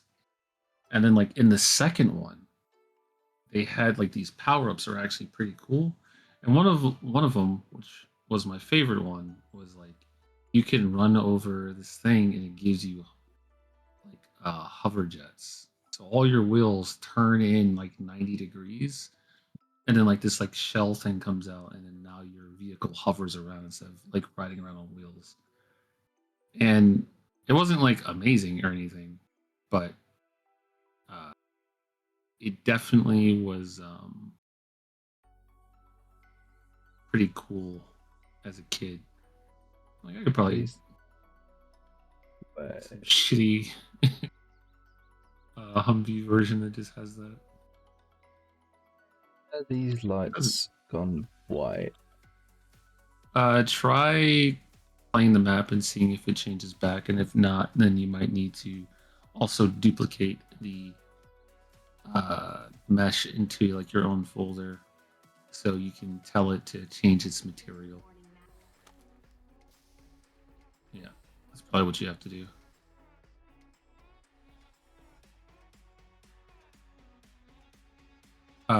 Make sure they're actually using the material though first.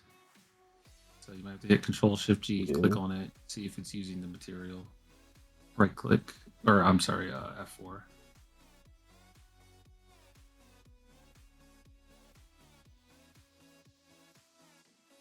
You can also get skis and snow tires for better handling in the snow maps.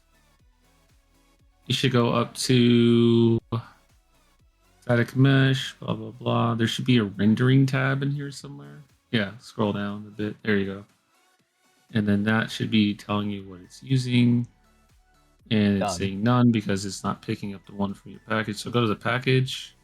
Make sure for one it's still in there and working properly. You saved it. Hopefully you did. I hope so. Yeah, I mean, it's not hard to like do it again. It's just maybe a little tedious.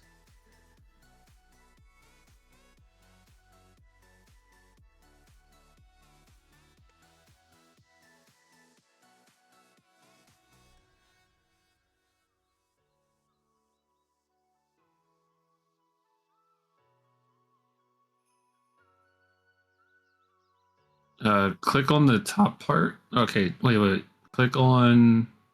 Sure, that works.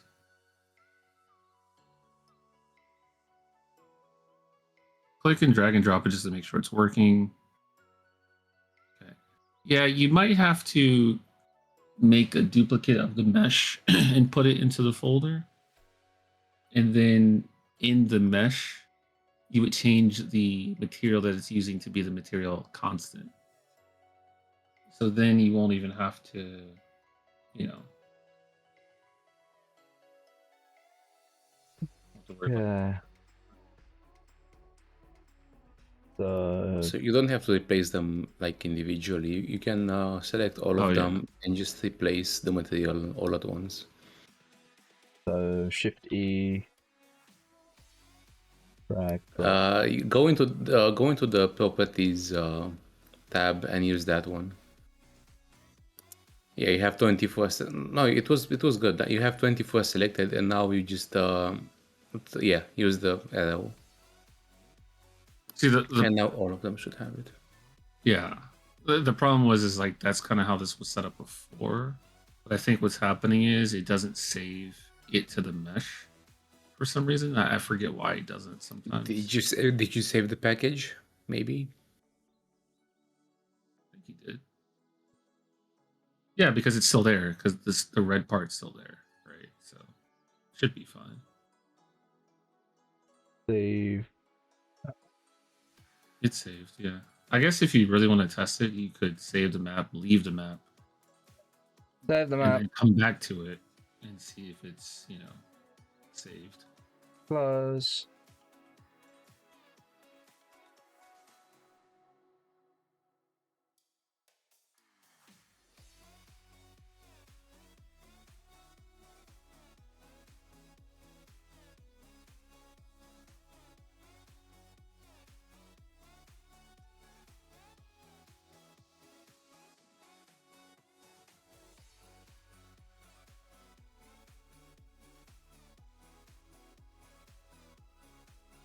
If it wasn't obvious, I don't really clean this up.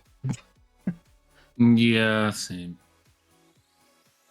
I just make sure the icons stay large, so once it starts getting like too far over on the right side of my screen, I go and clean everything.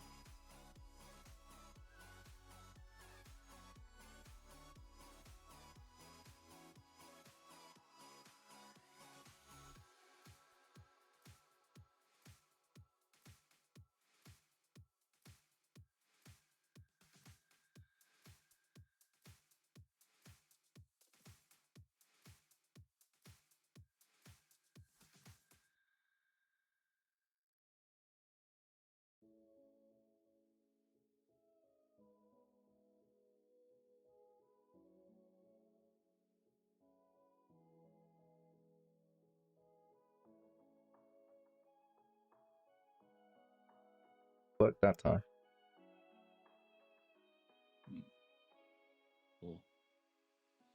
Cool. I have my red lights.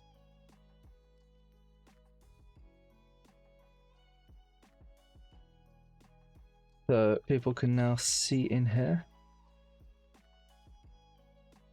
But yeah, as I was saying to Tilta, all I really have left to do in this map is foliage details on the outskirts, and then it's a case of wait for Mac to come back with the wave things, and then I can actually make it decent waves and get that tested. Did you set up blocking volumes and all the stuff that you need to block players from climbing certain areas? This is the height blocking volume that stops the aircraft flying too high. This one is the player allow area, which stops people getting up on places. Should stop most things. There might be a few exception areas, but otherwise, and then I've got the Tiberium volume. Got a blocking volume over here because at some point you could just drive through the water and get to the other side before the water killed you. So there's some blocking volumes here to see. What button was it to get rid of the water?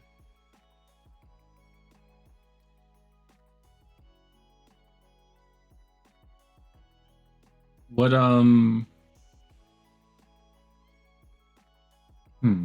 are you gonna do about hover mills? They don't work like they do in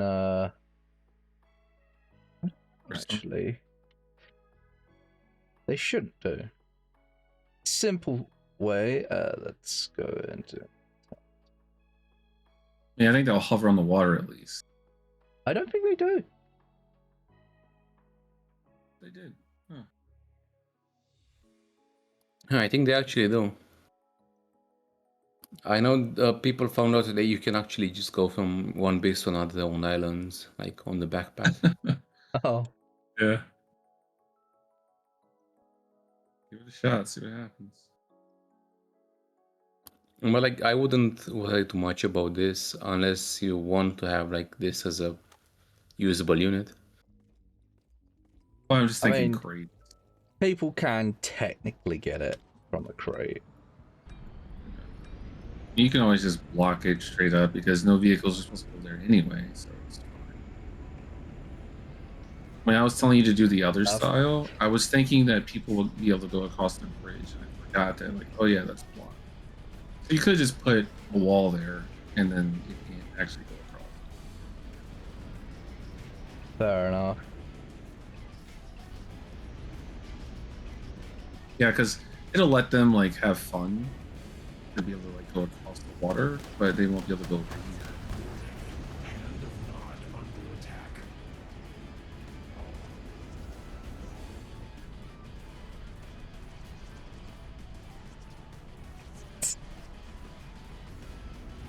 Doesn't have the jump ability. Yeah. Come up with a plan to make that ability less broken as well. Yeah, I made this river. Nice. Yeah. Yeah, honestly, if people get a hover miles, Whatever. yeah, let them go over there. Sure, whatever. If they get that lucky that they get it in a crate, fair play. Yeah, that's kind of how I feel. It doesn't feel broken being over there or anything. This is pretty much all foliage except for like the odd piece over here to try and prevent them just sort of walking through it. Interesting. But basically, I didn't know what to put here. I wanted a building of sorts, but I figured if I can't put a building, I'll just put rubble. Mm-hmm. That's actually pretty creative. So some of the walls are static meshes with collision. So these humps are static meshes, but everything else is just foliage on the ground. Nice, yeah, nice. Odd tree as well.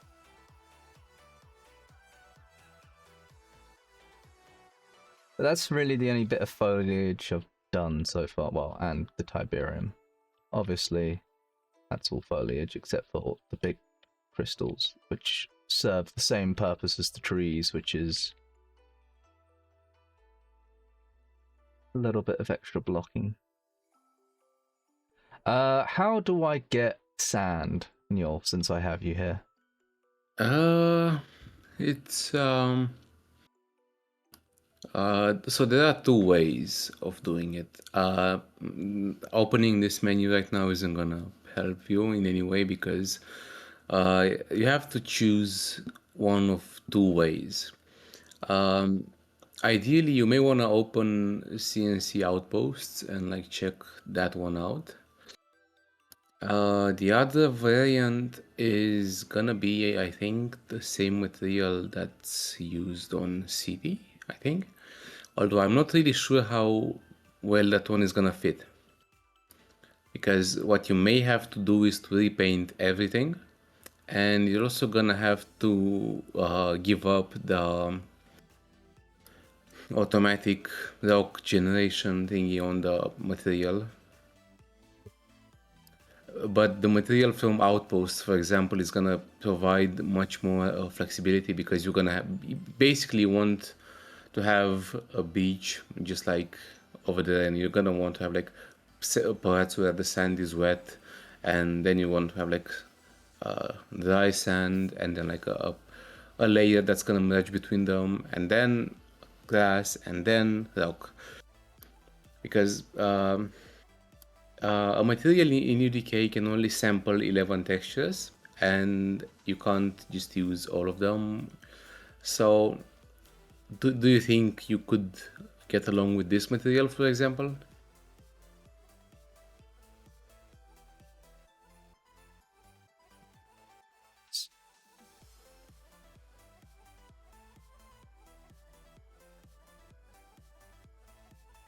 Alternatively, if you know like any other maps that have, you know, landscapes like this, I think Cliffside probably has something similar. But yeah, you will essentially get all of those. So why does this map get all of these and I can only get like 3? And because you're using a different shader. So as I was saying, a shader can only use 11 textures. I think for landscape may be a bit different, assuming I haven't really read everything about it, but you may be able to squeeze more if you're not gonna use the textures everywhere and only in like specific areas. But the thing is, like this material, for example, uses more textures and combines them, and like you have one sand that's in one way, a sand that's in a different way. Your material has some other perks, which are like when you're painting over the grass, for example, you're gonna see rocks just pop out all of a sudden, like without any additional effort. That's part of the material logic, which you don't want to get into that. Like that's something that Yeah. you should use the things that already exist. And yeah, this is why I'm telling you that you can use this one, and you're gonna have all of those options, because you know this one was made specifically for this type of environment. The other one was made more for a more procedural workflow, more general. You just, you know, you have your grass texture that goes into rocks, and then you're gonna have like a secondary one, and that's pretty much it. Oh, wait, let's just crash that. I didn't want to crash that. Yeah. So like the reason, like the other part of it too, is like the reason why you have so little is because the materials that you have a lot of other things put together. It's not just like here's your one material, here you go. It's like there's a lot of pieces that are being slapped together. A lot of materials are being slapped together to create that one material. And that's why it has so much flexibility, you know. So if you're not doing it that way, like the trade-off is you get a lot more materials to work with, but you have to do everything manually. Like all this is probably hand painted, right? So you would have to do it that way, but you get so many more options.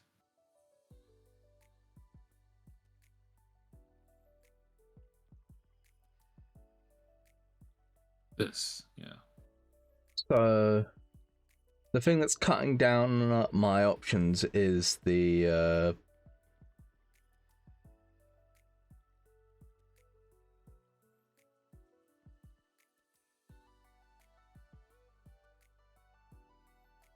basically The fact that this one. it's automatically doing a lot of stuff for you, yeah. Because if Yeah, you were to pretty look much at that material, there's a lot of stuff going on there.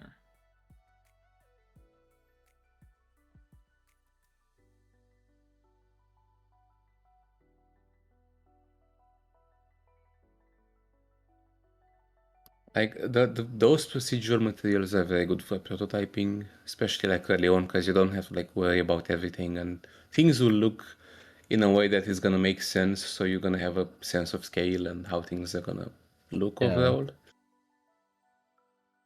So But if you want flexibility, you're gonna have to like put a lot of extra work. yeah. Yeah. Well, I'd basically have to, if I got rid of this, I'd have to get at least 2 or 3 materials to cover the grass, to do grass and do, well, cliff. Well, get closer to like the grass and look at the transitions as well.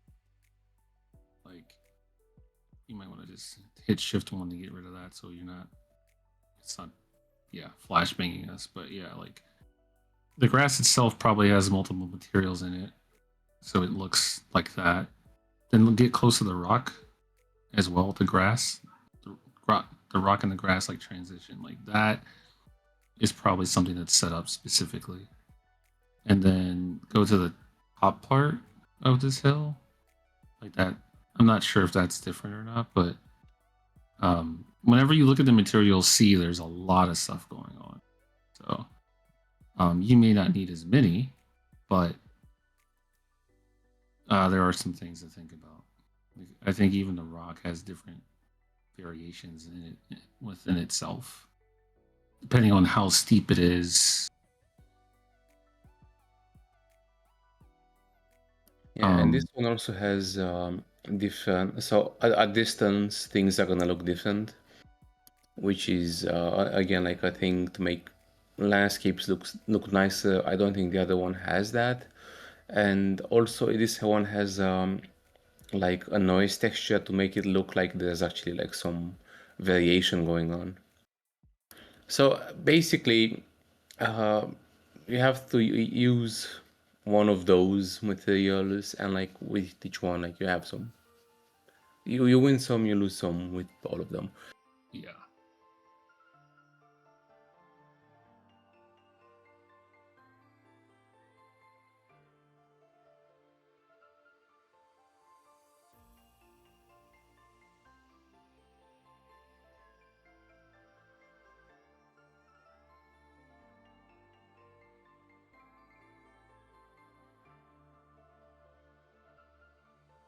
Fair enough.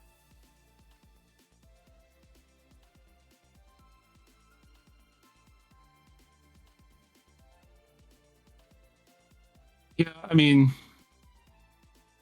it's up to you if you really want to do that or if you just want to, you know, call it as is, because like I said before, there is no perfect, there's no perfection here when it comes to doing this stuff. Like, you can spend the time to do that, and then you can spend the time to do something else, and then so on and so forth, and then you have to ask yourself, is it worth it for you personally? I know some people are 100% like they want to ensure that every texture is a certain way and looks a certain quality, along with all the other, quality of life things to make everything just look very, very good. And they don't want to ship something without certain levels of quality in that way. For me, it's like, does it work? Is it fun?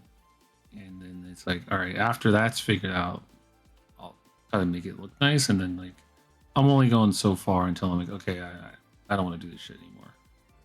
Like,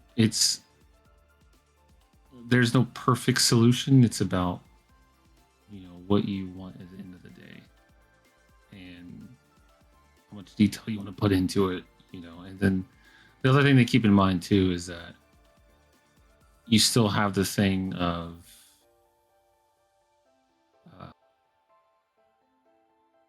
you may have another idea that you kind of want to do more than this, and if you're always stuck doing this and making it perfect, then it's just taking longer to get to that point. So Yeah. it's up to like that as well. Like, do you want to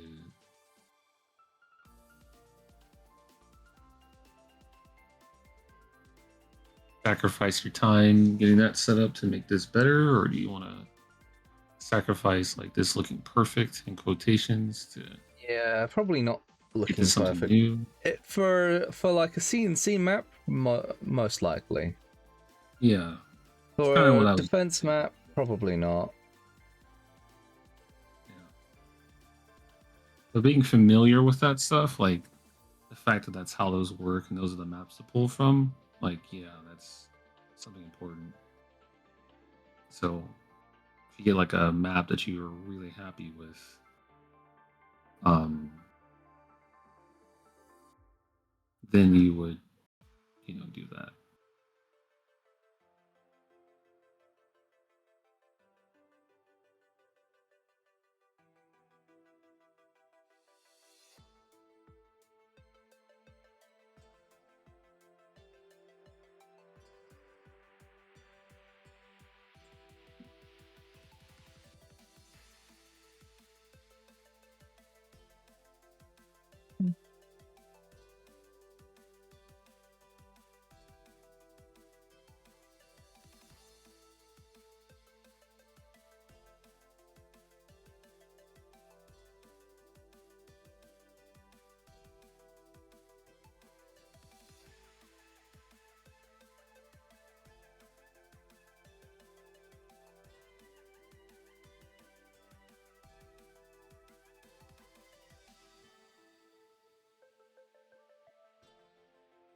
Random question.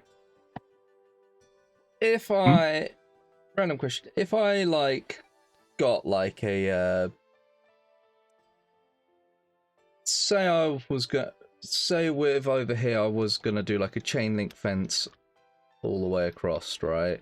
And then over here where the road connects just have like barricades and barbed wire and whatnot. Would it be more load efficient to just have the wall as non-collision or weapons only collision, and then just have a blocking volume just slapped across as a wall? Probably. Or would it be better to have the chain link fence or whatever all be static meshes to act as the wall? In a situation like this, some level designers would just combine all the meshes into one, and they would like give one collision model. So yeah, I guess you can sort of do the same thing with a blocking volume and just, I mean, really, a chain link fence doesn't really have collision for the most part, so I wouldn't worry too much about that. You can just set it to not have collision and have a blocking volume, and you should be good. Yeah. The other reason why they would take all those and put it into one mesh is to lower draw calls by not having like 5, 10, 20, 30 chain link fences going across. So you would go into something like Blender, take them all, put them together into one mesh itself, and then put it back into the game, and then you'd be good to go. It's kind of like how, if you've seen the Haskell barriers, how you have the versions that have like 4 stacked together side by side. It's the same type of logic there, where you're going to be doing that with them, so you make those versions so you don't get a ton of extra draw calls by just heating it one by one. Or the same thing with like that building there. Isn't that all one piece? It's 2 pieces. Oh yeah, but that's fine, right? Like versus like having all those different pieces together, and then it's like, okay, like this is like 50 pieces or 30 pieces or something, if you were to make it bit by bit. Also, there's custom stuff in there, so that's why those doors and window things are put together like that. Yeah.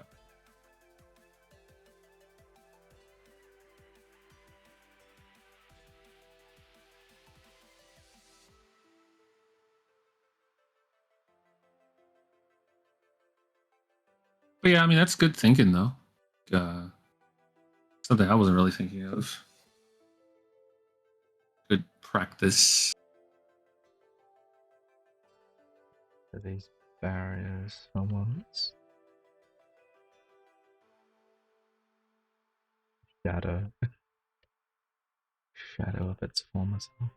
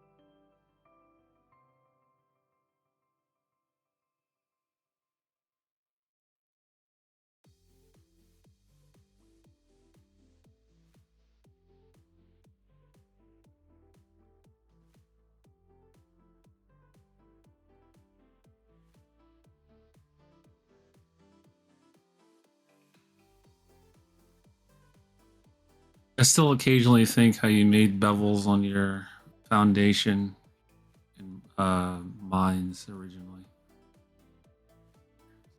Oh yeah, yeah, bad times. Felt bad, but it was still funny. I was like, here, let me show you how this works in Blender. Like every time I see someone messing around with like concrete in the editor, I occasionally think about that. I'm like, oh shit.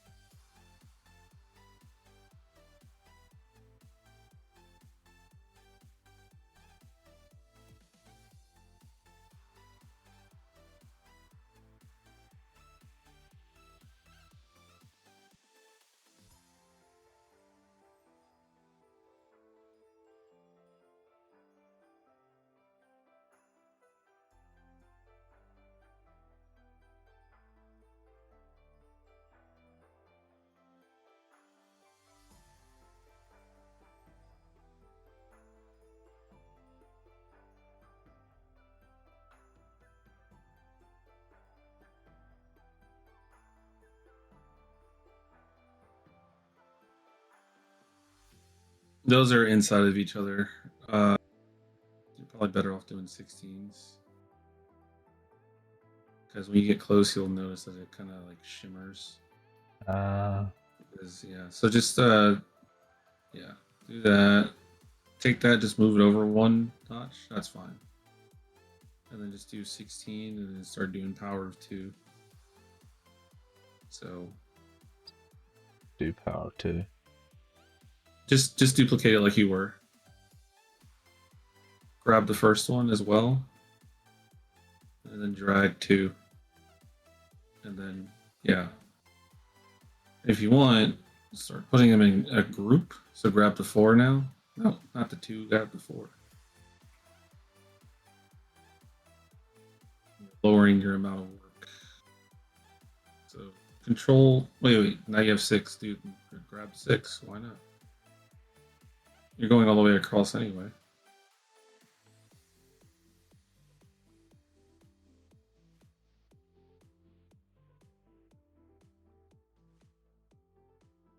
And then yeah, you can just do another 6. You don't need to do 12.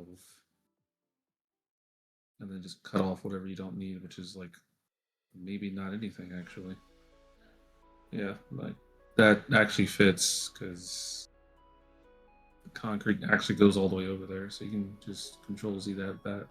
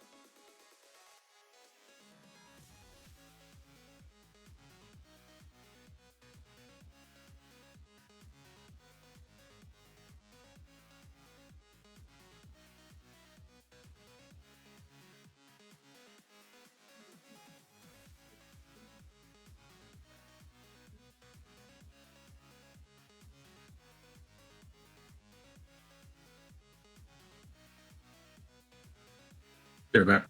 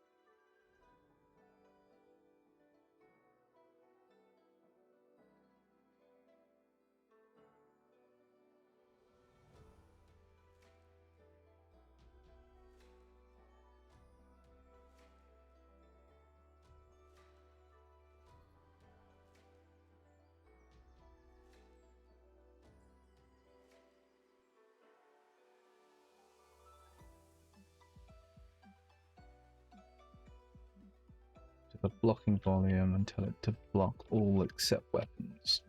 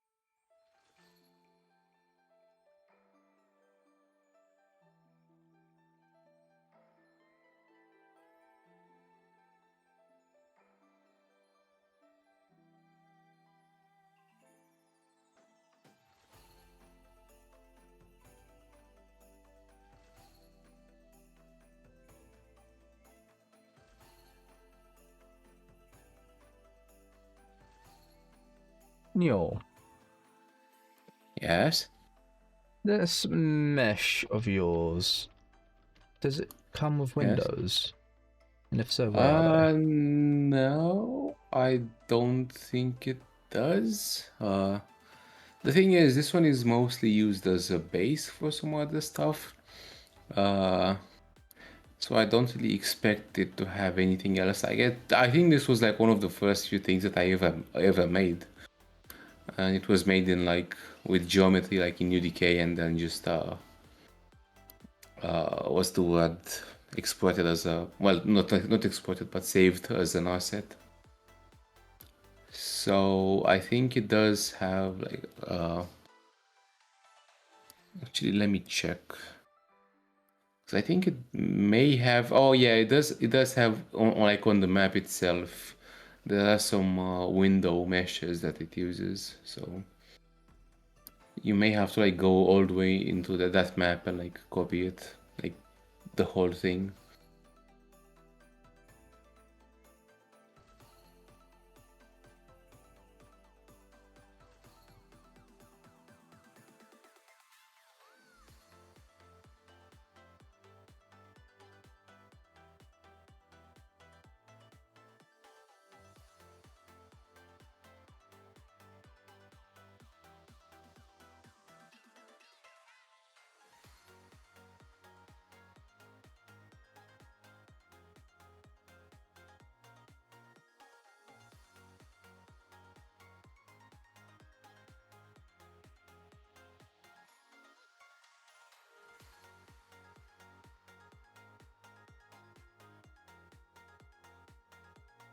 Yeah, there's just a bunch of random meshes which apparently do not even align properly.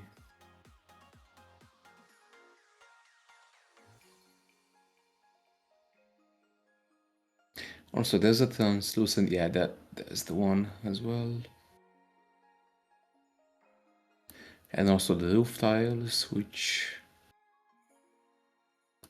aren't the greatest looking.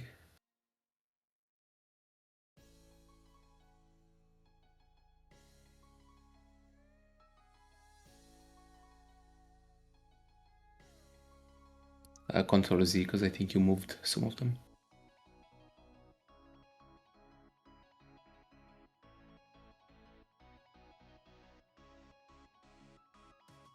Stealing your stuff. Ironic. Yeah, it's definitely the things that I could have done at the time. I don't think the other side even has windows. What does it? Ah, it does. Okay.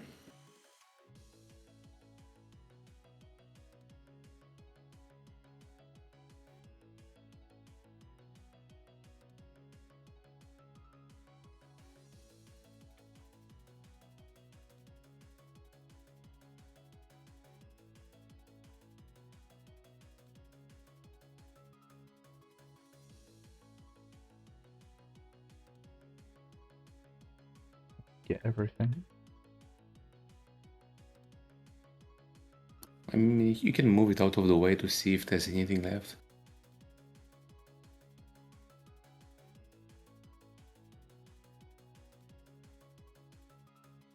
Yeah, I know. I have no idea why that one is like that.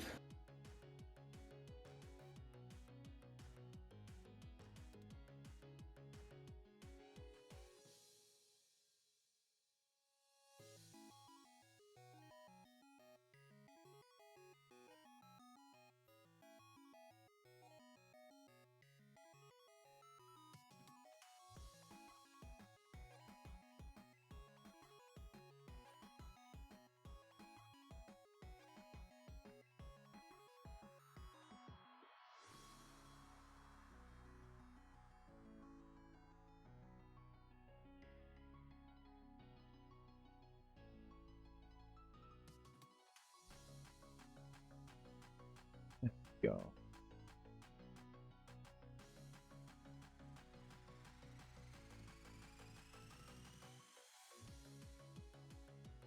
Save mines. Mines is a lost cause. Text here. Us. I have it.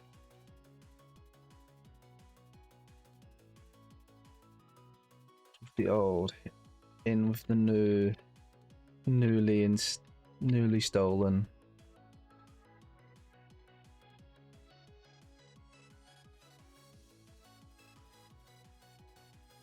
I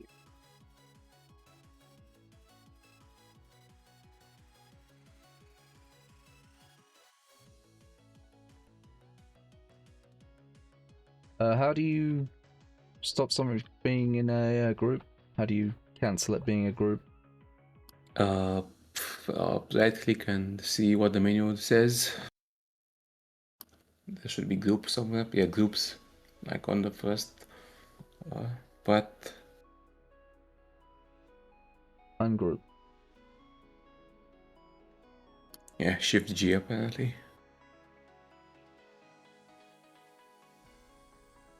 Can shift G again, and now my thingy's not miles away.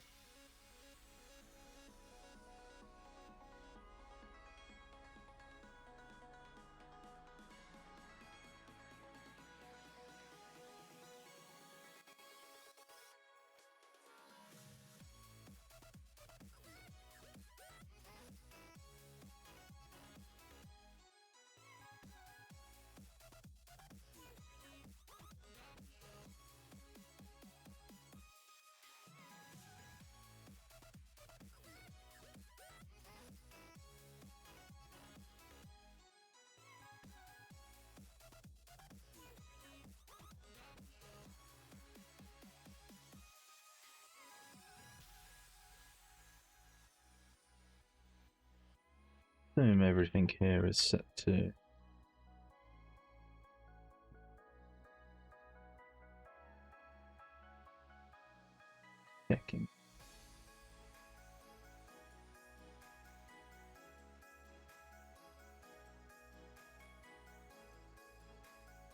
block or it's just block weapon?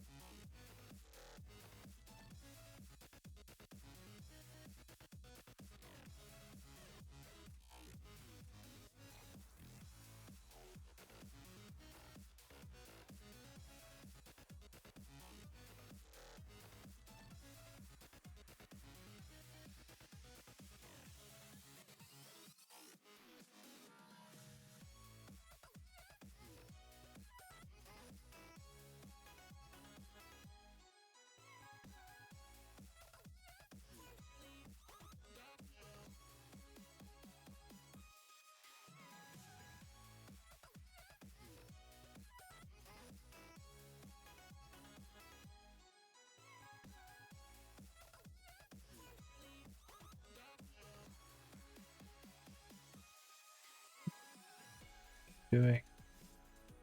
Uh-oh, that's not a good sign.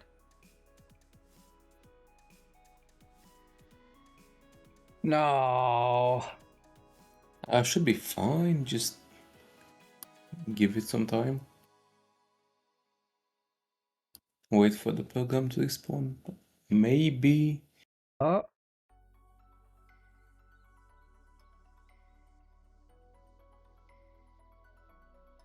Mouse has disappeared.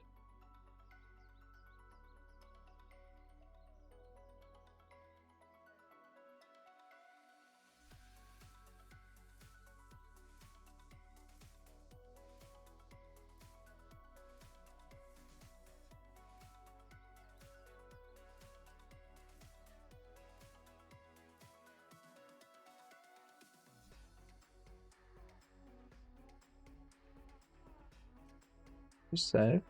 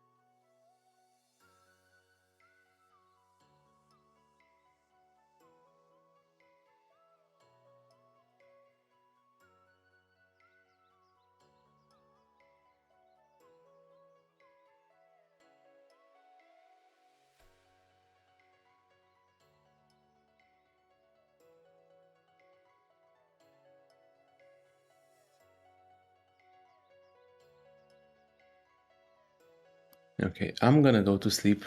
See you next time. See you next time. Thanks for dropping by.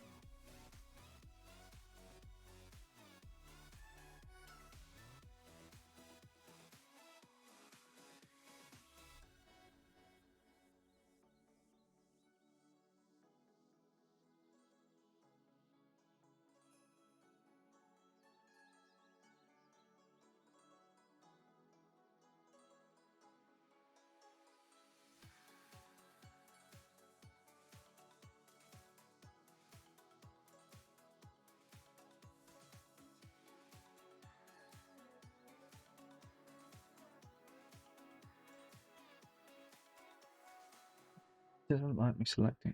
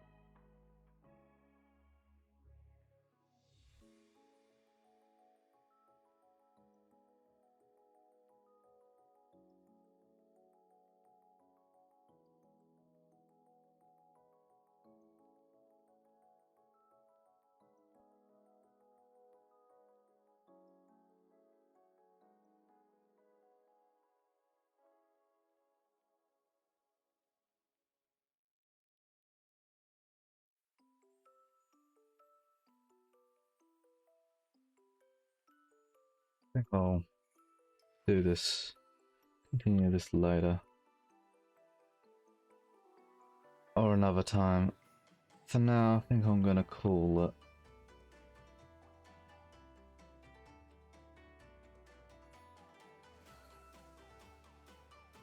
For those that are still here, thank you for watching. But it's gonna be it for the day.